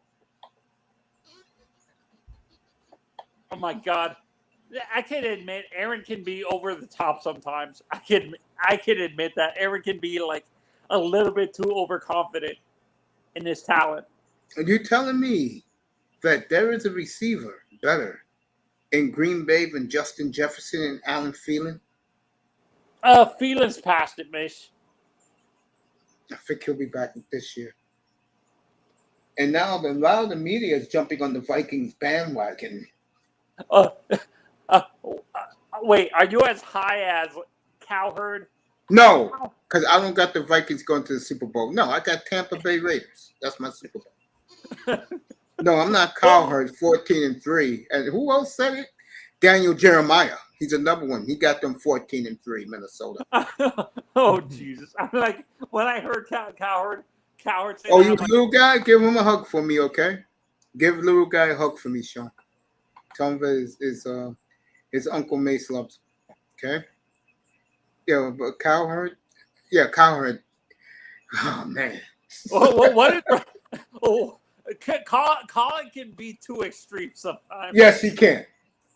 I remember that night I'm chilling and I watched his podcast, and he's telling the world that that Minnesota is a 14-3 football team. I'm like, bro, 12-5 with their schedule, yes. 14-3, hell's No, for me, at best, 11 and 6. I don't know. They own Green Bay, by the way. If that's who they play opening day in Minnesota. Unfortunately, I got to miss that game. because they're showing the sorry ass Giants at 4:30 here in New York against the Titans. How boring that is. Daniel Jones versus Tannehill. Oh God, Danny pennies to the dollar. I'll be watching the Red Zone, but at least I got Dallas and Tampa as the night game. Does do the Packers have any games on Sunday night or Monday night this They week? always on Sunday night, man. So I know they're the Packers. I know week 2 they're the Sunday night game against the Bears. They love showing that crap. Do they have? Are they on? I know the Packers sometimes get Thanksgiving day. No, they'll be on Christmas Day in Miami. Oh, so they don't have. They switch. They gave them the Christmas Day game, but they don't have Thanksgiving like they normally do, like the Cowboys. No, the Lions have Thanksgiving with the Cowboys, not the Packers. The Lions. Aaron's for me. I know I'm an Aaron Rodgers fanboy. I admit that, but yes, you are. As a football fan, who are you a fanboy of, Mace? Like that is not a Dolphins player. I'm not a fan of none of the Dolphin players, but as a fanboy, I ain't gonna lie, Russell Wilson. Hey Raven, you there? Yep. Yeah, I'm right here. Dez Bryant used to be my nigga too. I used to love Dez. Someone that's not a Cowboys fan that you're a fanboy of, who is it? Like what player in the NFL that you're a fanboy of that's not a Cowboys player? I think Raven's one of these guys. He don't give a fuck about nobody else but I don't Cowboys. give a fuck about nobody There you go. else. except As for my long as you wear home that team. Cowboy jersey. That's it. You're on my watch when you behind that star. That's it. Can you imagine if, let's say this happens hypothetically, the Packers and the Cowboys trade Aaron for Dak Prescott? I mean, as not someone that I would say now. I mean, there are a lot of great players out there that I keep my eye on when they make great plays. But I mean, if I say someone outside of the Cowboys that come to mind, and this is a guy that my experience is, I might as well stop hating because when I hate, the motherfucker wins, and every time he fucking wins, he makes me look awfully bad. And I've eaten a lot of shoes, putting a lot of foots in my mouth when it comes to the John Cena of the NFL. Yes, Tom Brady. Tom fucking Brady. There you go. Wait a minute. I mean, that's just out of the rivalry that the Cowboys had with the Patriots of becoming the dynasty with the most Super Bowl wins. I mean, we fell behind, bro. We fell behind because of them, bro. All right, the Packers, week 12, Sunday Night Football against the Eagles. That's going to be a great game. That's in Philly. And then Monday Night Football, the Rams go to Green Bay in December, the week of Thanksgiving. The week of Christmas. And then Christmas Day, they're in Miami. There's only 3 games on that day in the NFL. Miami's 1 o'clock. The Broncos and the Rams are at 4:45, and then the night game is, I believe, it's a good game too. Tampa's at Arizona. Are they? This is our question: is the NFL doing this to compete with the NBA with Christmas Day? They don't have to compete with the NBA. The NBA has to compete with them. And the NFL is telling the NBA, I'll put Dallas on against you anytime. I will blow your ass off this planet with the ratings. There was only one other athlete that I put as much energy and negative energy into Tom Brady, and he won. There was only one other man that I put probably more in one solid game versus the Mavericks. And that that night, even he saw my expression and fed off of it. He fed off the whole crowd here in Dallas. And that was the great Kobe Bryant. There you go. He turned the Mavericks game into a highlight reel for himself. Yeah, they basically gave him the ball. I think he hit 54, 55 points in that night. Manzano, you think Adam Silver is happy that the NFL has a triple header against him on Christmas Day? I don't think so. Exactly, because no one's going to watch basketball that day.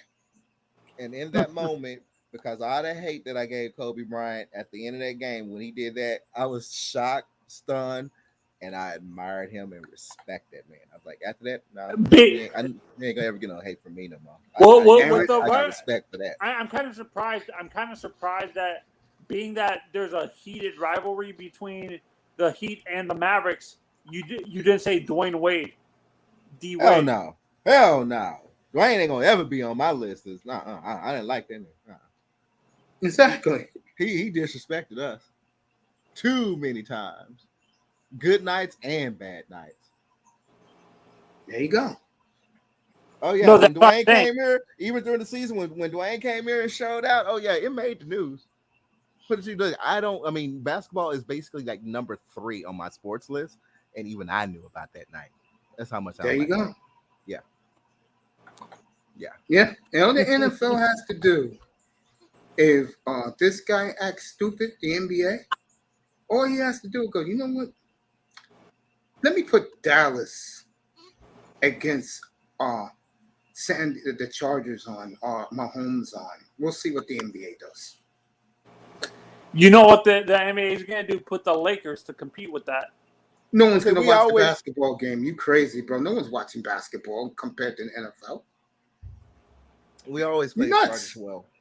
Sometimes they play us well. They did have a better running game in one game. Manzano, you live in the United States of America. There's only one sport that's king here, and that is the National Football League. The NBA is a pimple on the NFL's ass. No, I wouldn't say that. Yes, I still have to say baseball is still America's pastime. No, it's not. It's the NFL, bro. Baseball, young people don't watch it, don't care. It's too long, too boring. It was, because now Dallas is the most expensive team. Exactly. Yeah, so football, I guess, yeah. Exactly. Football's in the toilet. Would you say, is Jerry the richest owner in the NFL? No. The what you call this? He will be. Now we're $7 billion in value. But I'm trying to think who is it? It's not Jerry. No, he isn't. He isn't the richest. Richie, Philly, Green Bay, Minnesota. I would say,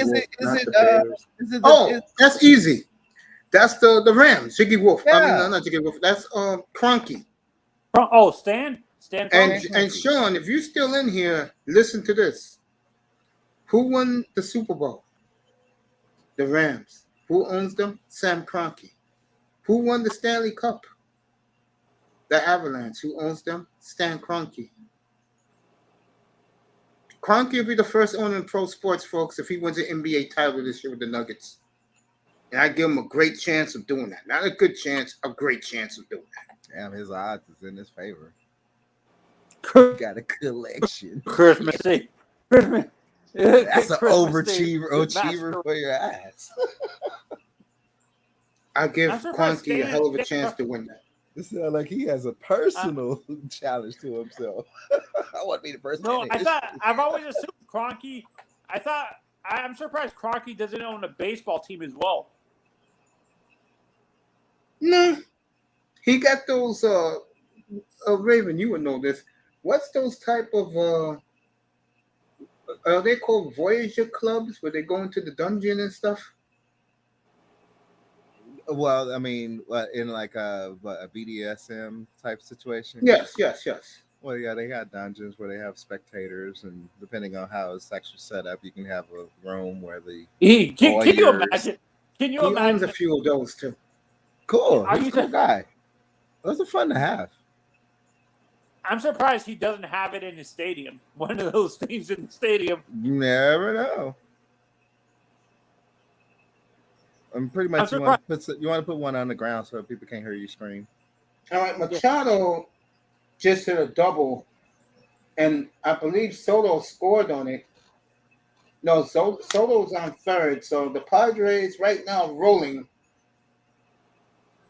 second and third and one out. So the machine is beginning. Josh Bell is up. And so you think the Padres now are going to overshadow the Dodgers now, Mason? Oh yeah, then they'll play Friday night in LA. You guys think Kershaw makes it into the Hall of Fame right away? Kershaw, yeah, of course.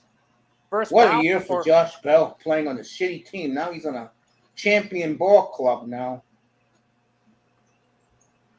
I think that for me, the NLCSs gave me the Dodgers versus the Padres. I wouldn't want to be a Met fan right now because you're going to get this juggernaut in round 2. You could bet on that. Who's the number one? Is it the Cardinals at the top of the Central? No, the Brewers. Let's hope they don't blow that lead, Mace. Because Milwaukee, you guys agree with me. The past few years that Milwaukee has been in the lead of that division, they've blown that lead. Well, last year they won that division easy. The Cardinals were the hottest team, and then they lost that great wild card game to the Dodgers. No, but besides them winning it last year, when the Brewers had the lead in that division, they would blow it. There's a track. That was a strike, and they didn't call it. They made up for the last pitch. Because the last pitch was a ball. He called it a strike. That was purely a strike. Josh fell up, 1 out, second and third. Machado doubled. Soto hit a base hit. What you just said before, Tony? Hey, you need to watch the first take video with Shaq and I can't remember who the guy was. He's a former basketball player that they were talking about Kobe, the greatest, the Mount Rushmore and stuff like that.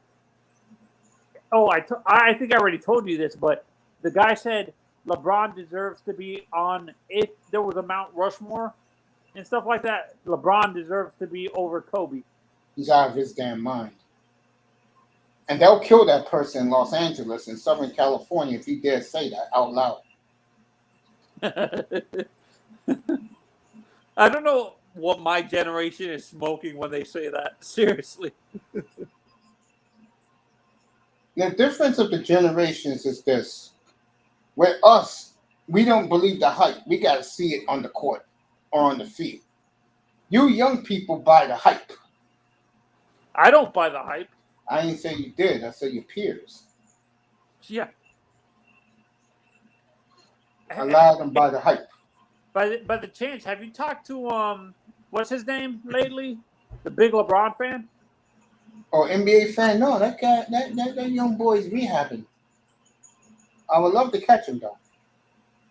All right, Josh Bell walked. That was another strike. So the Padres got the bases loaded and 1 out. And this stadium is standing room only. As Jake Cronenworth is coming up, the Padres are loaded, folks. And they're just loaded. And wait till Tatis comes back. For me, Petco Park would be an amazing experience. It's a pitcher's park too, believe it or not. Even if they with did shorten the fences, which they did, it's still a pitcher's ballpark. Even with that bandbox in the left.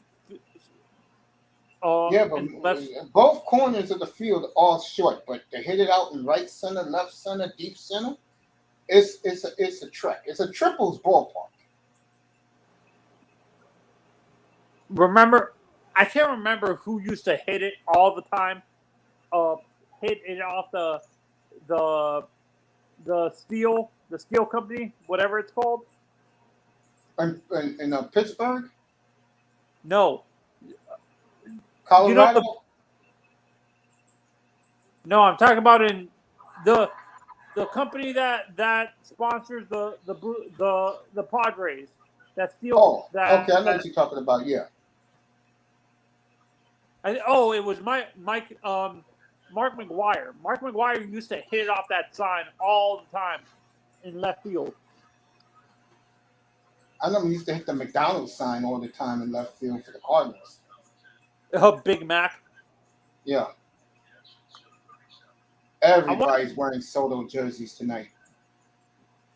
Did they ever do any, when Mark McGuire used to play for the Cardinals, Mace, did you ever remember McDonald's doing specials where if Mark McGuire hit the McDonald's sign, they I would get think it. only in St. Louis. All right.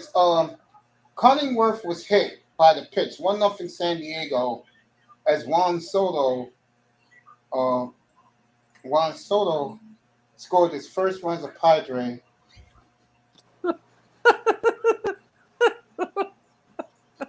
Oh, Jesus, Mr. Miami. What did Miami say? He says the Los Angeles Lambs. Yeah, he's like me. He's not buying the Rams. I'm not buying the Rams either. The league gave Kroenke a Super Bowl. Kroenke, go win an NBA title for Sean. Go win Sean an NBA title with the Nuggets. I kind of wish Kroenke owned the Rockies as well.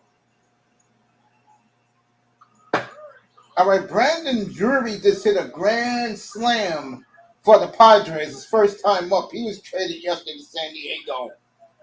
And everybody's waving the brown and gold pom-poms here in Petco Park. Grand slam for Drury. San Diego up 5-0 already. This is the best team in baseball. And I would love to see a Padre Astro World Series. I want to see. I want to see Yankees Padres. Well, you could see that too. So the Padres grand slam by Drury, standing ovation for Brandon Drury, hit a monster shot out of Petco Park. He's about to take a curtain call. Does Seattle have enough offense to even compete with the Yankees? I think Seattle's kicking the Yankees' ass. They beat them again tonight, 7-1 at Yankee Stadium. They are spanking the Yankees, sending them a loud message. And watch out for Seattle in the American League.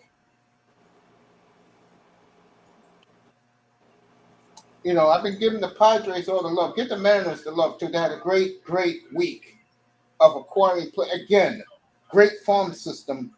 They can afford to trade. And the Mariners got some great pitching. And them and the Astros out west will be something. So Brandon Drury, first time up as a Padre, traded from the Reds to the Padres, grand slam. Manny Machado talking trash, as Manny likes to do. He is the villain of baseball.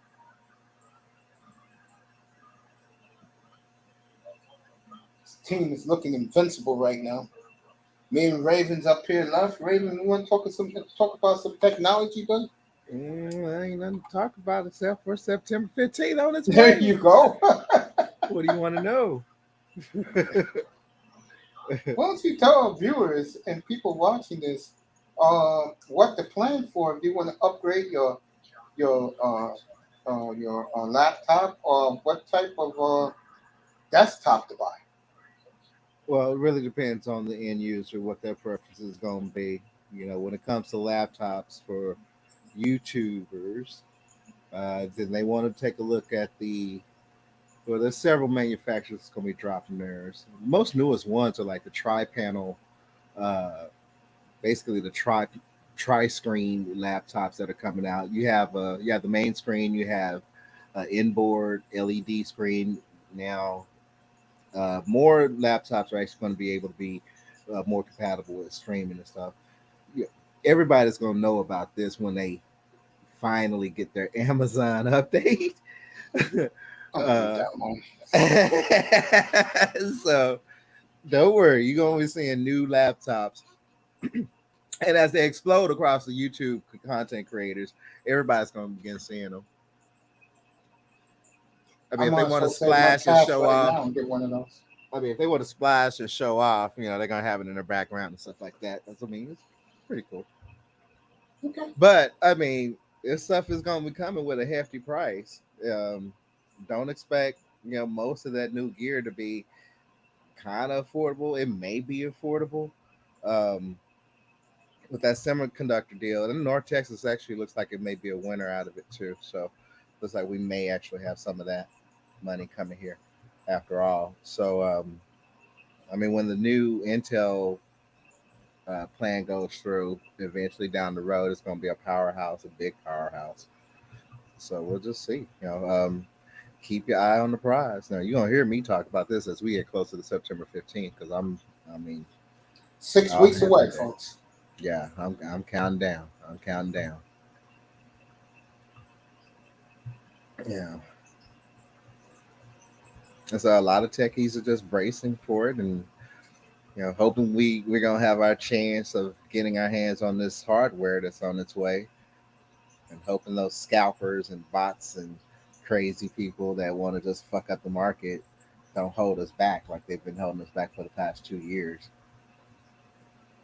And there's already plans that's underway for people to get their PS5s, uh, as well as make sure that when you get that purchase that it is delivered. Okay. Um, they're going to probably look at even armed guard deliveries to make sure you get your PS5. Sony is ramping up a hell of a lot of hardware for the upcoming year to get everyone finally get their PS5. Would you Because pre-order it, or would you? I'm specifically gonna go with my Heat, with my Kit Kat with me, and pick it up. Oh, okay. Yeah, yeah, yeah. No, I ain't gonna sit up and do that. Wait for it to get here and then be a box of bricks. But I mean, Amazon is very, very, very good to me. So, like if I do make a big purchase like that, I have a supervisor from the fulfillment center deliver it directly to me in my hand. So, yeah, So it's that you know I may. It depends, but sadly, with that announcement that they're ramping up the PS5, it officially marked the end life cycle for the PS4. So that means anyone that got their PS4 or PS4 Pro, the Pro gonna be around for a little bit longer than the base model, Yeah, but it is over. The PS4 is officially end of its life cycle now. That's now, as of August 3rd. So, interesting. so you got to get you a PS5 because, yeah, I mean, it was gonna happen anyway. I mean, everyone's like, okay, by 2023, you need to have one because all the new stuff is going to be out and available for So the you market wouldn't to start trust. in. So you wouldn't trust ordering it from GameStop. Well, I mean, specifically, that would be a place where I would take my little Kit Kat and go pick it up because no Okay, so let one me is ask going you to this: interrupt me from getting my hardware from GameStop. and when is the new PS5 going to be coming out? It's already out. Well, I Oh, mean, what the revamp models?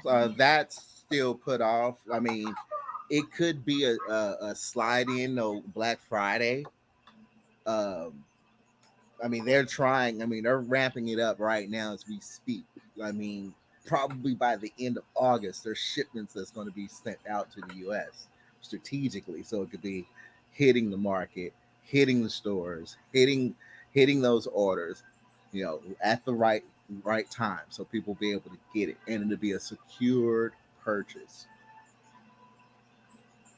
Like if you go to Micro Center, if you want to make a purchase, you actually make a purchase for an in-person pickup. It's a scheduled appointment for for me to get my gear, my computer gear. Yeah, it's a scheduled appointment. And with the amount that I'm spending, I'm gonna get two armed security guards walking me out. nice. I mean, they are not fucking around. Because people know, I mean, she go to Micro Center, hell, somebody could be coming out with, $3 grand plus worth of hardware. So yeah, they not fucking around. I mean, at least not here. They are not fucking around. And in Texas, I can kill you over if you steal over something over $500 from me. It's crazy, isn't it? Yeah, I can literally kill you for it if you stole that from me. All right, GameStop doesn't have none available. Oh no, I mean, you ain't gonna be able to see the slots now. I mean, like I said, it's a strategic release. So, Oh, okay. I got to keep checking in. well, they will begin sending you emails of an opportunity. Like on Amazon, you have, I believe, 72 hours from your first offer. I mean, it'll recycle again and you got to buy it within that time slot. But if you don't, you'll get an invite down the road. Let's go move over to the next account. I've already gotten two direct invites from Sony that I haven't cashed in yet. So, and that's directly through them because when it comes to Sony, I say, hey, I'll give you my money directly. So if I want it that bad, that's what I did with my VR system. But when it becomes available, you don't have to worry about it being overpriced. I believe you will, since they're building more base units. You'll probably have to be able to get more of a base unit, so you have to spend like $1,000 or plus what everybody else has been spending to get one. So that's a brighter thing. It's gonna get cheaper. Game For a box library of on bricks, damn. Yeah, It's like that. Yeah, the game library is ever expanding. Now the Sony PSN service compared to the Xbox Game Pass won as far as better service. So I give them a W. Congratulations. They beat us out for best service, best value. The Sony PSN got several tiers, so it has gotten more expensive. It's not it has gotten more expensive, but in turn for those subscriptions, depending if you get like the extra or you get the premium, you pretty much get access to the entire Sony archive that you can stream cloud game if you want, as well as like on the PS5, you'll get like 2 free PS5 exclusives and stuff. I mean, there's more perks coming for the PSN service. There's also Accolade. The Accolade system is coming to the PS service, which means like if you get your trophies for whatever games you get, you make your quota, you get free Sony merchandise that'll be shipped to you now. I think that program is probably kicking off next month too. So you might got PlayStation. You're gonna see it because it's gonna be in the PS store when they talk about it. Let's get ready. I mean, shit, fall and winter. I mean, this holiday season, there's gonna be some stuff. There's gonna be some electronics and toys out there. Some people are looking into getting into your drones. If you want to go ahead and get into your drones, I definitely would recommend the DJI FPV drone set. The complete package runs about $1,300. The drone can go up to 84 to 90 miles an hour. It's kind of cool when you're in it. So if you like to fly around, you want to get into drones, you can get one of those. It's $1,000. If you want to break in slowly, you can always get the current drones to get used to it. And then when you're ready for like the racing drones and such, get your license, get your permit. You can teach yourself. If you don't want to teach yourself, you can go to the drone parks where they offer you lessons to help you pass and get your license. It's fun information. You'll be interested in finding out how to use flight charts and what you can fly around and what you can't fly around within your city. It's very interesting. So I would recommend it. Have some fun with your kid. The kids will love it, by the way. The kids that are born today going to be able to fly drones. They're basically Air Force recruits in the making. So something to think Awesome. about. Yep. Absolutely awesome. That's why I like having you around, because you know what you're talking about when it comes to this stuff. I don't know this stuff from Adam, man. You know what I'm saying? I mean, with new gear comes new headaches. So, like in this current gen of motherboards that shipped out, the Cosmic Wave malware shipped with the boards. So you have problems like that. You have problems that you have to get rid of. Problems that the manufacturer ships with the hardware. So when you boot it up, it could boot up with viruses or this malware that you can easily get rid of it. But you still have to go through that little task.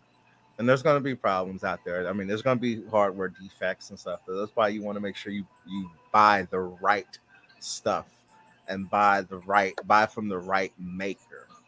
All right. And when it comes to computers and enthusiasts, there's not too many other makers out there. So it's actually a small list that you can trust. But you can always use YouTube. One of my favorite content creators, and I mean, this guy, I look up to Jay. If you ever look up Jay 2 Cents, I mean, Yeah. his channel is where all of us geeks are at. His channel actually teaches you, and it actually teaches you to be a better consumer, as well as it gets you interested in building PCs. Interesting. I think it was Tony. So like, hey, most expensive PC I've seen is 25,000. And on Jay's channel, you can see those. I think there's a few other guys out of YouTube that put that up at $25,000 workstation. And yeah, I mean, shoot, if you producing some type of material or content like that, you're gonna invest. And it looks nice. It looks badass. Nice. Just hope that you can support it. So, because you save a hell of a lot of money if you can support yourself on your own hardware. If you know the insides and out, you know how to program it, you know how to overclock memory, you know how to set the timings on the memory. That's in reference to DDR5. I mean, if you're really good at it, while you're building it, you'll get good at it. You just got to learn it. And you can take that experience and get you a job if you never worked in IT before. Interesting. Mm-hmm.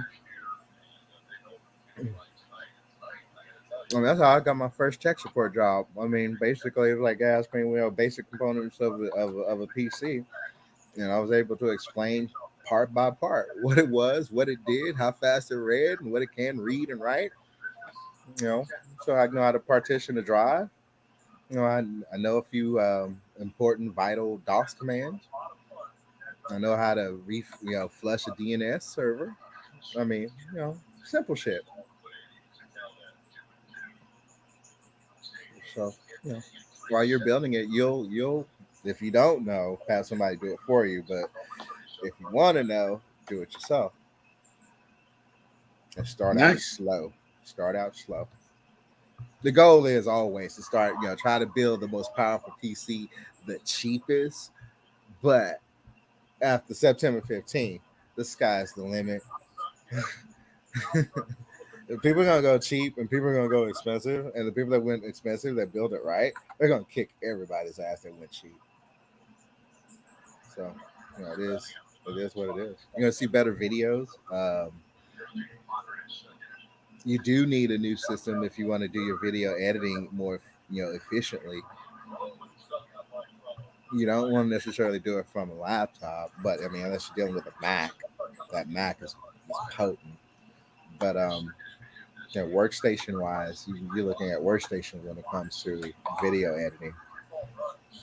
That's why I'm making this complete standalone production rig for that. Nice. Again, you add a lot, bro. You don't think you do, you do.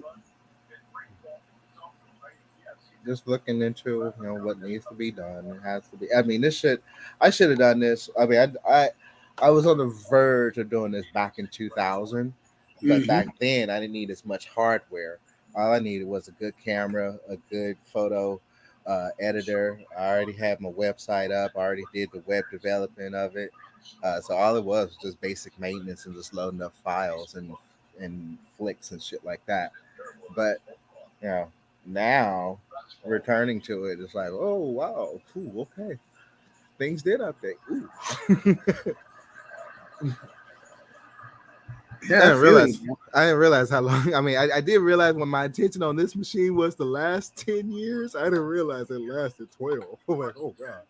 So that pandemic threw off my build here because I was like, it wasn't until now after DJ Kuda. It wasn't until now like, oh fuck, I'm outdated. I'm really outdated. Shit.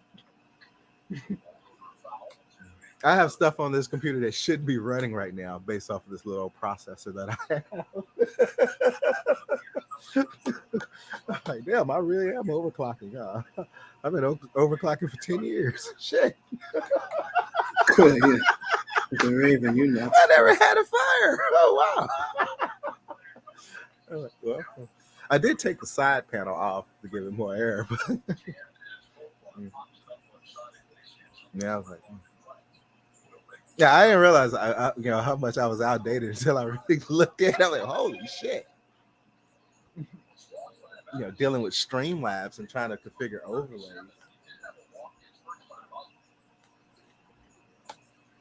Yeah, man. I gotta do that. Upcoming. I gotta keep doing my OBS. Yeah, I mean, sadly, due to my system's limitations, I can't really really run it right. That's why I'm like, okay, I gotta hurry up and build this new stuff because I'm sad to say goodbye to this thing. This thing has been with me for 12 years. I'm like, oh Lord, this has been my R2D2. It literally has. Pretty cool, man. What you talking about? Well, I know it's geeky shit, but we do get attached to our hardware.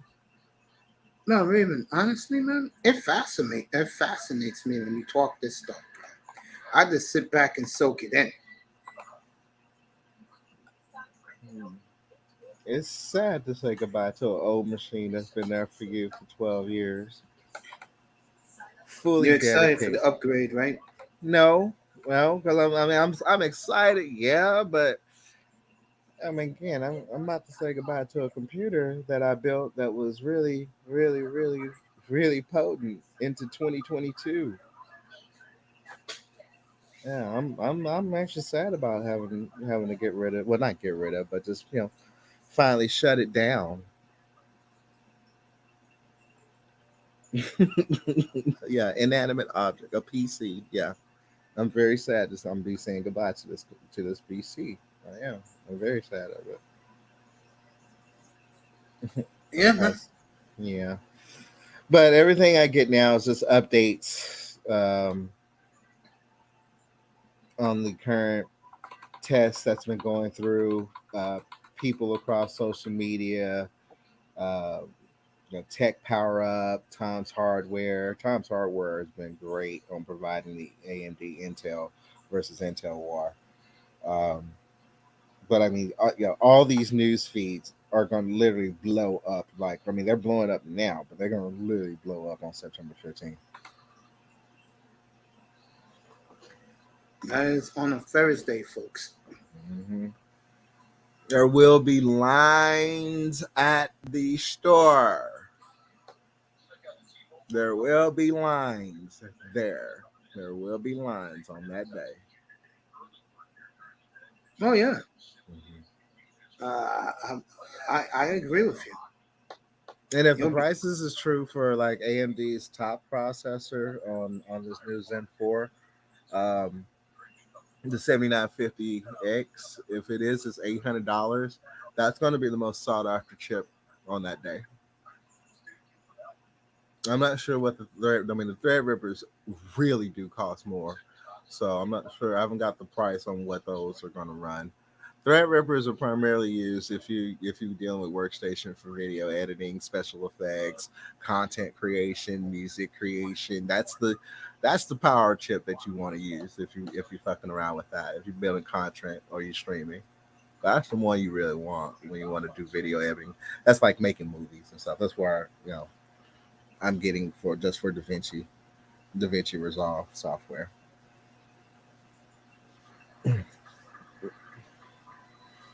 Nice. Yeah, that's in a whole different class in itself.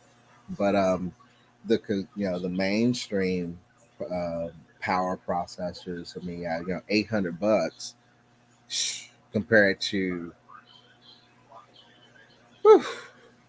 that would have cost what? If that came out last year, could have been $1,600, $1,600 to $1,700 to $1,800 due to the shortages. So looking at 800 now, hopefully. But let's sit back and just see how much it's going to set people back. Interesting.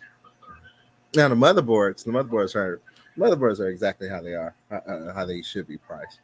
Um, and a lot of stuff that's currently out is, I mean, the prices are falling. They really are falling. They're going to fall even more by the time we get to September 15th. So, if you can't really afford what you want to afford, keep in mind if you buy anything on Zen 3, you are in Zen 3. You are not updated. The new standard is Zen 4 on AMD, and that's slot M5 slot. So you know you basically locking yourself into one generation if you go with the previous gen, and those prices are going to look very, very appealing because they're going to be low. They're going to be low. But understand that you're buying last generation, not the current generation, and that's eventually going to make a big difference down the road because as the new PCI 5 takes on becomes the standard and Zen 4 becomes the new standard, then stuff is going to be coming out from those boards, which your board can't do. That's basically power. Interesting. Yeah. And this is going to be around for about 5 years. 5 years? Yeah, at least. At minimum, 5 years. So into 2028, and then in 2030, you'll have the next set of processors. Or 2028, you'll have the next set. Because they're already working on that. I mean, technology. Interesting. Yeah, these last two machines that I'm gonna make, these are probably gonna be my final ones I ever make. After that, I'm like, because I'm not gonna be really interested in anything of the next gen. I'll be too old to fuck with it.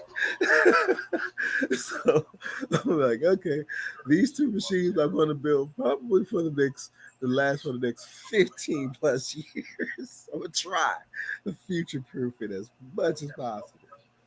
Because I ain't gonna go around buying multiple chips, even though you can now. I mean, that's why people get with enthusiast builds, because you can just upgrade your chip. You just take it out just like a Nintendo cartridge and put it back in, put your cooler on, go on about your business. Well, you got to reboot it and all that stuff, but it's fairly easy to upgrade instead of having to go out and buy a whole new computer.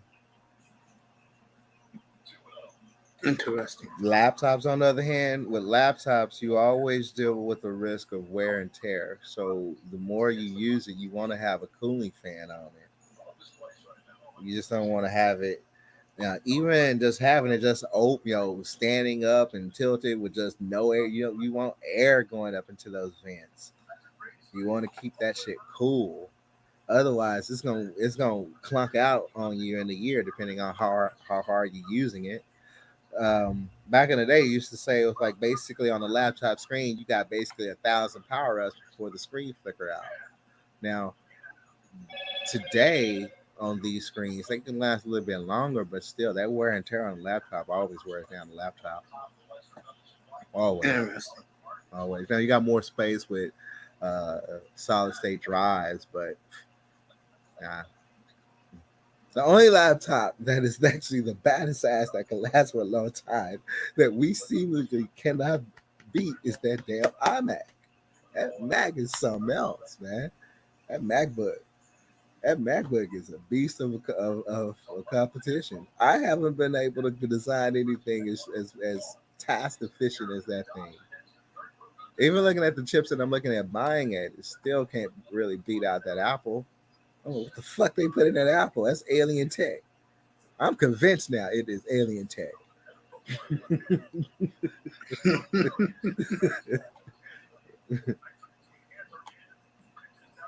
Interesting.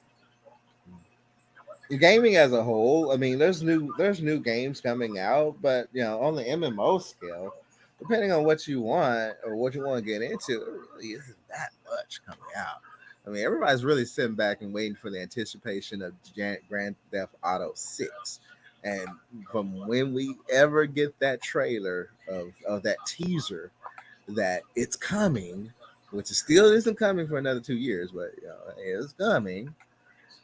People gonna go ape shit and go crazy for buying it, and definitely GTA 6 is gonna be cross-platform. So it'll be on PC, it'll be on the consoles. Um, I play GTA 5 online on the PlayStation, but I've seen what the PC can do as far as modding it, and I'm definitely gonna play it on the PC. There's been people that's done things like had Godzilla come out of the water and destroy Los Santos. They've been making like little movies with like with the boys. They have Homelander flying around. There's so much cool things you can do with a PC compared to console games, because you can go in and hack it. You can go in and mod it. I hate to say it, but if I want to see Monarch, I have to get Apple Television. Yeah. And Kurt Russell and his son in it. Sold.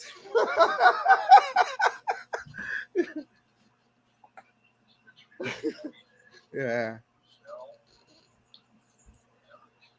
Oh, definitely. Oh, it's gonna be a hit, Mace. Might as well go on to subscribe for it. Subscribe to it for one season. Yeah, I have to do that. I hate to sound like a hypocrite, but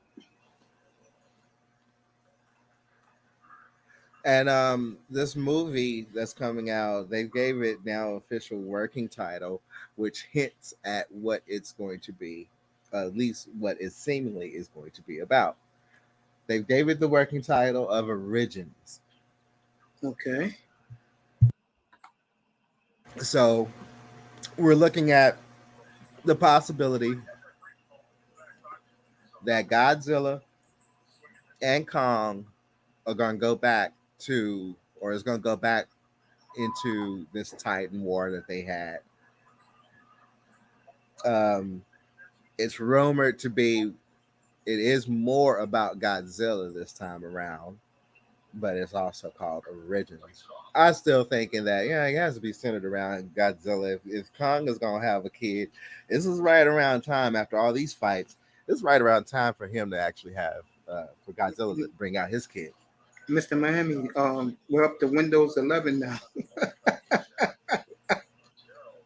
Which isn't good. I mean, Windows 11 is basically getting skipped over for Windows 12.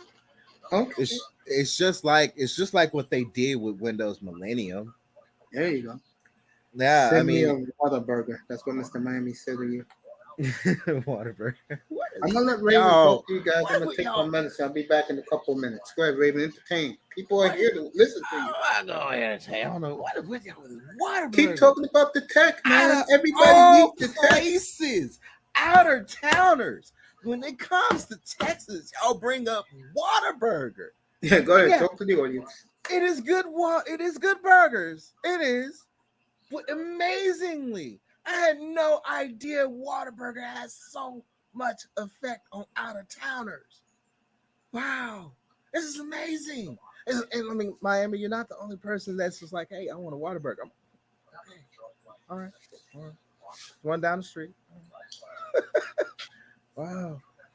I used to hit up Whataburger after the club because, I mean, actually, it was his favorite place to eat. Good burgers. Good big burgers. That's why they are famous. It's one of our famous restaurants here. Well, not restaurant, but fast food joint.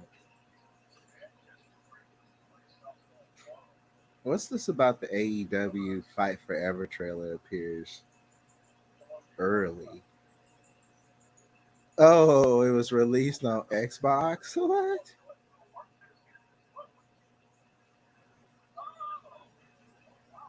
Oh, hold on, Miami. Let me see what this is about.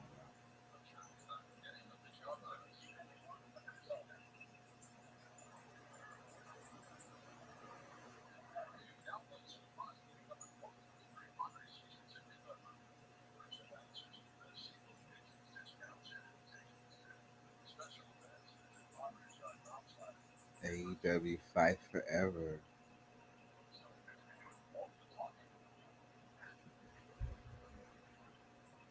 Yeah. Xbox and your Game Pass. You won this fight, but you have not won the war. We will be back.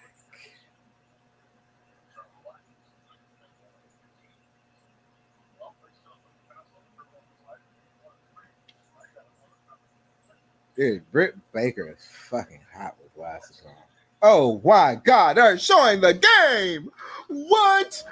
What? Oh, they're showing the video game. Oh my God. Oh my God, that looks beautiful.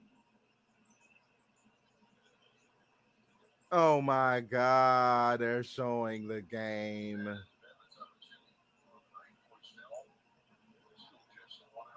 Oh my God.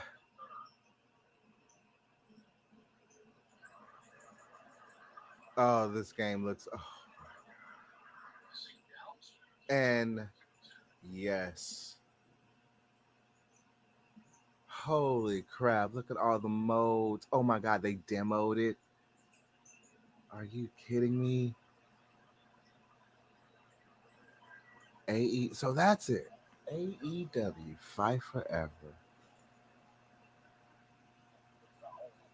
Ain't that a bitch? That better not be Xbox exclusive. I'm going to rage. I'm going to rage. THQ Nordic. Welcome back, THQ. Wow. Wow. They have Jade. Oh, if that's the cover of it. They have Chris Jericho, John Moxley, Jade Cargill, CM Punk. I don't know who the other guy now. Also have Britt Baker. AEW Fight Forever.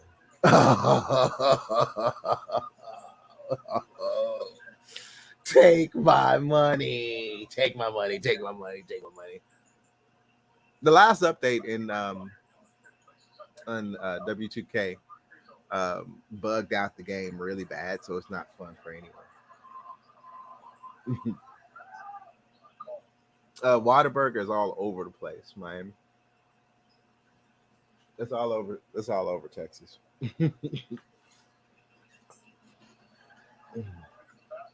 Windows 7 did have DVD Movie Maker. I actually do miss that a little bit better because Windows 7, a DVD Maker did come and help with me a long time ago. All that stuff has changed now.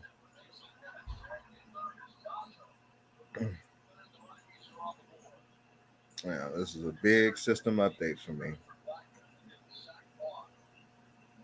I'm actually about to go from USB. I actually had a USB. I forgot I put a USB 3.0 port on this computer. Luckily, I had one. That's why I'm like, oh shit, I'm really outdated. I'm about to go from USB 2.0 to USB 4. Like, Jesus, it's been a long time.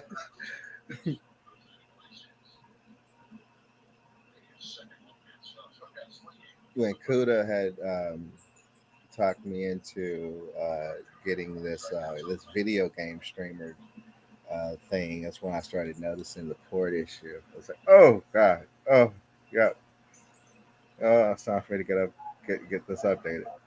I mean, I could have done a port, but no, it's just time for me to get it updated.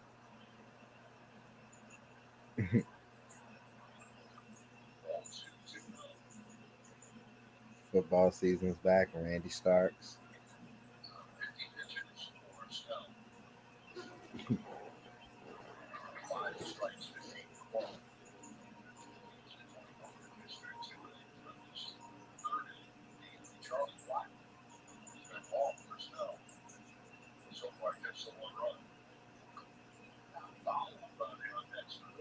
God, that video game looks good.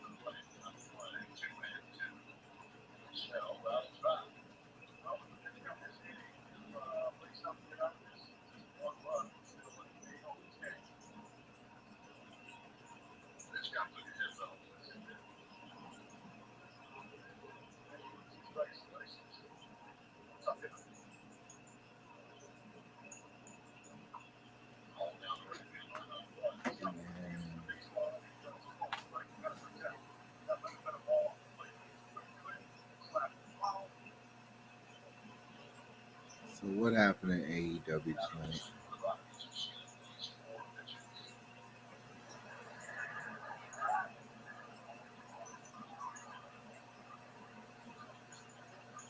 Eddie Kingston issues challenge for AEW All Out match. This man retirement was mentioned. Top AEW stable splits ahead of Trios tournament.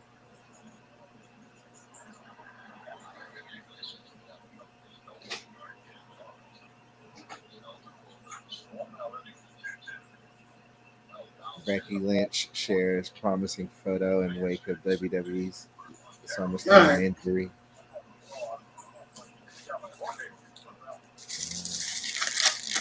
And Ronda Rousey has been fined and suspended. When Mr. Miami talking? Oh, he's saying football is back and Randy Stark. Sorry about that. Halloween's 3 months away. Oh man, I'm getting all my sound effects ready for Halloween. I'm actually looking forward to this Halloween movie coming out in Halloween. Michael Myers is Halloween, right? Uh-huh. Oh yeah. October 14th, Halloween ends. And although she's far too old for me, I always thought Jamie Lee Curtis was fine in her young horror movie days. You like her better in that? Oh, no, I'm wrong. Sigourney Weaver is Alien. Sigourney's tall. I didn't realize she was over 6 feet tall. That I didn't realize, but I wasn't. I mean, she was a nice lady, but I didn't realize she was just tall until I was like, wow, Sigourney Weaver 6 feet. Shit, I had no idea. Jamie, all the way. I feel you. Jamie was fine as hell back in the horror movies, man. Take you all to 11 o'clock. Get ready for. I'll be off tomorrow. I'll be back Friday for the weekend. Brownie Ellie told me she's okay now. Toya is still struggling, but she says she's getting better. Mm-hmm. I guess Mr. Miami's getting better. He's in the chat room tonight. Whataburger in Houston. You want a Whataburger? I guess that tooth pain going away. You getting your appetite back, huh? There you go, Mr. Miami. One of my coworkers actually had a root canal, and he was at work, and I was like, "Whoa, I know you feeling that, man. Why would you don't go home?" He's like, "I can't take a day off." He's like, "I gotta work. I wanna make money." I was like, all right. For Mr. Miami, something like that. I love when he says that. Something like that.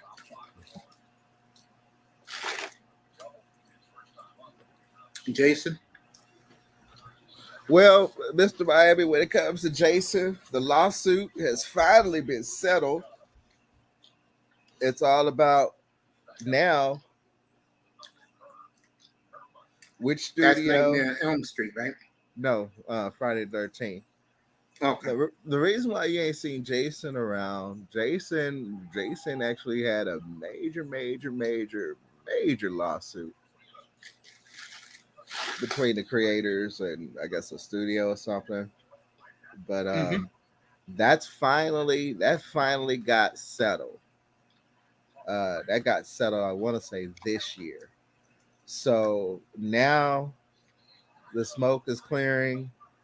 We don't know which studio is going to pick up a reboot, but it's work in progress. Jason will one day return. That's why you ain't seen a Friday 13th movie. Interesting. Then Rob England is Nightmare on Elm Street. Yeah, Robert Englund's Nightmare on Elm Street, and sadly, they shot him down for another shot at the proposed next Elm Street. So they're rebooting Elm Street again. One big.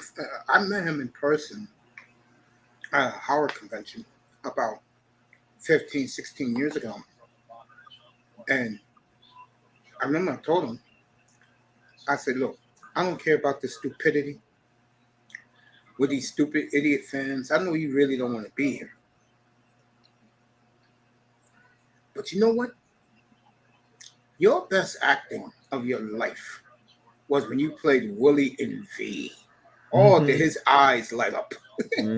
Oh man, yeah. Because he know you are a fan. Because I was like, that's where I first saw. I was like, man, you were excellent as Willie. You were. Yeah, that's what I told him. I said, bro, every time the Sci-Fi Channel does the marathon, I stop what I'm doing and I sit there for 10 hours and watch.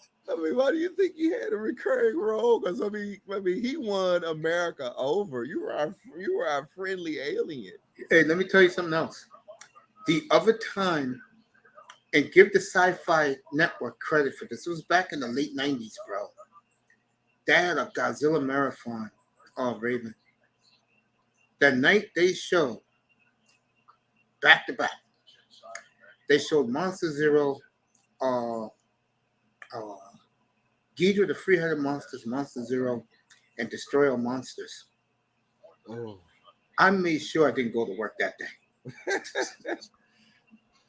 I haven't had an opportunity yet just to sit back and watch Destroy All Monsters again, because it's like, my whole scenario in Legendary Pictures was like, y'all are actually building up to a Destroy All Monsters scenario, but they've kind of gone astray with bringing Kong into it. I'm like, okay, now we in a whole different new timeline. I don't know where we're gonna go. If you go to a Godzilla convention, right, in Chicago, if you go to one of those, like I'm planning on going next summer.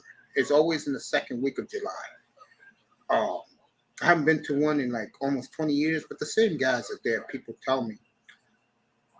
You ask everybody, I'm going to say between the ages of 40 and 60. And there are a lot of them there, Raven. Trust me, I tell you. What is their number one movie of all time? All of them will tell you Destroy All Monsters. Destroy All Monsters. Yeah, I mean, that's the climactic end game. Now, I have to admit, with a Destroy All Monsters scenario coming up, with Godzilla needing an ally, King Kong will be his best ally. Because, oh man, Kong will be able to move across the field so freaking fast. I mean, he would be able to. He wouldn't be able to really withstand Ghidorah, but that's Godzilla. Godzilla will go after Ghidorah. Kong will go after any support. So if it's Gigan, as long as Gigan, even if Gigan is in the air, because Gigan likes to fly around and then swoop in and shoot his laser. Kong could take him out with a tree spear. Kong could jump up in the air and grab him. And once Kong gets Gigan on the ground, even though he has that cyborg, he couldn't get in close to him on his chest. But I mean, if he jumps up, grabs Gigan by his wings, slams into the ground, face first into the ground, and basically just starts wailing on him from the back, he could literally rip off Gigan's head by himself. See, I get the mixed feeling between you and me. Would you like to see Godzilla and Kong team up? Yeah. See, me and you are complete opposites. See, me, Godzilla's allies are Rodan, Mothra, Garnosaurus. Well, we can't really count Rodan because Rodan is shiesty. Rodan does flip sides, but we really can't even include Mothra this time because Mothra hasn't been reborn yet, and then when she is reborn, she's gonna be out as two larvae. So see, that's what I don't like about the American version. Yeah, go ahead, keep talking. I mean, so and then you do have, you do have his other backup, Anguirus, which they said that they killed off a relative, but that wasn't the real Anguirus. So Anguirus is still out there. These people actually write this stuff. Yeah, oh man, we fussed my about God. that. We was like, that's kind of fucked up that you went ahead and killed off Angers and we didn't get a chance to see him. Oh, well, that really wasn't him. That was actually It better not be. Yeah, people were mad about that. They had to You're clarify. damn right. That's They my had to nephew's clarify. favorite monster. Yeah, I mean, in the behind the scenes, they were talking about the skeleton that it was him. Oh yeah, well, we ripped their asses alive, and they're like, okay, fine. That was this is descendant. He could still actually be hibernated somewhere else. Like, yeah, you better get that right because that was fucked up. Just kill him off screen like that, and have him at the lair. What? Well, who is that? Well, I mean, show it. What? Why? Don't put that in there. Oh, because he was a favorite, so they still have him. He's still running out there. Yeah, I mean, as far as a good worthy ally, yeah, I would want Kong. We got company right now. I don't know who this is. Let me check. Oh, I haven't seen this man in a couple of weeks. What's up, Tess? What's up, motherfucker? Fuck going on out here, man? Oh, nothing, man. We're talking Godzilla right now, but we're going to talk about football now. But you're here. Don't worry, I got plenty of football for you. I feel like Godzilla, my nigga. Yeah. Oh, you feel like him? That's good, man. It's good to see you, family. Bro, it's good to be seen, bro. I've been, yeah. You know what I've been doing the past couple of weeks, bro? Yeah. Working hard, I know that. Nigga, I've been taking scalps, nigga. Oh, really? Oh, okay. Yo, you gotta stay war ready, man. Yo, these niggas playing, bro. What? Who's messing with you, bro? Ain't nobody messing with me. I'm on their ass now. Oh, good for you, man. When a nigga, I'm the type of nigga, you try to hunt me, you turn into the prey, my nigga. Like, oh, it'd be funny though. But hey, Swiss topic was good though. Interesting, man. It's good to see you, man. Man, I'm good, man. Good talking to you, too. Miss you around here. We welcome. Got some news for Raven and a little bit about Godzilla in Japan. I think will interest him. Hey, let me ask you this. We'll get back to Godzilla a little bit, Raven. Let me ask this man a couple of questions. What do you think about them telling Jimmy G to go find a team? Oh, I've been off all that. Like I just got a little free time to fuck with y'all boys, but yeah, I ain't been on the phone. I don't know nothing going on, bro. I feel you, man. Niners told Jimmy go find a team. He's done. Nah, so we ain't getting shit for him. In Grand Cone celebrating it every day. Nah, that's straight, but we ain't get shit for him. He's trying to find a trade. They told him to go find a trade. Okay, I thought we released him. No, they did go find a trade for him. So his agent and him are looking around. Trey Lance. Ripping shit up, huh? Shanahan gave him the keys last week. That's it, my boy. And all that talking shit. The players are rallying around him. They like him. Come on, man. They had to get Jimmy out the building, man, for them to fully embrace him. Because imagine you got Jimmy in there and you got Trey Lance in there. You know this nigga supposed to take over. But Jimmy is... I know what everybody. Nah, but I know what Jimmy is. Jimmy's a good locker room nigga. He'll win you some games, but in crunch time, he'll fold. But he's such a, you know what I'm saying? Like, everybody fuck with him that it's hard to be like, all right, fuck Jimmy, we finna ride. Like, you know what I'm saying? It was easy for them motherfuckers in Kansas City to say, fuck Mahomes. I mean, fuck, what was his name? Alex Smith, and move on to Mahomes, because they ain't had no, like, you know, he wasn't there building up that team. That was Priest Holmes' team. And then he came, and then, you know, he kind of steadied the ship. But they ain't have like They ain't have like a relationship investment with him. Jimmy came when the 49ers had just got Shanahan and they were trash. And as soon as he got there, the whole franchise kind of turned around. So you could thank him for that. But to get you to the promised land, nah, he's Moses. Okay. You know in the Bible story, Moses, Yeah. he got the people Together, to the promised land, but he couldn't get in. yeah. That's Jimmy. Jimmy can't get in. You're gonna like this next one we bring up to you. They signed your boy to a 3-year extension, Debo Samuel, on Monday. I knew that was gonna happen. For real. Yeah, they did. Yeah. So they got Debo under the fold. That's it, bro. Come under the wing, my nigga. Get under my wing. Yeah, you know me. I'm picking them to win the West. I don't buy. I was thinking about you the last couple of weeks about the little Buddha. Little motherfucker. He go play baseball. Fuck him. When he signed his new contract last week, they put a clause in there that he has to study 40 hours a week of film. Who, the little Buddha got a contract too? Yeah.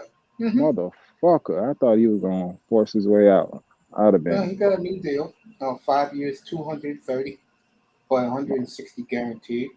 Got built this little bitch for 5 years, huh? Arizona didn't like the fact that he played video games all the time instead of watching film. How the fuck they know that? They in his house? They bug in his house, dog? Somebody telling on him. Yeah, somebody's telling on him. I knew one thing about him because he's from the Dallas area. I used to always see him at Phoenix Sun games, Maverick games all the time. And you see that little motherfucker? He's so small, bro. Yeah, and he's always by himself.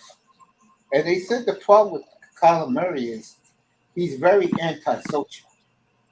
And I know how that is. I'm antisocial at times. He is a guy that just stays to himself. And then they put that clause that caused an uproar last week to the point where the Cardinals took the clause out of his contract. And it made both sides look bad, in my opinion. What clause? He had a clause in there, 40 hours of film a week. And they made that public? Yeah. Yeah, that is kind of fucked up. That means you telling the world your quarterback don't study. Exactly. Yes. Yeah. And in my opinion, that shit ain't gonna end well.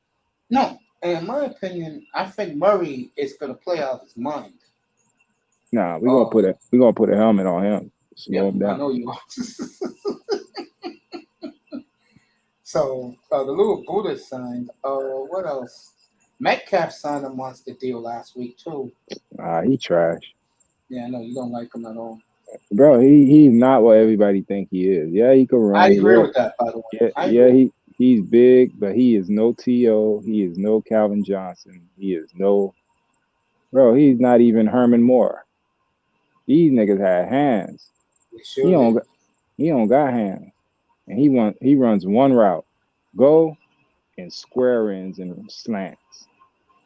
Anything to pull away from somebody, but route running, technically sound, like, you know what I'm saying, fooling a nigga with a route, he can't do that.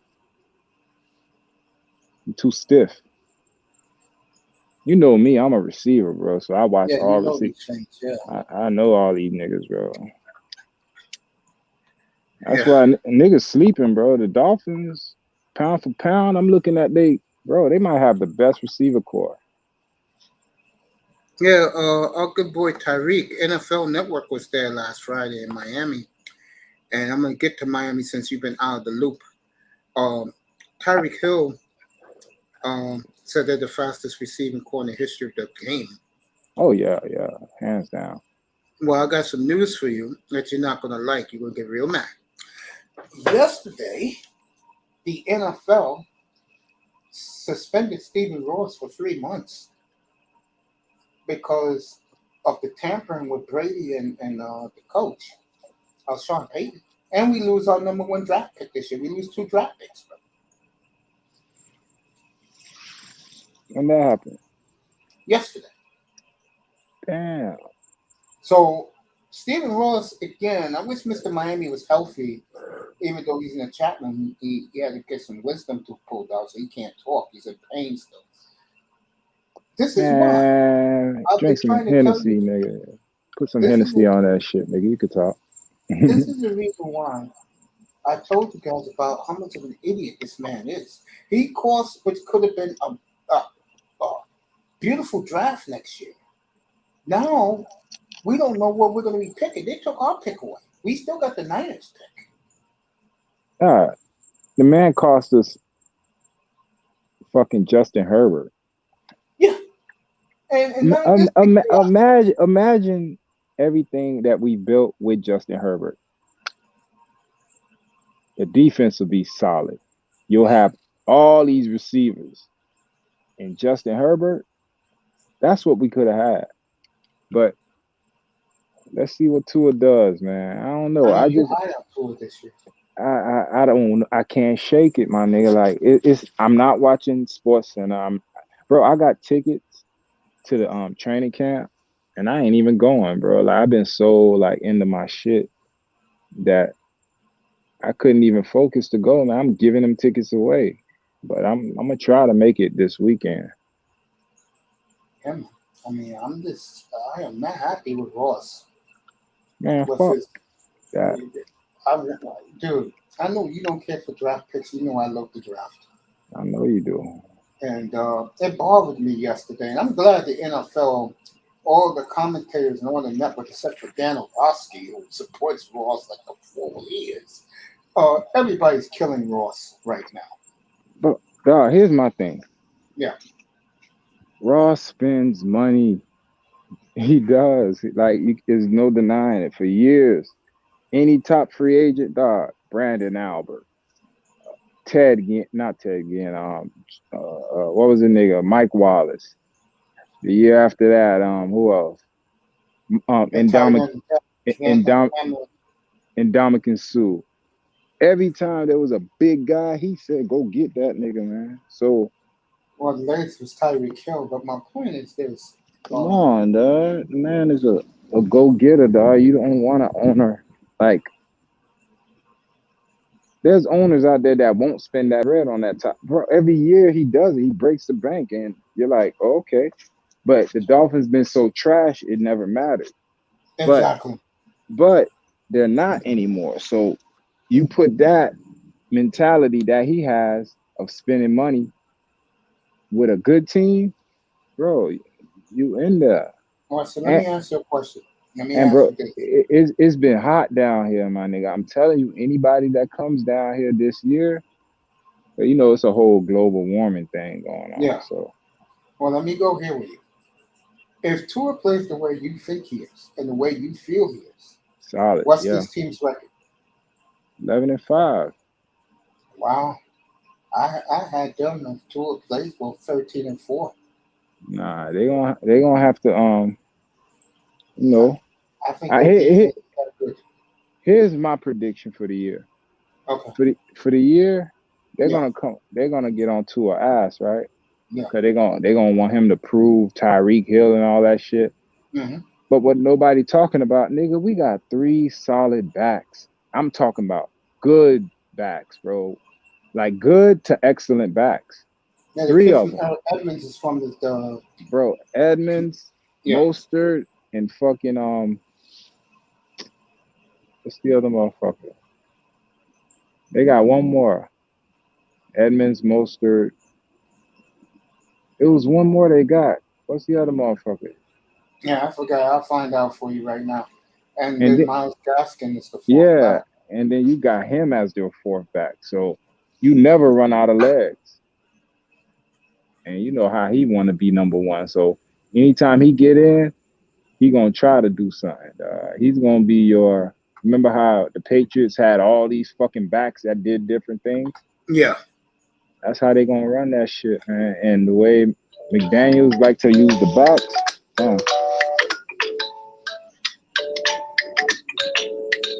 Hold on. Yeah, go take care of that. I'll be right here. This is for Raven. Now that I. It's the weirdest ringtone. You need to change that shit, Tess. Get rid of that ringtone. Man up. Raven, I got some fascinating news for you, bro. I'm about to show it to you on the screen. This will fascinate you. I knew Toho will come back with a new Godzilla movie. They are supposed to come out sometime this year.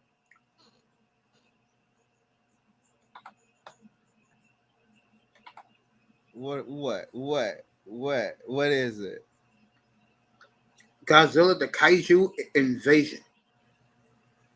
Oh. The Great Kaiju War. Oh. In other words, another version of Destroyer Monsters. Oh, hold on. I'm going there. Hold on. I'm going there right now.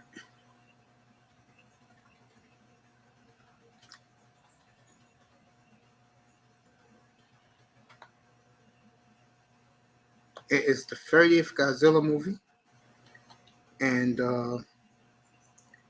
if you people are into this, get ready for it. Ooh. Godzilla, the Kaiju Invasion is co-produced by Toho and GMA Pictures, the 13th installment in the Godzilla series, as well as the second in the Rawa series. It's a sequel to The Return of Godzilla. The film is set 4 years after Godzilla's attack. It's the 30th, not the 13th. The fandom is saying 13th. 30th. I'm sorry. My bad. Yeah, it is saying 30th. Yeah. My bad. Okay. You know, when it comes to this monster, I'm all in. Yeah, you are. It said 4 years after Godzilla attack 2018, and the reemergence of a giant kaiju. Yeah. Released in Japanese theaters on September 16th, 2022. I have a friend that goes over there every 4 months, and I will have him bring me the official copy of that movie. And it's going to be released in American theaters May 12th of 2023. I'd rather get the movie version and watch it myself. Then if it's great, I'll pay my $25 for IMAX to go see it. Oh, surely. I mean, I'm just going to watch Trust it. me, I'm that type of dude. See, Raven, I got a scoop on you. I mean, if it's released on Raven, I'm just playing with you, bro. You know we're both Godzilla heads, man. Back to what me and I just spoke about. Yeah, don't worry. I'm going overtime tonight. Meaning we'll talk about this new Godzilla movie. Let me get who's the third back in Miami. For me and I just keep talking about the Dolphins running back depth. Tess, I'm not lying to you. I love this team this year, bro, except quarterback. I think Miami's a juggernaut, bro. They have finally arrived, man. I'm not just saying that to say it. No, they got some hurdles to climb, but if they could climb them hurdles, like establishing a running game and stopping the run and forcing the team to be one-dimensional, once they could do that consistently, like for 5 games, all right, now you're saying something. Yeah, but if go ahead. Nah, they do it like 2 games and they're off 1, then they come back 1, then they lose 1, then that means they ain't gelling. Maybe, and one thing you got to pay attention to, if them boys gonna lose a step because of what happened with Flores. So they lose, there you go. And this kid White, he's killing it down there, bro. The kid they got undrafted Fraser for South Carolina, he's really killing it down there, bro. Yeah, undrafted always show their ass because they only got 1 chance to make the team. So, and we always do well with undrafted players. Yeah, just like the 49ers. Mostert was an undrafted player. He was on the Dolphins before he came to 49ers. Mr. Miami got the Dolphins 12-5. I can see that.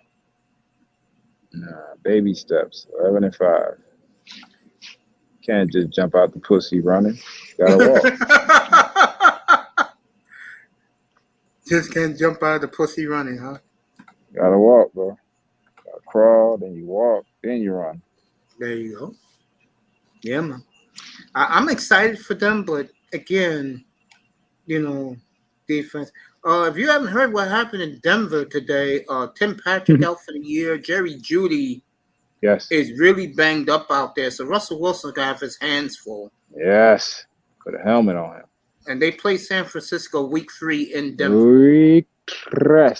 We coming for that ass, bro. We gonna flip your bitch ass. We ain't done with you. I don't care where you go. Denver. Hey, nigga, you tormented us for years, nigga. We hitting you till you leave the league, nigga. I don't care. Oh, man. So Denver at San Francisco at Denver week 3 in Denver. That's on Sunday Night Football. 1, 2, 3. So, the big one, because I know he's enemy number 1 in South Florida, and I don't understand why. Without this man, you wouldn't be respectable. Flores comes back Sunday Night Football in Miami, October 23rd, Pittsburgh at Miami. Oh, we're going to put a helmet on him, too. What's that? He on the other side now. So. To me, he's still my coach. I know a lot of these guys. I mean, Sean Denny pushed back last night. Get the fuck out. Once you leave, nigga, you out of here. You out the regime, nigga. Yeah, once you he's out. Why? Because he was right about Justin Herbert? Who gives a fuck, nigga? You should have dropped your nuts on the table and said, fuck that. Y'all bought me here. I'm taking Herbert. Don't start crying about it now, nigga. You real fool. You let that shit be known. Well, he got Mitch Trubisky now. He's looking real good in Pittsburgh. Fuck out of here with Trubisky, bro. Trubisky. Nigga trash, man. Him, all them motherfuckers. Matt Ryan, they giving him one last hurrah. He gonna leave out the back door, just like Phillip Rivers. Nobody gonna give a fuck, bro. Matt Ryan done. Boy, you brutal tonight, man. I'm giving you what the universe is giving me. Okay. Remember, I'm. Go ahead, Gus.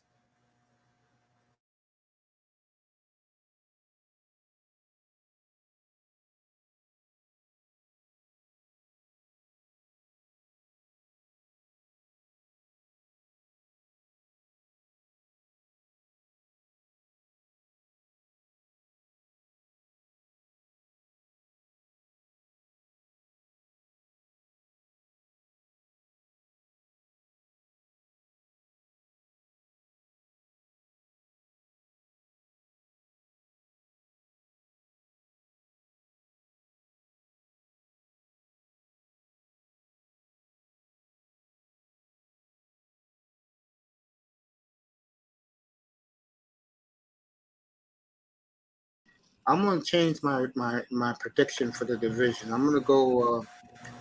I'm gonna go Raiders since I'm picking them to go to the Super Bowl. Nah, you remember I picked San Diego, so. Yeah, you like the Chargers. Nah, they defense stacked, nigga. Who's better, theirs or ours? Remember, you can run on them too. Oh yeah, you can run through them, and we beat their ass. So yeah, we played on week 14 in LA. Guess who got a pick on her, bro? Name a quarterback. I don't think there's a quarterback out there he ain't got a pick on. I'm talking about X. You know who I'm talking about. Yeah, I know who you're talking about. Name a quarterback. He got a pick on all of them, even the young niggas. Herbert. He got one on Burrow. He got two on Mahomes. He got 3 on Brady. Yeah. One against on Tyreek Hill was the greatest interception I've ever seen. That one-handed. Come on, man. He did that. There was one. It was gangster. It was against Andrew Luck. I'm telling you, fool. The nigga got everybody. Bro, the nigga got everybody, bro. I watched it one day. I watched every single one of his picks, and it dawned on me. I was like, damn. The one he did on Lamar Jackson last year. He picked it off and ran it back for a touchdown. Come on, Lamar. He got David Carr. Remember, he got 2 on David Carr in that game. Derek Carr, yeah, he did, yeah. Derek Carr, I mean. Yo, the nigga got a pick on every Jimmy Garoppolo. He got one on fucking Mac Jones. Only one he ain't got one on yet is Trey Lance. Name one, dog. He got one on, dog. He got one on. No, I'm not going to Green Bay. Now cut it out, Mr. Mike. Did he get one on Aaron Rodgers? We ain't play. Did we? I think Hold in up. Lambeau, but we play him Christmas Day in Miami. Hold up. Did he get one on? No, he didn't play that year we played Aaron Rodgers. Okay, that would be 2018. Yeah. Because I remember, you remember That's why that he got game? hurt. Yeah. Yeah, you remember that game came down to to some bullshit play they gave Kansas City. I mean, not Kansas City, Green Bay. Green Bay. You don't remember that game against I remember that Green game Bay? was in Lambeau. Yeah, I remember. No. Okay, I remember that game. Okay, yeah, there were 2 games they fucked Oh, us the out game of. that Green Bay came back to beat them? That game and the one in Miami. You remember the one in Miami? Yeah. It was like a 1 o'clock, 4 o'clock game. It Like, was 1 o'clock. Yeah. But Joe Philbin was still the coach. Yeah. yo, they stole that game from us. Some bullshit call. And Rodgers for a late touchdown late. Yeah. Man, hey, remember this that. team, nigga, I've been through some shit with this team. They gonna fucking give me a Super Bowl. But Fuck let me that. ask you this. Though. Honestly. Go ahead. You don't think Flores did a great job building his defense? He did, but the pieces were already here. Think about it. All right. Think about this. I'm gonna paint the picture for you for the last 4 or 5 years. Like nobody can. Flores came after we did the Miami Miracle. You remember the Miami Miracle? Yeah, that bullshit play at the end. They won the game. What do you mean it was a bullshit play? We won the game, bro. Like that's a great play. It was a great play, but the original hook and ladder was the greatest play in the He's just an old fart. Anyway. That Tony Nathan play was the shit. That shit was nothing like dog. The man got tackled and he threw that bitch to Drake, who fucking looked like he was playing Madden. He did a swerve in, swerve out, dog, and burnt. Yeah, Kenyon Drake. Gronkowski to the pylon, dog. That shit is gangster as fucking. You got the shot of all. I don't know why that's not a meme of Bill Belichick with his mouth open, like what the fuck. We always beat New England at least once a year. We swept them Bro, that shit. Think about it. That year they were rolling, and all they had to do was beat us that year, and they would have had the #1 seed, and we beat them. Yeah, and then, that's when I knew we had a good coach. But he wasn't even the coach yet. Flores was on the other side. No, I'm talking about the game when they won in New England. That was Flores. That was his first year. But let me tell you, fool, like I'm trying to tell you what we already had. So that was Flores' defense that we did the Miami Miracle on. And remember, they went on to the playoffs to get beat. And I blamed, everybody, the smart people blamed the Dolphins. They kept saying, if they would have just beat the Dolphins that year, the Miami Miracle, Okay, now, next year, Flores is our coach. Look what was on the team that he inherited. Now, at the time, we had X and Minka Fitzpatrick. We had Jerome Baker was here. Yeah, who else was here? Who else was here? We had Rashad Jones. Yeah, but he's been long gone. Yeah, but he was still Rashad Jones, though. You feel me? One of the top. I love Rashad Jones. I don't know. Bro, he was a top safety in the league for like 5 straight years. He didn't get his love until. Would you rather Rashad Jones right now, and his prime, or Javon Holland? Of course, I'm gonna go with Holland because Holland gives you more. He had more range than Rashad Jones. But Rashad Jones, for a strong safety, he shut down the run game and your tight end. That's rare. You know what I'm saying? Not a lot of people could do that. I agree. So that nigga don't get the respect he deserves. But anyway, Holland, like I fuck with Holland because he do everything that Rashad Jones could do. Plus, he got the range of a free safety, a top flight free safety. Like that motherfucker be in, outside, up. I be like, what? This nigga just moving. So, but think about it. Keep Minka Fitzpatrick, Jerome Baker, add Holland. Now look at the defense. That defense is fucking unstoppable. You got 2 top safeties, you got X, and you got Byron Jones is serviceable.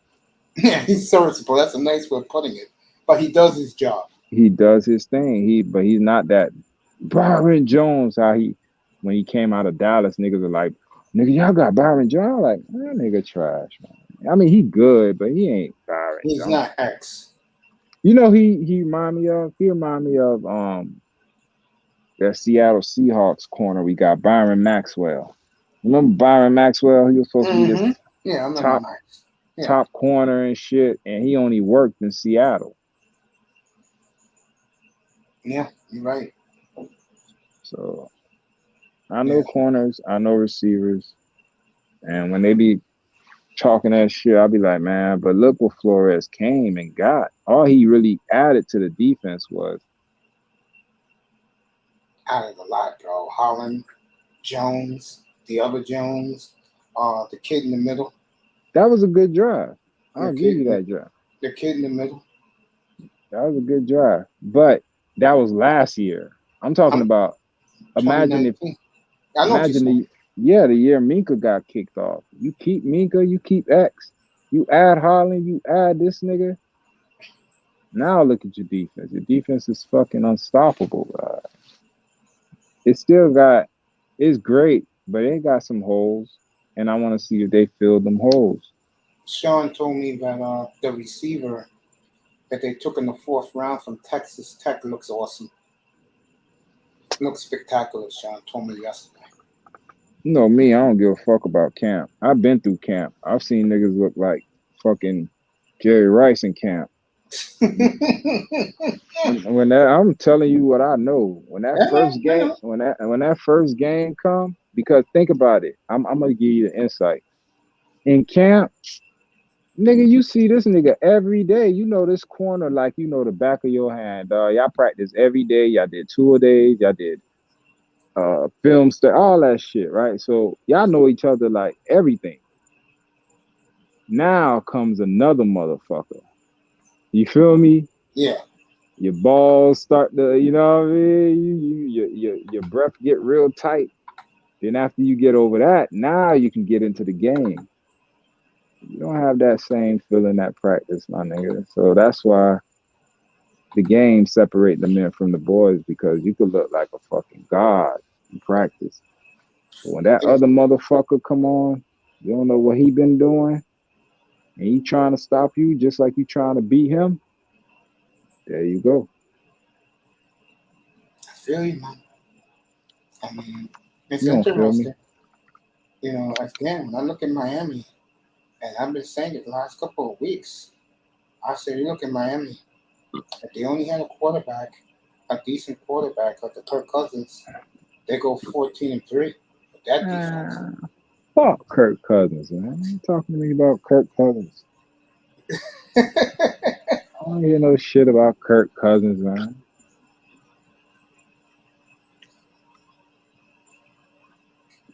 Be interesting, folks. Ain't you glad football season's back? Oh, fine. You ain't here yet. That's why I ain't around. I feel you, man. You know where to be every day if you want to come up. And you know I do a damn good pregame show on Sunday. I give you the odds. I give you the betting odds. I give you the weather. I give you the injury report. And it'll be a 3rd year of me doing it. I'm looking forward to it. It'll be a little different this time. But this time, the thumbnail will be whoever's the best matchup of the week. Like the thumbnail for opening day for me will be Brady versus Dak Prescott. Fuck Dak Prescott and them Cowgirls, man. 49 games. All day, every day. Dolphin games. All day. Fuck a Cowgirl. Why the Cowgirls get love, man, nigga? Like, they trash. Was valued the richest team in pro sports yesterday. Gives a fuck, my nigga. Like, that's you know what that is? That's an expensive shack. It has nothing inside. It looks good on the outside. And see, I knew you were gonna be running your mouth. I'm gonna let you guys talk, man. I'm running some chores right now. Yeah. Hey, we 7 billion. You got to catch up. Don't hate. Hey, we got 5 trophies. So, and We got 6. Y'all ain't got no damn 6, man. I'll be damned if y'all get 6 before us. I think we actually I think our number is 6. It's either 6 or 5. Nigga, y'all got 5. I know that. Y'all ain't getting. So what you talking about? Be quiet. You can't get one for us. Be quiet. Y'all ain't getting 6 before us. I'm telling you. Yeah, we gonna get ours. We'll see. Hey, but Turn that y'all $1 million toy into a wreck. get out of here. For years, y'all been running this scam on everybody. Ain't no damn Everybody get hyped up. I hear all this shit about the cowgirls, and at the end of the day, it's the same old, same old. I mean, from what they had, it looked good on paper, but that shit don't add up on paper. But it's been looking good on paper for how many years now? I'll be at least 6. Damn, fool. And then you took a break. You took like a 2-year hiatus. But before that, you had the Tony Romo. It looked good on paper for like 6 years then. So, nigga, I would hate to be a cowgirl fan, bro, because that's the ultimate tease. They the ultimate tease franchise. They show you a little bit of the nipple. Shoot, then they pull it away. Romo played one of the baddest fantasy football careers I've ever seen in my life. I mean, I don't want to see him play up against Madden. They don't tell him what he would do when it comes to stats. But other than that, I remember one time he had a shootout. As much as I hate the cowgirls, I respected fucking Tony Romo. Oh yeah, I mean that was some times he was just on fire. He was like, damn, what the fuck? Yeah, that's what I mean. What the fuck, Mr. Sketches? It's for real. Yeah, you talk about them games that we called it the Romo Magic. My nigga. Yeah. I mean, sometimes he was hot. I was like, damn, Romo, all right. I'm talking about, dog, you remember, it was like like, damn, why you throwing the ball so hard? You trying to take my head off? I remember it was, who was that said that? Was it Rome? Was it Owens? Probably T.O., yeah. T.O. was always I think it was Owens that made that comment. Like, damn, trying to take my damn head off. Shit. And then y'all always taking our damn leftovers. Fuck them cowgirls. That's what I don't like, y'all. Leftovers took Charles here to be expensively paid. Ochre. we winning championships and Charles Haley just get up and leave. We won a chip, Dion leave. Fucking nigga. Charles Haley. Thank you, Charles. Thank you, Dion. These niggas just get up and leave. That's 2 championships y'all took from us. Not to mention all the fucking championships. The thing about Dion said this, when Dion came here, I didn't trust that motherfucker for shit. I was still bitter as fuck over him being in England. Well, Philadelphia. So, and I mean, I was kicking it with Mike Irvin and all them. And, he was around because we also kicked it at his club because he opened up a club down here. And so I was like, yeah, right. I know it's some type of shade. I know it's some type of foul in Dion. But it wasn't. And I mean, he's genuine good dude. Real good dude. It took the longest for me to trust him. But I was like, after a minute, I was like, all right, Dion. All right, I see you are a good dude. Yeah. You fell for the character, Primetime. Yeah, boy, that Primetime character, man, the villain, I did not like. Yeah, you gotta do that. You gotta do that sometimes. I like that nigga's returns, boy. Yeah. I like how he started out from there on that run with the kick. Yeah. And just kicking the afterburners, just boom, burning niggas. I'm like, all right, yeah, all right. Yo, when I became a fan, I remember I was a little kid. I was watching. Didn't he do a return and he lost his shoe? He was running so fast. Yep. Yeah, he's done that. But my thing was my favorite return he ever did. You remember one time the punter, it used to be like this big time punter. I was a little kid, but I remember they used to be on this punter's dick because he could kick it like 60 yards or some shit. Nah, he punted that bitch to Dion. Dion ran back, right? He ran. No. He ran back to the punt. You know how usually they let it go when it goes past it. When it goes past the yard, bro. He ran back, caught it, put the ball in the air, turned around, fool, and burned everybody. I said, yo, what the fuck what am I watching, dog? Yeah. The nigga put the ball in the air. Like nobody, you know how people are How that nigga always, how he always cut to the right and then he do a spin. I'm like, oh, boy, that motherfucker had some moves. One of my all-time favorite players. Him, And Bo Jack.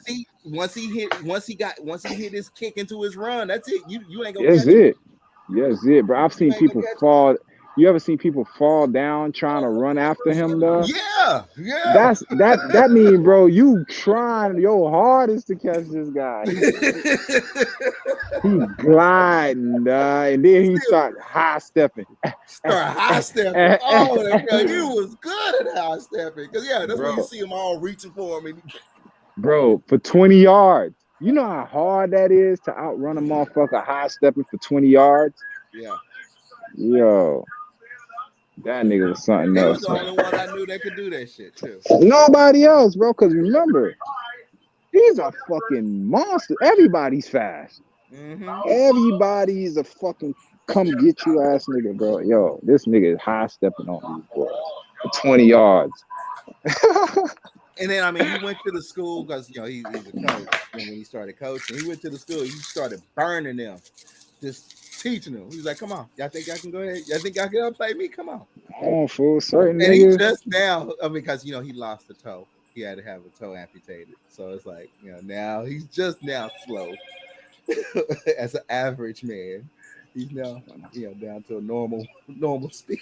Normal 4.5. Yeah, he lost the toe. Like he had to lose a toe to run normal. And that ain't normal. 4.5, 50-something years old, still running a 4.5. Fuck out of here. That nigga is a monster. Yeah, he is. He is. I watched the Bo Jackson documentary. The nigga said he jumped off of a hill. I believe they play at Alabama in a couple of weeks. Oh. Jackson State. I don't give a fuck about it. Hey, college football came out. That's when I'm gonna start caring about college football. You think he ever get a shot at being a head coach of the NFL? No. Oh yeah. Why? So.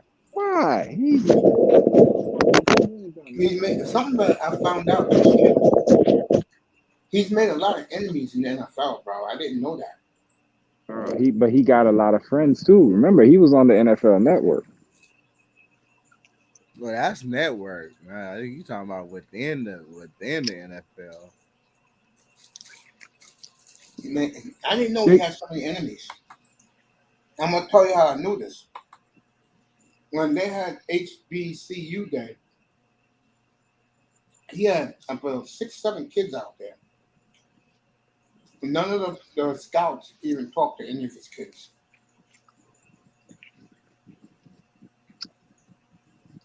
Deion, right now, as we speak, he's at war with the NFL. Yeah. And I think the main reason why is that he's getting 4- and 5-star recruits. Yeah, they want to see what he got. They want to see Deion come to the, you know what I'm saying, bring what he could bring on the football field as a coach. Because that's better for the NFL. Nigga, you came from Deion school? It just, sometimes you make an enemy out of somebody to make them do something you want them to do. Of course. They're playing mind games with him. Mm-hmm.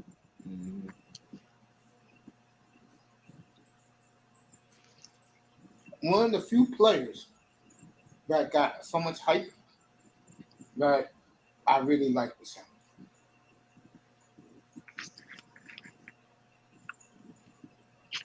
I love this style when he was a young player. The jewelry, the chicks. His friendship with MC Hammer.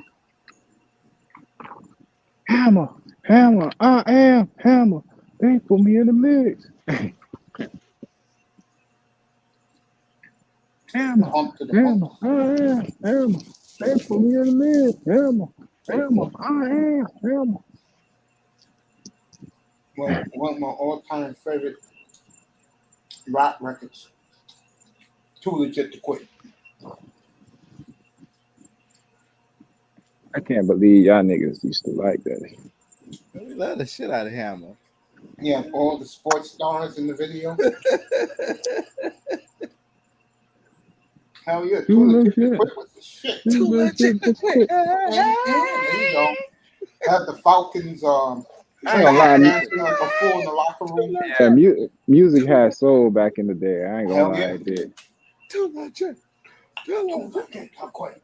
Now it's just pussy in the dick, pussy in the dick. I was Music never trash a Hammer fan. now. But when he did both of those songs, Pumps and the Bumps, all those women, Oh yeah, I love Pumps in the Bump. okay, Too legit to quit. Pumps in I the said, bump. you know what, Hammer? You was whack for all so many ways, in my opinion. But nigga, you went out like a champion, bro. Too legit to You have quit. to get into the crowd. You had to open the doors, let the white people be comfortable. And then when he got in, too legit. Hell yeah. Pumps in the bump.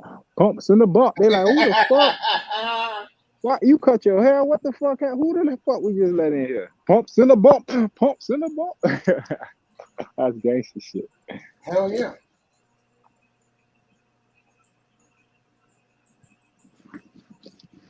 I wanna make a movie, yo. On what? A lot of shit, but I can't tell you because you'll steal it. Or somebody will hear it. Of Hey. course. I have to make you sign an NDA.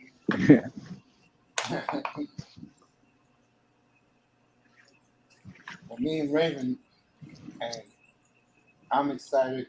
Raven is shocked. September 16th, Godzilla's back on the big screen in Tokyo, folks. Where the I'm Pink gonna Mandalorian- watch it. Okay, so it's released out of Japan and the Philippines. I'm gonna watch it over there.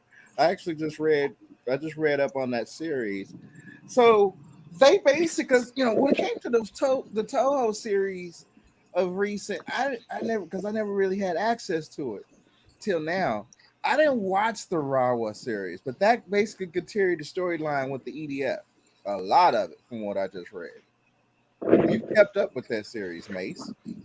I like when y'all talk Godzilla. So it I'm had learning. Baragon. Baragon has really contributed to Kaiju verse. Yeah, these monsters, I keep telling you, Raven. He's out of the Ultraman series. These monsters are my family, bro. These are the guys that, when you have toys, right? You little kid, y'all have G.I. Joe, okay? But I always loved the monsters, man. I told you that day when I was 4 years old, 1968, man. The double feature was Destroy All Monsters and Planet of the Apes, bro. I remember that like it happened an hour ago, man. See, I watched, as a baby, because believe it or not, my babysitter had me watch Planet of the Apes series. And I mean, even though I was a baby, I realized that the apes they were basically talking about black people. And I'm just like, God, I wouldn't want to, be in this type of world if this was black people. And then that's when my babysitter told me and taught me about the civil rights era.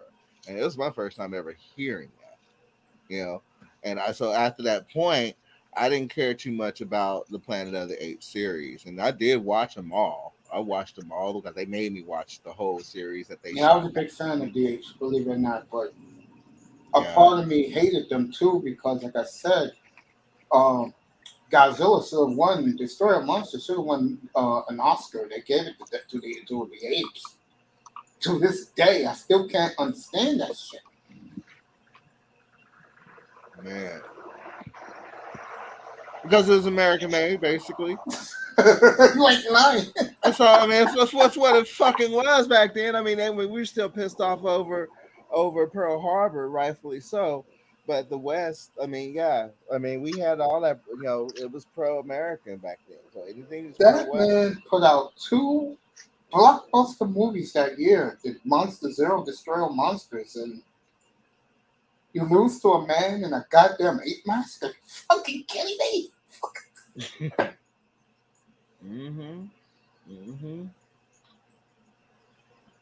I remember again, my brother had the old Monster magazine, and in the front of it, they put highway robbery.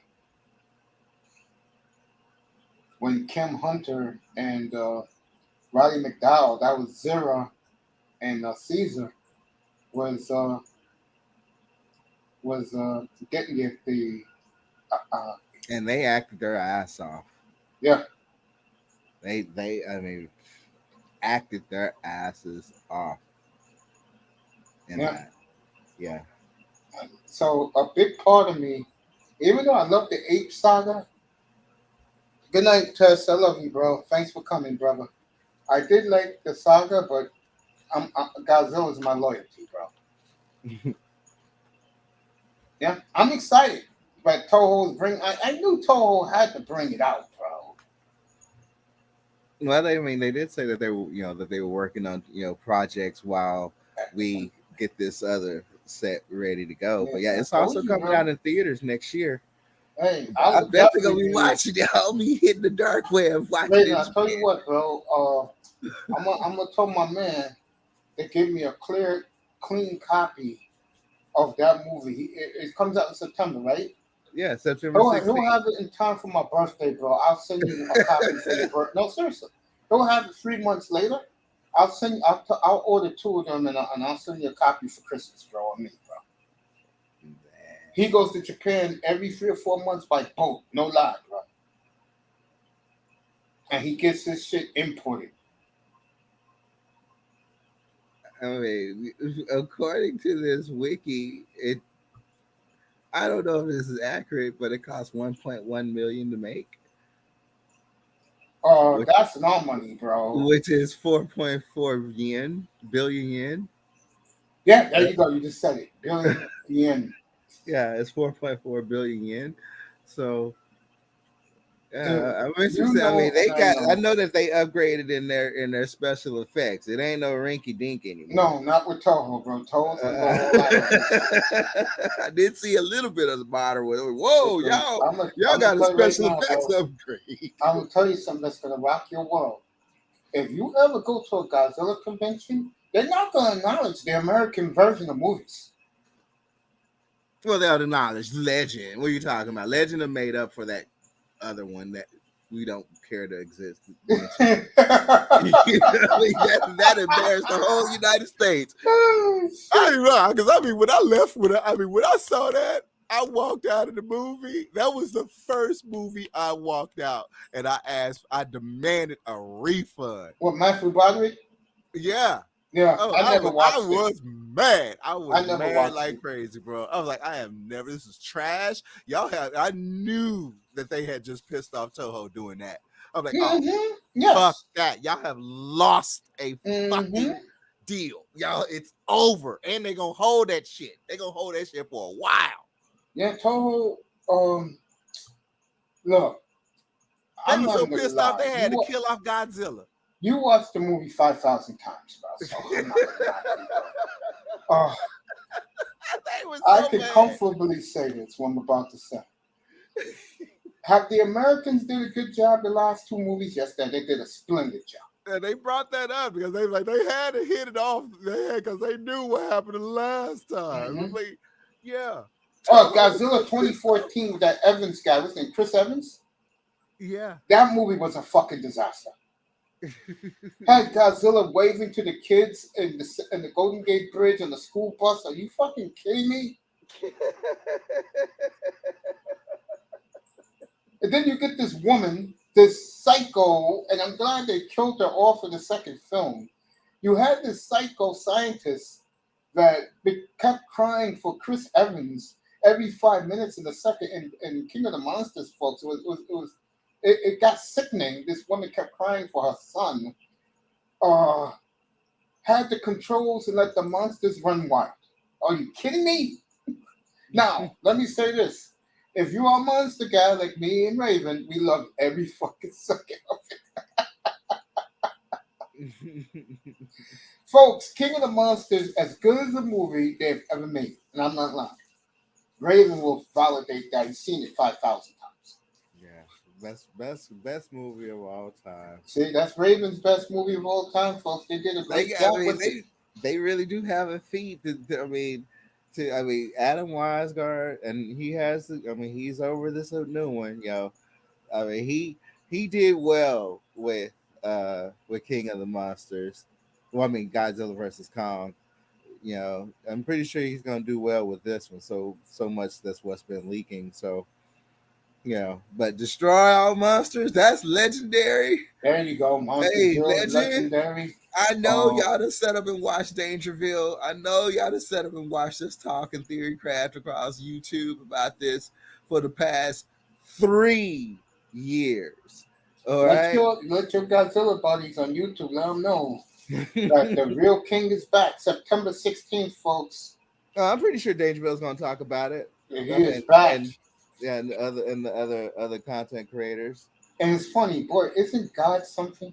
It's good. We was talking about it before iTest came up here.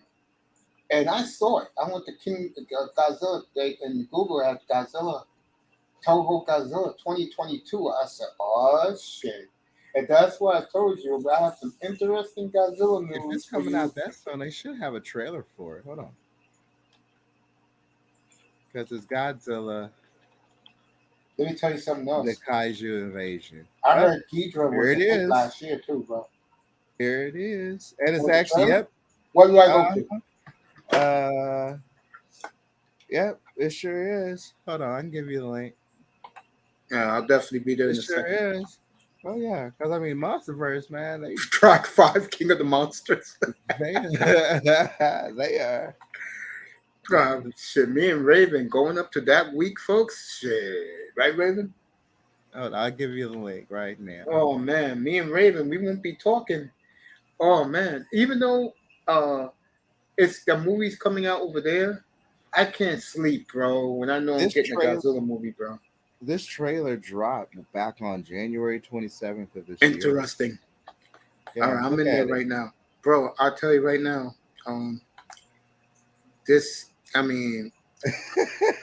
Wow. You got me speechless, folks. Look at this. Oh, I'm looking at it right now. There goes the nut jobs running through the streets. Look at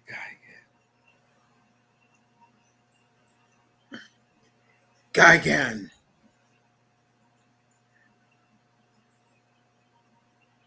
Oh, shit.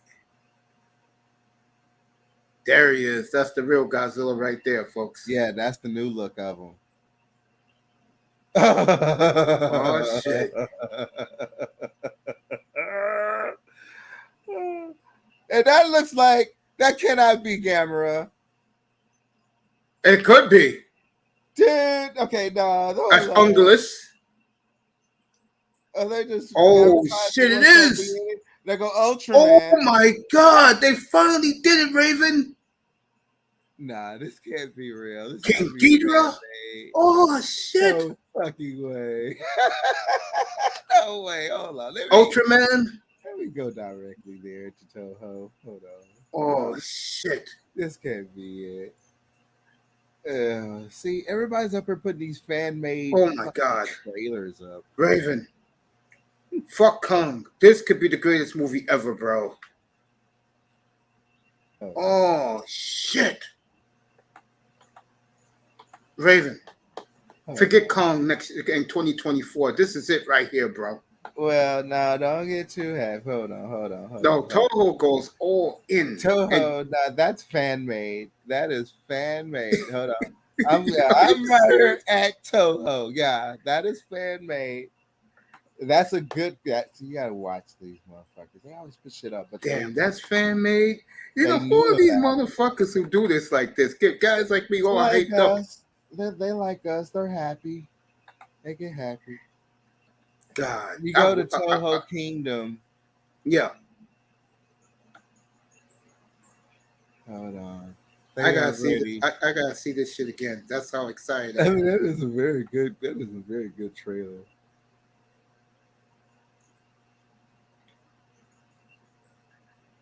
Damn, they even had me fooled. Good job, Raven. Calming me down, bro. Because if this shit was the real thing, bro. So the company announced plans to release a new movie in the series every 2 years, beginning in 2021. So they haven't really done an official press release of this upcoming movie, but again, it is scheduled to release on September 16th, 2022. If so that this shit means was that real, bro.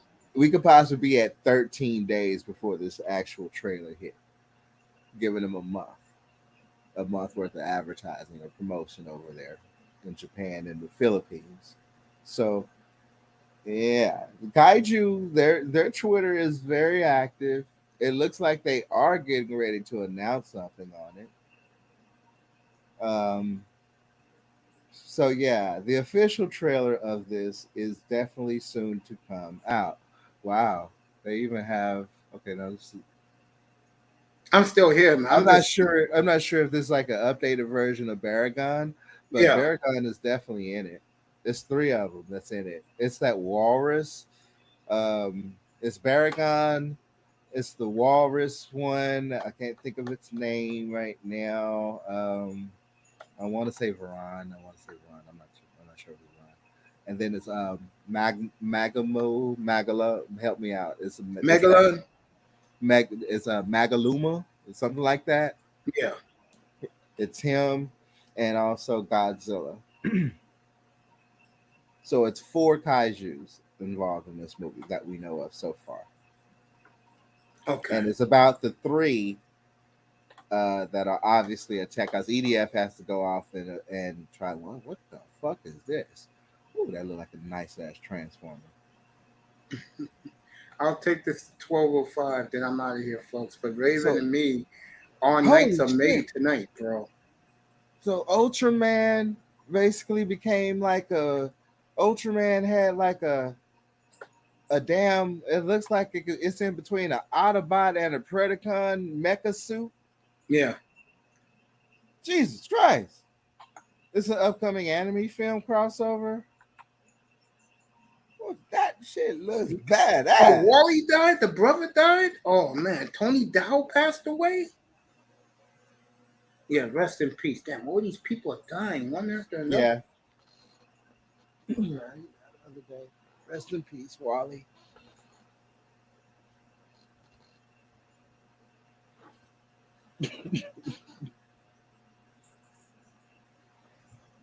So it does look like they are getting ready to announce something on that site.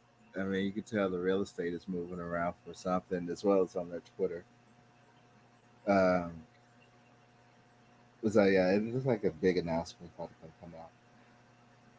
But I mean, it's news all over it, laden with. I mean, they definitely. I mean, Legend Legend knocked it out of the ballpark. Thank you, Legend. Thank you for 300. Thank you for the Monsterverse for real, bro. You saved us on that shit. You saved America on that. I cannot wait for that movie to come out. He was so pissed off they had to kill off. I remember they said they gonna kill off Godzilla, and I watched that damn movie. It traumatized me actually seeing how Godzilla really dies, and I was like, oh. And it's like, well, we're gonna leave him. We're gonna have him on a 10-year hiatus. 10 years? We're not gonna see Godzilla movie over here for 10 years? Oh, y'all fucked this up. I was mad at Matthew Broderick, bro. I was fuming. I'm never watching anything involving you. Even when that Charlie Sheen show came up, I'm still not watching it as much because of that. Yeah. That was the one where he went up against Destroyer, and he basically went into a nuclear meltdown, and he burnt down. He disintegrated into the ocean. Did you see that one? Nah. You never did see the one that when how they cut them off? Oh, which one? That was the one versus Destroyer. That was the one that also. Yeah, that was really sad. That's the one that he lost the son in. The son died as well. Really? Yeah, it was traumatic, bro.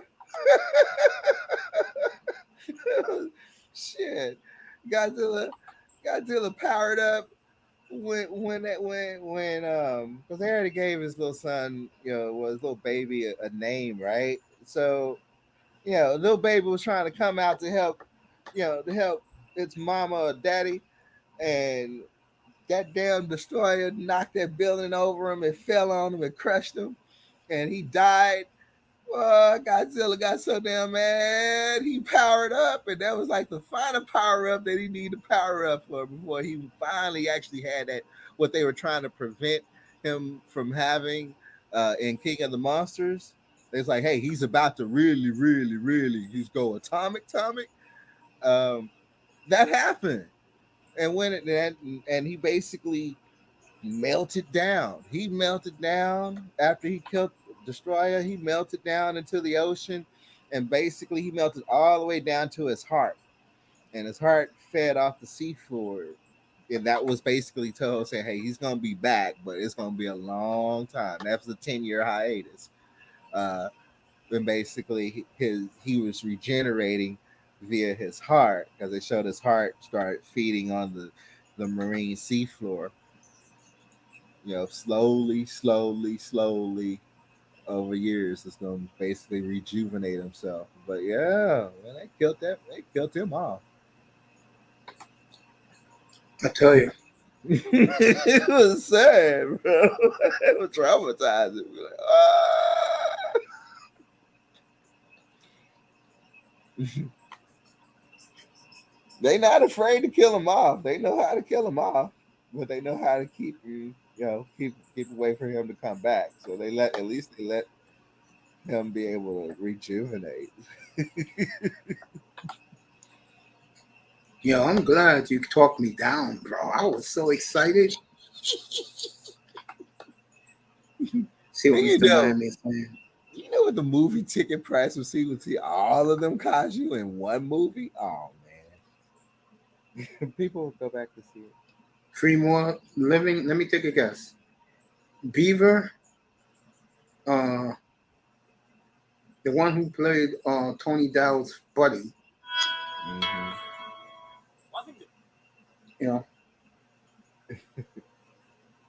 I'm just excited, man. But I knew.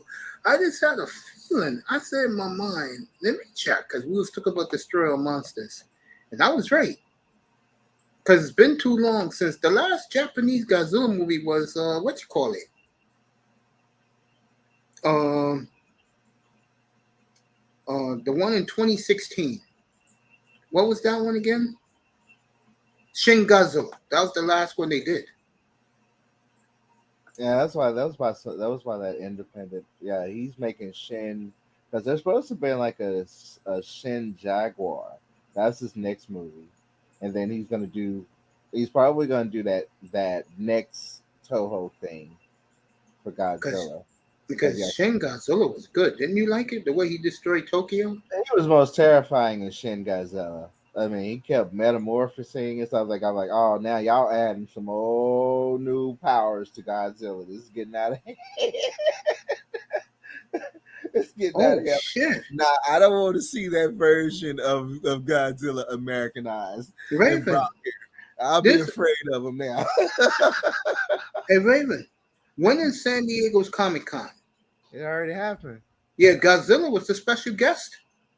Oh yeah, I mean, there's always do their little promotions, but yeah, that happened last weekend, I think. Wow, they had Godzilla there. Mm-hmm. And Indian says that they also have a Miami one, so hopefully she'll, let us know. The way she looks in that avatar, she can go to any Godzilla, any anime convention. Trust me. Oh, she will get in for real. Oh, what a body that woman has. She will get in. She will get in for real. Like, I have to send her in to get some movie news. Hey, you need to be our mole. Come on. How much is it gonna cost for your cosplay? Go in as a Marvel character. You're gonna automatically get in. But go ahead as a Mortal Kombat because she got the mask thing down. This makes me think of Katana and her avatar. Um, yeah, Toho.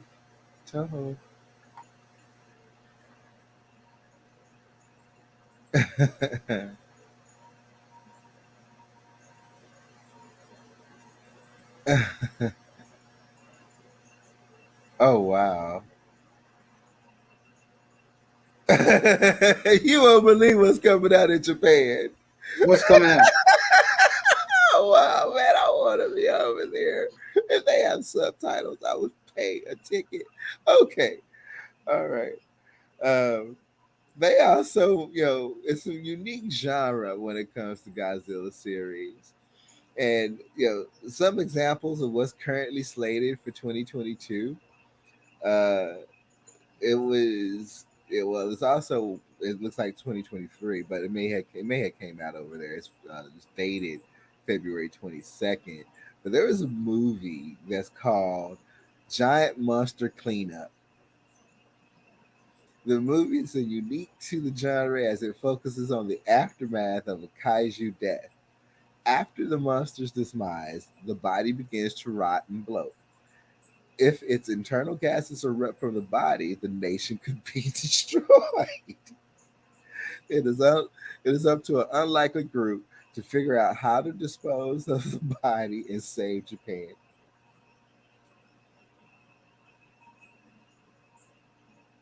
What to do Crazy, right? Kaiju.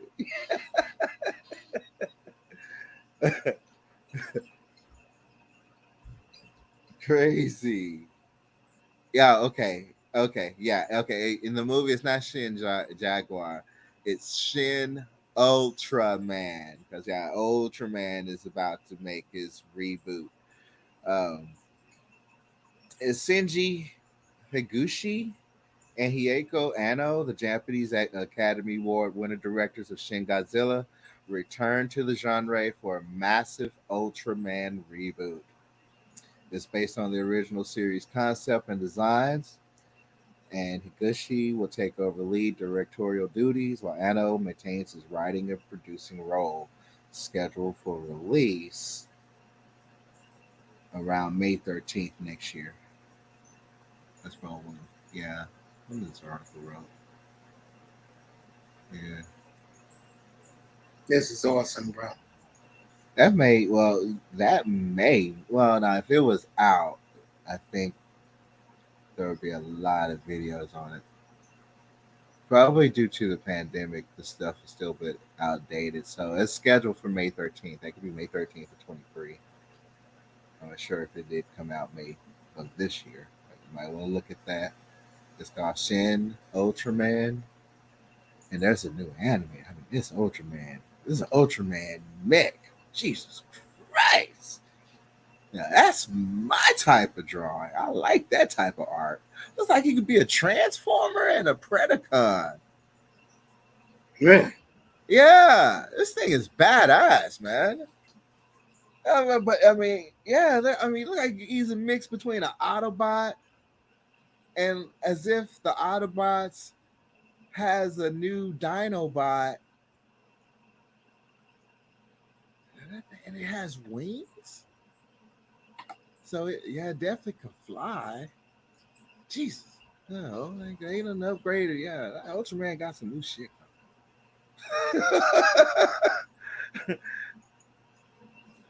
Interesting.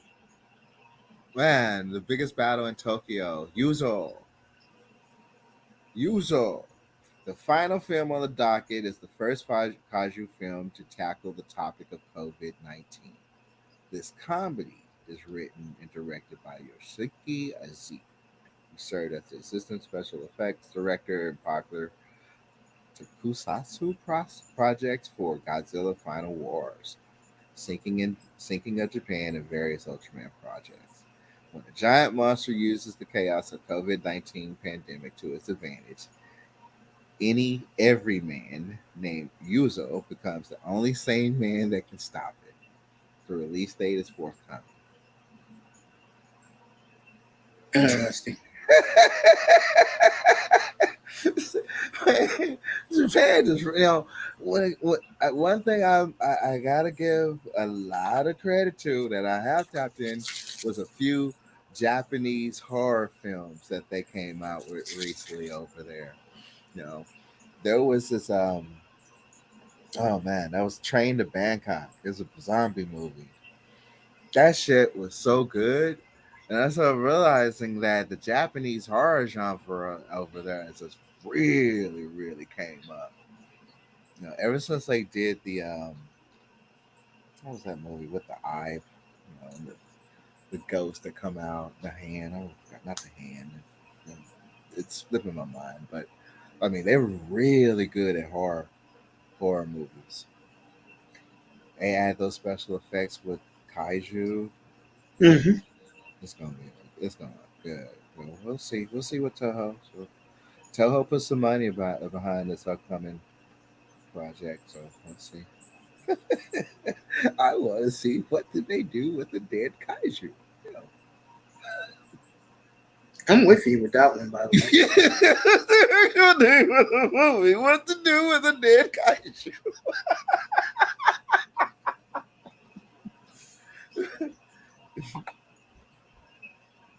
Imagine you're at a bar with a Japanese chick and you're drinking your sake, you're finished eating, and you're like, okay, you want to go to a movie? She's like, yeah, you want to go to a movie because she speaks English.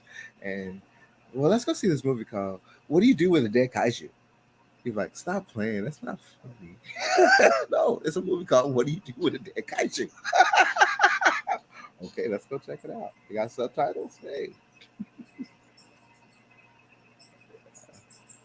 Interesting. It's good to see Ultraman about to come back. Welcome back, Ultraman. Welcome to the year 2022.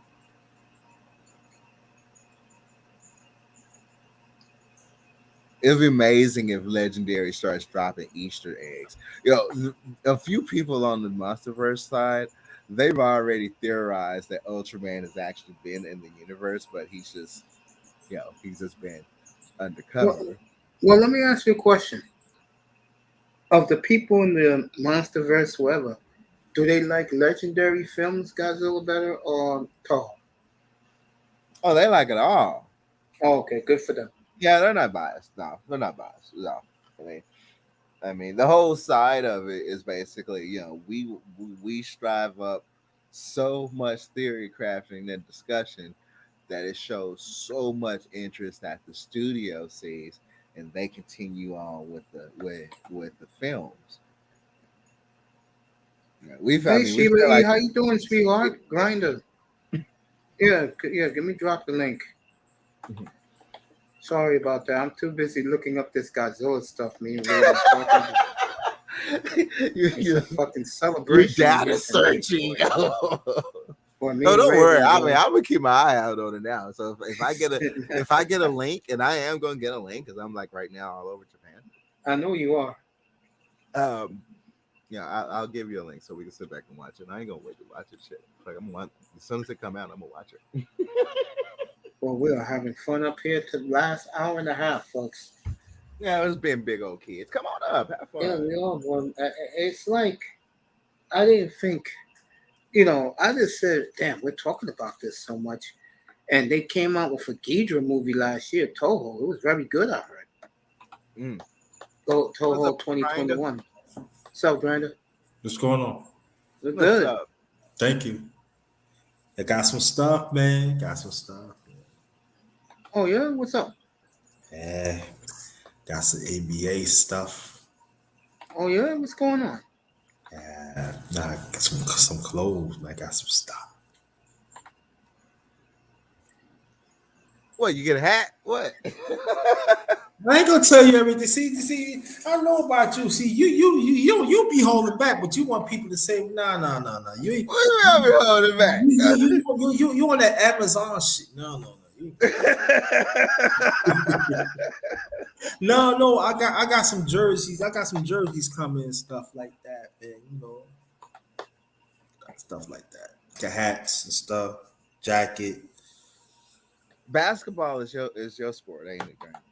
That's my favorite sport. Yeah. Okay. Sheila Okay. Edens go off the air and say what's up to So the how do family. you handle your weight before the next season? You just take it with pay. You wear your basketball gear. Well, you New York, so you wear that gear 24/7, don't you? Up there. No, I don't know. I wear special occasions. Like if Oh, I go out of town, that's when I wear it. okay. I'm very particular with my stuff. Why you think May say, yo, wash your shit out with a lot, man? We don't wear our shit all the time. Yeah, y'all take care of y'all jerseys. Hell yeah. How much money? How much that shit is? How much? No, how much? What? If you're getting the authentic one, it's like $270, bro. Really? Yes. Yeah. And then I'm collecting the Dame Lillard collection right now as we speak. Yeah, and then if you get the new era, I said mine is new era, so it's not that far from it, but you know. Okay. Oh. Yeah, man. But it's real though. You'll see me rock my stuff in the wintertime when it's my studio is gonna be like 80 degrees inside here. I'm So I talking can about wear a pulling out my basketball Cowboys jersey in here. is during the football season, and when I need to get a new one, like I'm planning on doing right now. Yeah, Mace. I got the Zach Wilson jersey too. The hat. Oh, you got your Zach? That's good. The black one or the green? Green one. Nice. And I got the hat with it too. Well, let me see. I can show you. Let me see. Matter of fact, one came in. Two came in. There it is. Yeah. Just the hat. Nice. Very nice. Very nice. Yeah. This the jersey. This is the other jersey. See, there you go. That's the logo right there. That's the real shit. Yeah. This one I wear like go out of town. Then I got the Mets. I got the Mets. Oh, you got your Mets Mets jersey? hat and the jacket too. Nice. Yeah. And I'm getting the Yankees. Yankees. I'm getting the Judge jersey, and I'm getting the jacket and the hat. There you go. Mm-hmm. Y'all see it on my channel. Y'all see it like, oh, you. Don't worry, y'all gonna see it soon. Y'all see it soon. I'm not bringing it out yet. That's some stuff. Yeah, football for me this year, not so much. Because my team sucks, but I'm gonna get. Well, I shouldn't say they suck. I don't think they're gonna win anything. That's a better way of putting it. Not with that pineapple, you ain't. And the hockey, nah. Baseball, I got enough baseball jerseys. I don't have to buy any. I was going to get the St. Louis because they had Kurt Flood, but they didn't have it in my size. Nah, for me, I'm just buying my boy because he's the star of my team. That's why I'm buying his jerseys. I got just about all of them except one more. I gotta get one more. And that's the Road Black. I get that, then I got it. But it's hard to find that Roberto Clemente one. It's hard. It is hard. It's hard to find. It is. So Grinder is collecting his jersey collection. I got my Dame Lillard collection. Okay. I'll be getting the new San Antonio jersey when it comes out, which is one of the nicest jerseys. I seen on the NBA store. Oh, this is hot. I gotta get my nephew the new. It's coming out this fall. The new Giannis jersey because he's a big Bucks fan since he was a little boy. Ray Allen was there. Yeah, he liked the Bucks when they had Ray Allen and Big Dog Robinson. Mm-hmm. I just got the base this time. I got Derrick Rose, and I got RJ Barrett. The RJ Barrett one. I got the orange and blue, and then That's the one that I'm getting. In the roll, no, the rolls are getting the blue like that.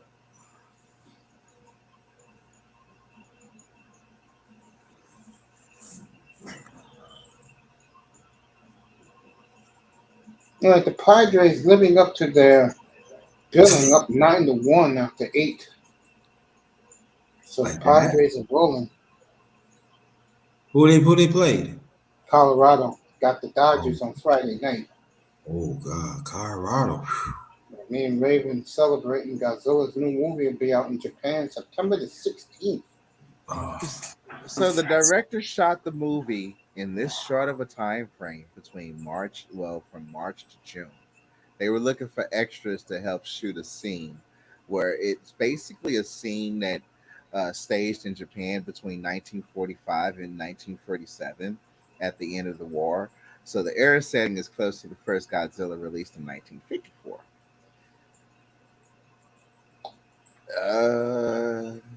Don't worry about it. Toho I'm all does over that the shit dark web right now. I'm trying to find this. right. Yeah, Toho does that shit right. Don't worry about that. They do their shit right. Hopefully my man will come out with the video in December. So I'm gonna write to him tomorrow and tell him, bro, get me the official copy. I don't want See no if you can get bullshit. anything more local over there, because it does look like they basically are. Toho is basically keeping quiet because it is a big announcement because it's like their first production In like 6 years since Shin Godzilla. Yeah, since Shin Godzilla. So yeah, it's like one of those. It's like a big deal with them. So, yeah, I told you, man. They're not gonna sit back and let the Americans get all the shine, bro. With Kong and War of the Monsters, bro. Well, I mean, they weren't. Well, I guess they would compete. Hey, those were two great American movies. But I mean, yeah, it definitely helped. And when it's coming over here next year, so I won't be at the theater for that. I'll pay my $25 and watch it in IMAX. I wonder which movie houses is gonna pick it up.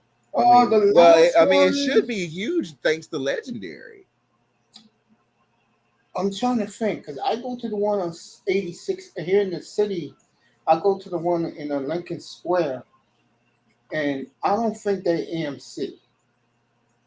But wouldn't you think since Legendary, definitely did well, Legendary definitely will probably have them on distribution over here now. I can see that. AMC would definitely pick it up. Yeah. Right. Let me find out. We'll see. We never played it. We're geeks. Happy like a Raven. You don't know, man. This is an early birthday gift for me, bro. September 15th and September 16th.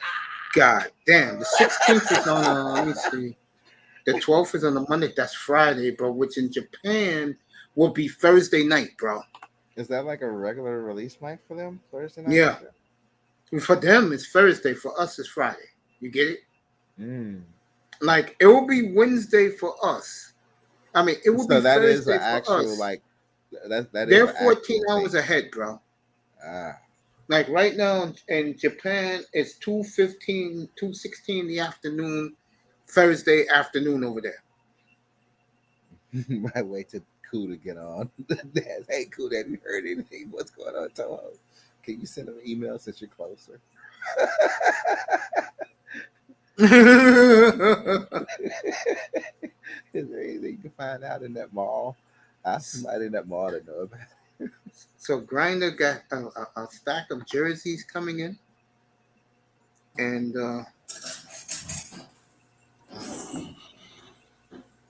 he's in a great mood tonight. Yeah. Me and Raven right now, we're just pumping our fist. We got something to look forward to. That's right. There's a lot of things to look forward to. Not when it comes to this megastar. Yeah, damn, if I would have knew he would have been in California last week, I would have went, bro. I'm dead serious. I would have went. I would have made my plans back in what, January? Who you talking about? Godzilla was at Comic-Con last week out in San Diego. What? Yeah, he was, yeah. Damn. If I would have known, I would have went. When I go to LA next spring, I will definitely go on his star in Hollywood. You know, my people don't know Godzilla been out for a long time. Yeah, it's coming up to 70 years. 70? Yeah, 2 years from now, yeah. Yeah, Been out 2024. since the 40s? He's been out since 54. That's 70 years. 54? Oh, 70. Yes, that's wow. Shout out to Monsterverse. I was thinking about 68, but that's one of the reemergence of Godzilla's. Yeah, right. Yeah, he did this too, in my opinion, at the time, because the second Mothra in 92 dwarfs. Though I have to admit, Mothra of 92. Matter of fact, I know Raven's going to agree with this. When they did the series in the 90s, that was the best they ever did. Oh yeah, they stepped up. I mean, Godzilla Final Wars, that one right there was one of my most favorite ones. Yeah, I was it's like, my wow, nephew's favorite because Ungulus stole the movie. Yeah, we're talking about a variation of kaiju in one movie right there. Yeah. Oh, okay. Yeah. Evil space aliens called the Zillions, which I can't wait for them. I mean, we really think that they are about to start showing up in the legendary pictures because they should by now. But you know which one I like? I like the one that towards the end when Godzilla came out the water, man. I like get the. Which one was that? Which one? He came out the water. He came out the water. It was a dinosaur bird. He just snatched it out. Oh, you talking about Godzilla of Legendary? And that was a Muto that was flying. When he jumped up, get the bot. Run up. High score, motherfucker. All right, there we go. All right, you talking about the Muto? He went up against two of them. Yeah. He ripped off one of them and blew his fire down the other one's throat. Yeah, that's part one. King of the Monsters part 2 to that. You see King of the Monsters, Grinder? Nah. Oh man, do you tell him how many times you watched that DVD or that Blu-ray? I watched it now. I mean, it's taking the lead of Independence Day. Independence Day was my most watched film I watched over. Fox looked great in that movie.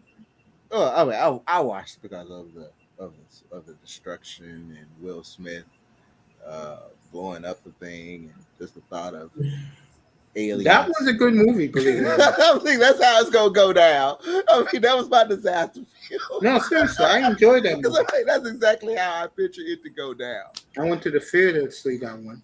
Yeah, July me too. 4th, 1996. I was there for that. That was we came out of the theater looking up. You ain't lying about that, bro. Everybody was looking up when they came out. I was looking up too. Yeah.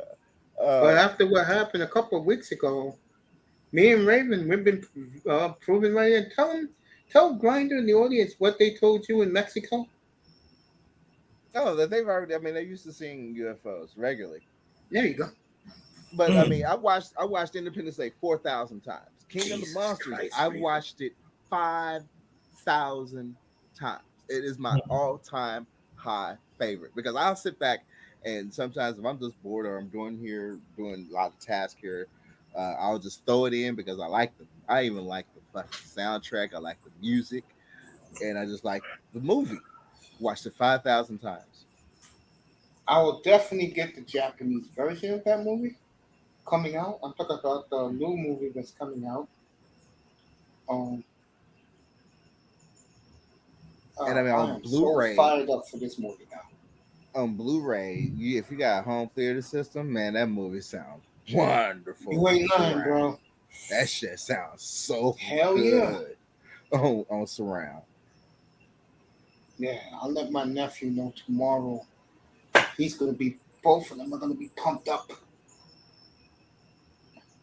Yeah. But if that trailer was real, but I thought that shit was real, Raven. I was like, look at this shit. I hate when those clowns do that, bro. You know, I'm gonna do. That's actually what I'm using as practice, learning how to do stock videos and do. I mean, I do want to come out with some fan trailers, but I'm gonna let you know it's gonna be just, hey, this is bullshit. You know? Don't Oh think yeah, it's you piqued real. my interest if that's the movie, bro. You piqued my interest. I got everybody interested. Look at that thread going. I got everybody interested. What the hell? I mean, man, they put all that in one movie. Oh. The Water Molecules Monster. I know who you're talking about. He'll come back to me. I know who he's talking about. The Water Molecules Monster? Yeah. He's talking about, is he talking about, wasn't that Destroyer? Because the Destroyer had 5 forms. Yeah. Now, Mr. That was Miami, you don't mention that monster around us. No. Yeah. Oh, I mean, man, watch, sit back whenever you want to relax, man, sit back and watch that, and get caught up on the Monsterverse. This shit's fun. And when you get to Godzilla versus Kong, you're gonna be like, all right, yeah, Raven, when I get my bookcase put together, right? What you're gonna see behind me is gonna be every Godzilla movie ever made, bro. Right behind me, bro. Oh, I'm gonna have Independence Day right there, and I'm gonna have King of the Monsters front and center. I've still watched that movie more than I've watched Godzilla versus Kong. I mean, I have seen Godzilla versus Kong a few times. I mean, the number getting up there, but nowhere near as King of the Monsters. I don't think there's gonna be another movie that's gonna beat that unless it's another Godzilla film. That's Destroy All Monsters will beat that. I can tell you that. If they come out with a modern one, and I mean that's what the community really is pushing towards. Hey, of course, Legendary, please. And I know Legendary did, like you guys are right. We just maybe they run into figures because it's gonna cost some money to make. Hey, Grundy, it ain't gonna be cheap. Let me tell you, the first night I have Raven up here, right? Mm-hmm. So Raven's asking me what type of movies I like. And I say, I don't like this. I don't like Raven. Like, come on, man, what do you like? And I said to Raven, you really want to know? Raven said, yeah. I said, I am a huge Godzilla fan. Never since then, me and Raven have been real good.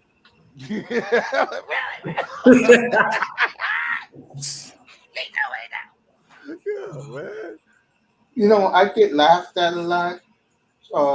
Real talk. I get laughed at a lot because I tell people he's my favorite movie star, and I love him to death. I love the monsters. I was crushed when they killed him off at the time against Destroyer. Yeah. That really made me just cry, man. I got sad too. I cried because his son died of that shit. Like that's me and Raven say it all the time. That shit was traumatizing. I don't want to see that again.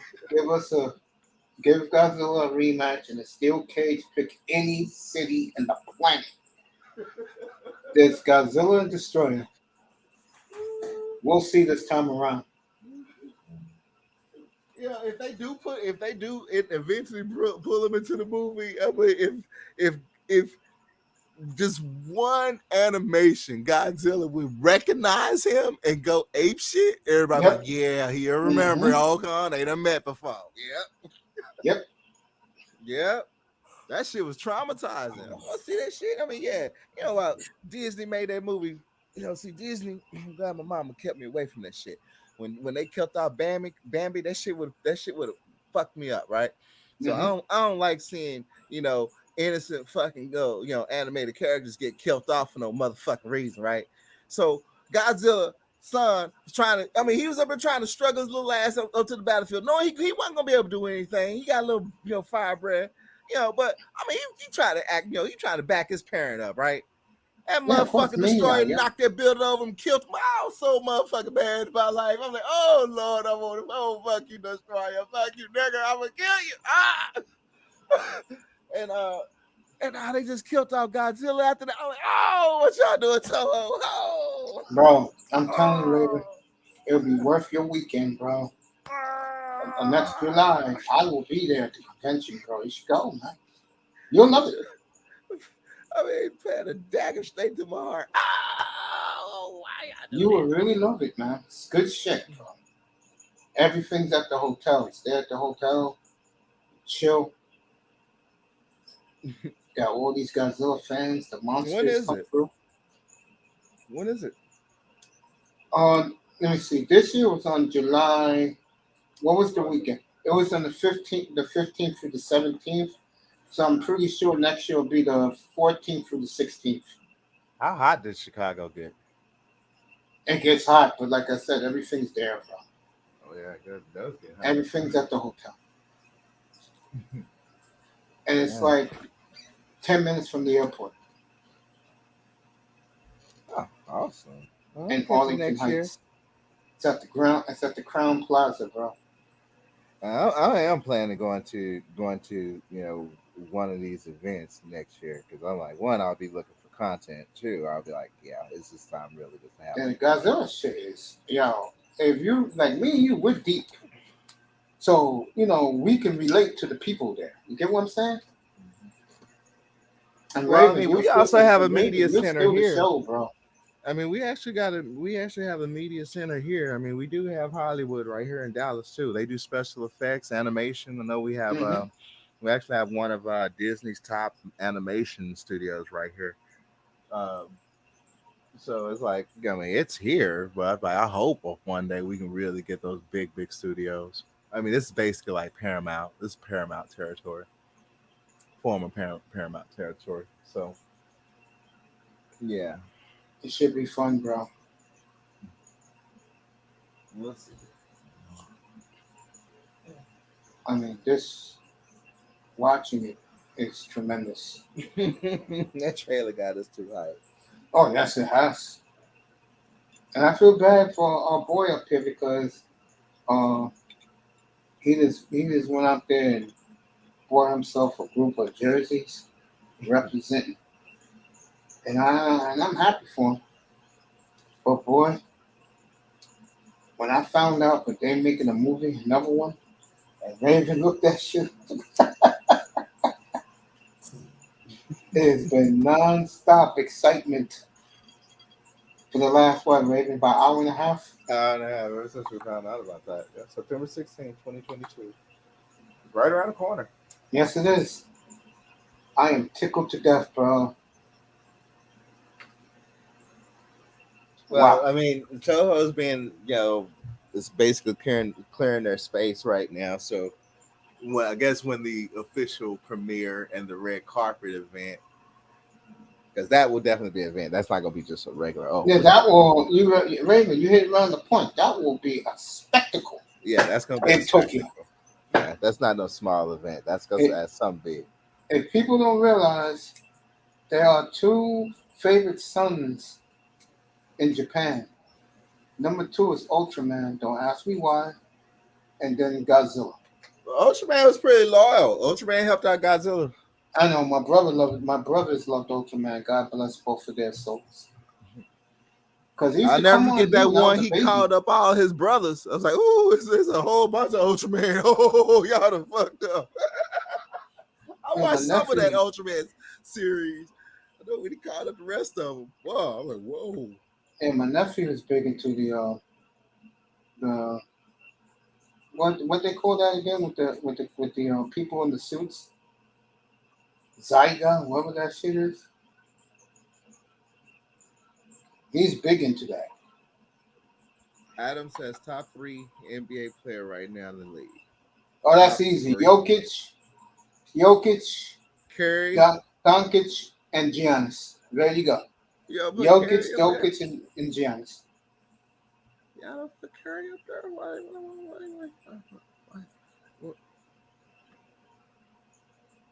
All right, I'll be fair. I'll take out Doncic for Curry. There you go.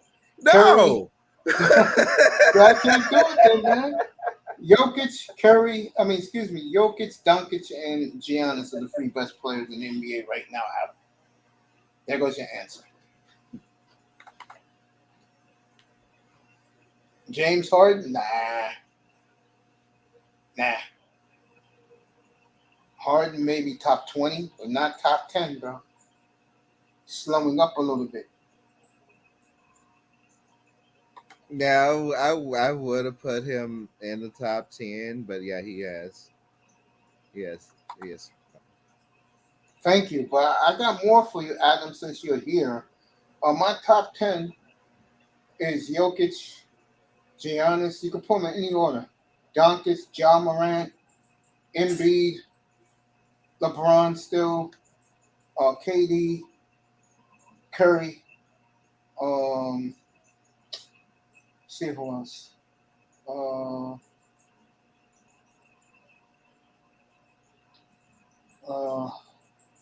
That's 8. Kawhi, when healthy, that's 9. And I gotta put my nigga in there, Dame Lillard. Here goes your top 10. And you're gonna see me rocking a lot of Dame Lillard gear in the next couple of weeks. I'll be rocking Dame Lillard. I'll be rocking the UNLV running Rebels as they finally came out with their jerseys, and I got both Larry Johnsons. They'll be coming out with Reggie Fierce soon, which I will definitely purchase. Tatum and Butler. Tatum, I put in the top 12. And Jimmy Butler, after his playoff this year, I got to put him in the top 15, bro. No question about that. Jimmy Butler had a hell of a series in the playoffs, man. He averaged almost 40 points a game. I saw every game. I did the entire NBA playoffs.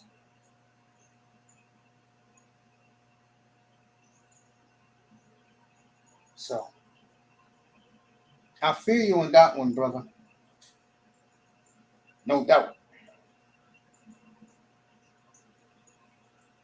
I feel you on that. Let's see what else he says.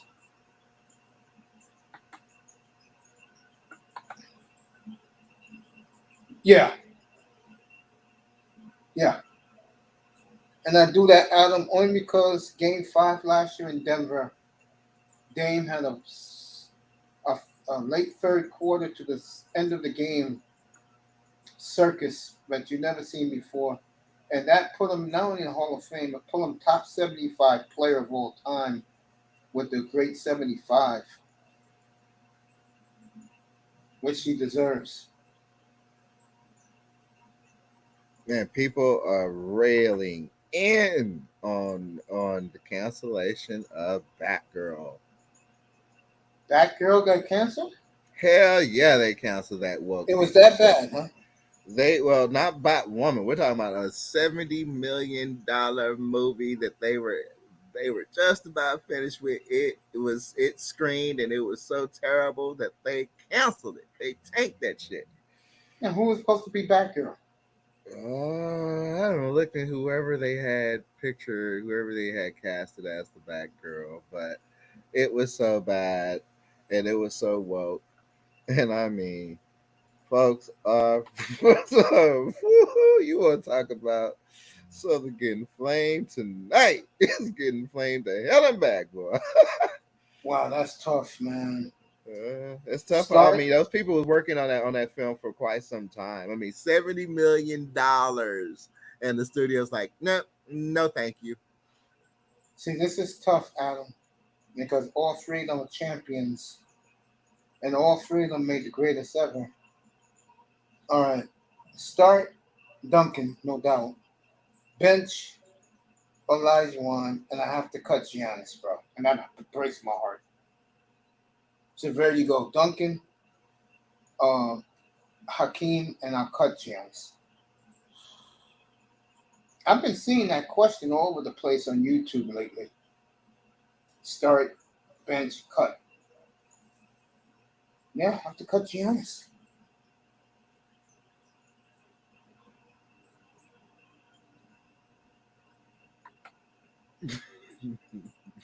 So, good, man. Keep keeping me gassed up about this Godzilla movie, man.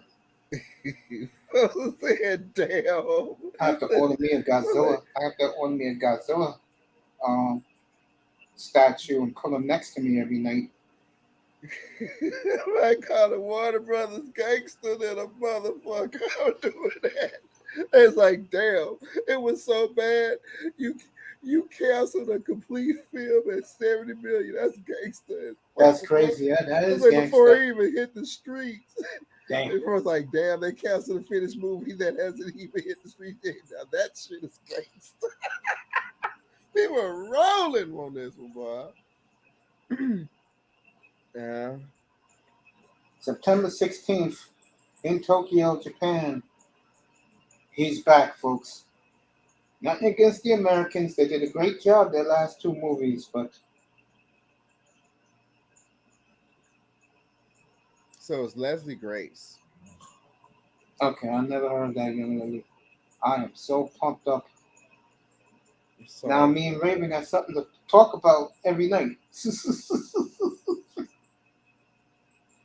Oh man. I know when it's coming out here in the States? May what? May 13th. Mother's Day weekend. Yeah, I'll be at the theater. So it was by the writers who did Birds of Prey. No wonder it was trash. Oh, you're talking about Batman. I mean, Batgirl. Yeah.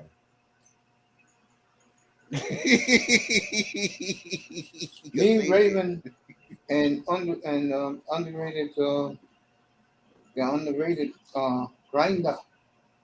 We'll take this off the air. I want to thank everybody. Adam, you got one more question to ask? I'll answer it. Sheila E, thank you, honey. Let me see who else came in here tonight. Sheila E, the beautiful Brownie Ellie. Boy, I'm crazy about that young lady. That woman is absolutely gorgeous. Sean was in the building. I'll get to you in a second, Adam. Who else is here? Little Rock. Jefferson was tremendous tonight from the chat room.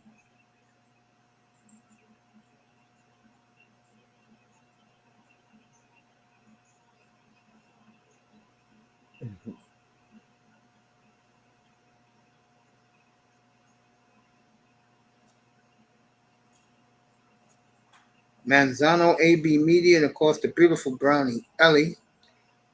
Say hello to yours truly. Here's a shot of this beautiful woman right there. She is absolutely gorgeous. And I want to thank Mr. Miami, of course. No Jordan Love jersey. No, there'll be no Jordan Love jersey. I guess Adam stepped out. Hey, Adam, anytime you want to come in and join, you're always welcome, bro.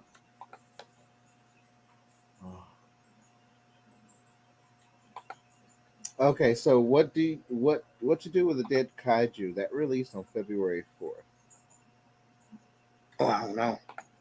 I wasn't kicking it back then. You know what I'm saying?